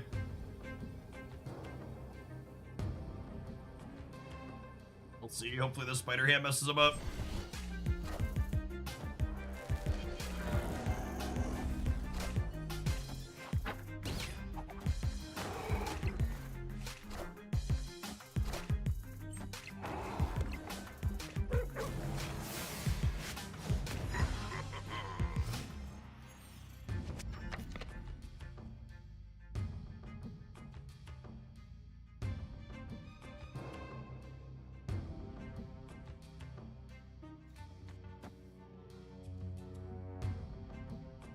We do this, so we pull the dog over since we have priority.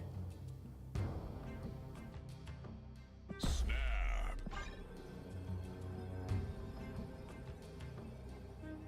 Oh, should we set up for another Hulk? Yeah, maybe. Oh, if I try to set up for another Hulk, I can't block the rock is the problem.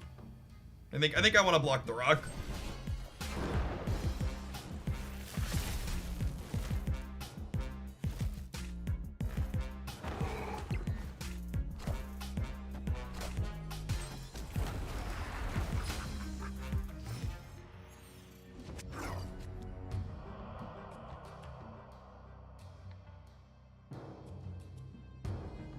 Okay, and this is guaranteed to be Thor, and then Hulk stays because of the Lockjaw buff.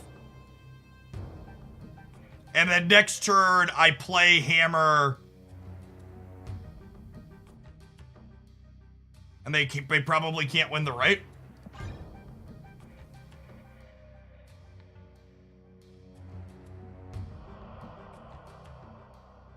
If they Goblin left, we might still just be fine in the middle. Oh, we could technically redraw the Wasp, sure. Yes, we know they have Shang-Chi, so I can't Hulk Elysium.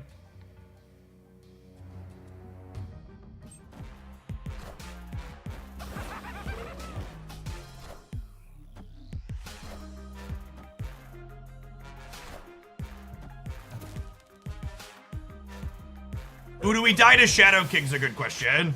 Mjolnir. No, we're beating Shadow King, right?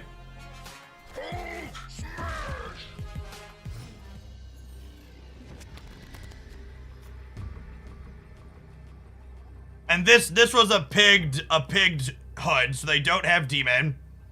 They could have Dr. Octopus. We lose to Doc Ock and Shadow King on the right.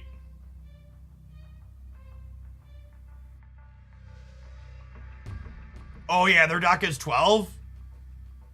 Okay, yeah, we gotta go.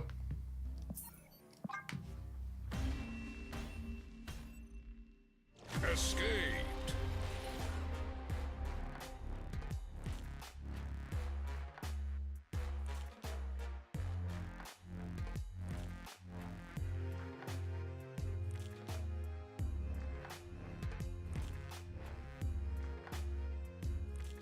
All right, gamers.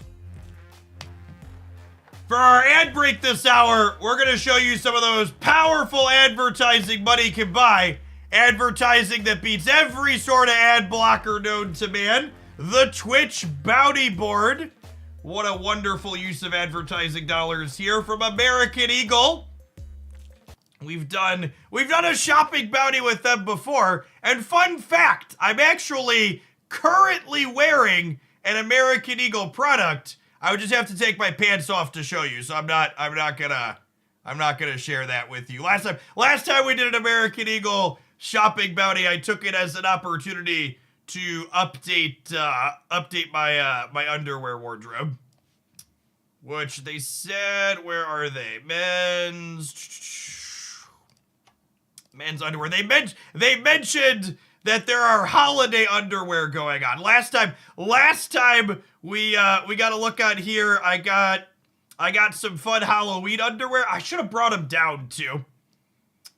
I'm gonna ping my wife actually and see if she's around. She was home earlier.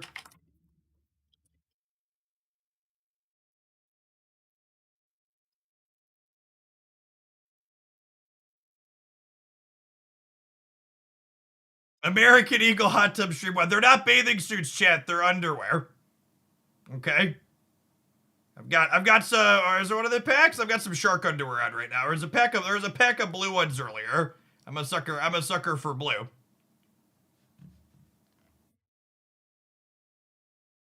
Where are my sharks at? I think they were a multi-pack. I got nothing. All right, what else do we got up here? We've got men's jeans. I do love jeans. I mostly always wear jeans, gamers. Anything's a bathing suit if you go bathing in it now. Now I need you to model the boxers so I can see what they look like on a nerd. That's true. I feel like I need some more dad bod representation here on the storefront. You can mix in some good-looking people too, but I need some people that fit my body type so I can get an idea of what stuff is gonna look and feel like when I jump into it.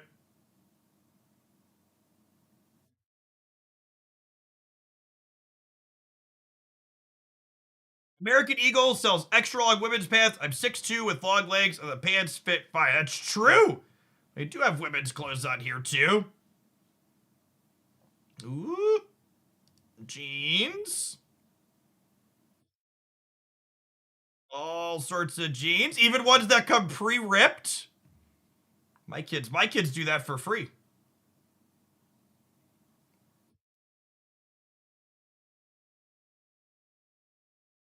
I just discovered stretchy denim, and I will go back. Let me click. I think last time I looked, I remember seeing elastic denim in here. What are the types here? Are they the Airflex? Is that their brand on the? They're ones that have spandex high stretch. Yeah, this is no joke, chat. If you've never purchased jeans, if you've never purchased jeans that include some amount of spandex in them, the elastic denims, they look exactly like regular traditional jeans, but they're way more comfortable and they've got a bit of stretch in them that make both doing athletic things more comfortable in them, but they also make just like being a large man more comfortable in a pair of jeans.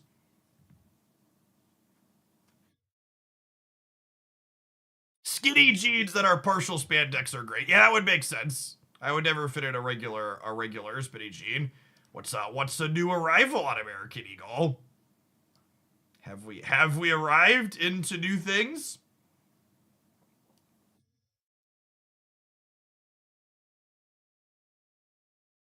That's true. If you're someone that likes traditional jeans, the spandex jeans probably are not for you. But as someone who is never a jeans person, I am a basically full-time elastic in my jeans person now.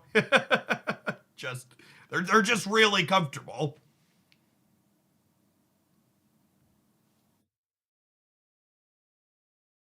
I do also have to figure out what I would like to buy gamers because they sent me a gift card with part of the bounty. What would I like to purchase? Maybe I'll pick up a nice shirt. I actually don't have many good button-ups that fit me these days.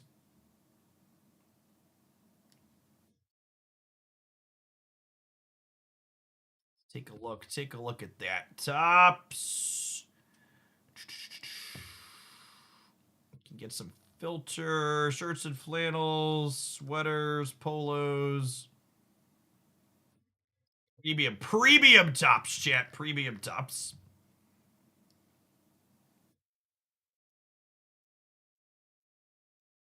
Get some flannel. Oh, we should look at the flannel. Can I rock a flannel, do you think? Is that possible? Or is the whole flannel section, right?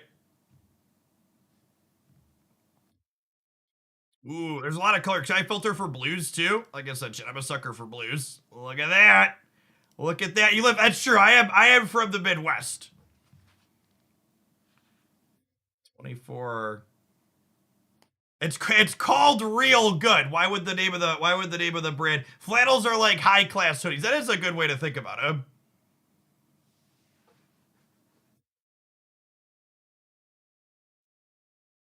Lumberjack Jeff. that one might be a winner, gamers. Ooh, dark blue. Soft plaid shirt. Well, this one looks a bit thicker than the other one, huh? It's got snow in the background, chat. Obs.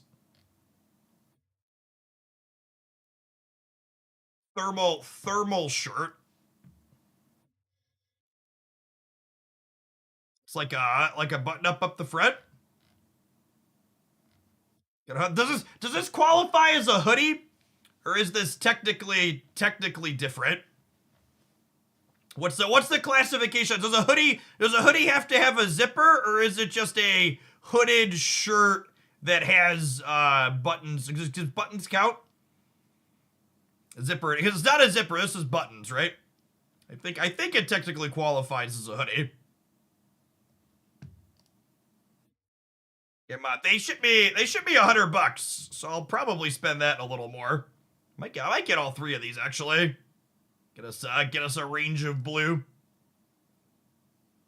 Got 40% off, chat. I would be a fool not to buy it. 50% off. All right, we're gonna add to the. What's my size? Oh no! My fat man sizes are gone. I might be able to fit a large. Just show me a sizing guide. Size and fit. There's 4XL. I'm not quite that large. Okay, they have an XL on this one. We're gonna add it to the bag. I have an XL on this one. Oh no! Foiled by being slightly too large. Yeah, I'm gonna get this one at least though, which is the one I like the look of the most. We'll have to pick out some other stuff. All right, I'm gonna ask Christy for her opinion on things I'm gonna pick out later. That is American Eagle. You can check them out. There's the one I'm gonna buy. I'm gonna go ahead and sign off for the day. We're gonna be doing some shorter days while we wait in patch purgatory for our patch on Tuesday. I'm planning to be live for 4 or 5 hours again tomorrow, and then Monday we're gonna do a delayed Infinite Conquest tryhard stream, and then Tuesday we will hopefully have a patch bright and early. Everybody enjoy the rest of your Thursday wherever you are at in the world. Let's find someone streaming some Marvel Snap to read into here, huh?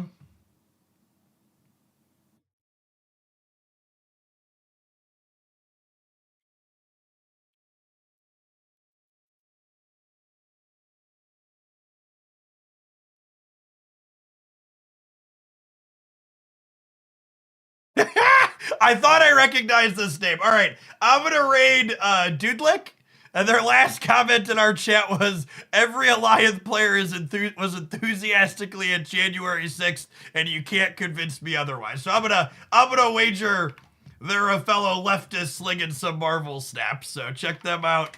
I'll see y'all tomorrow.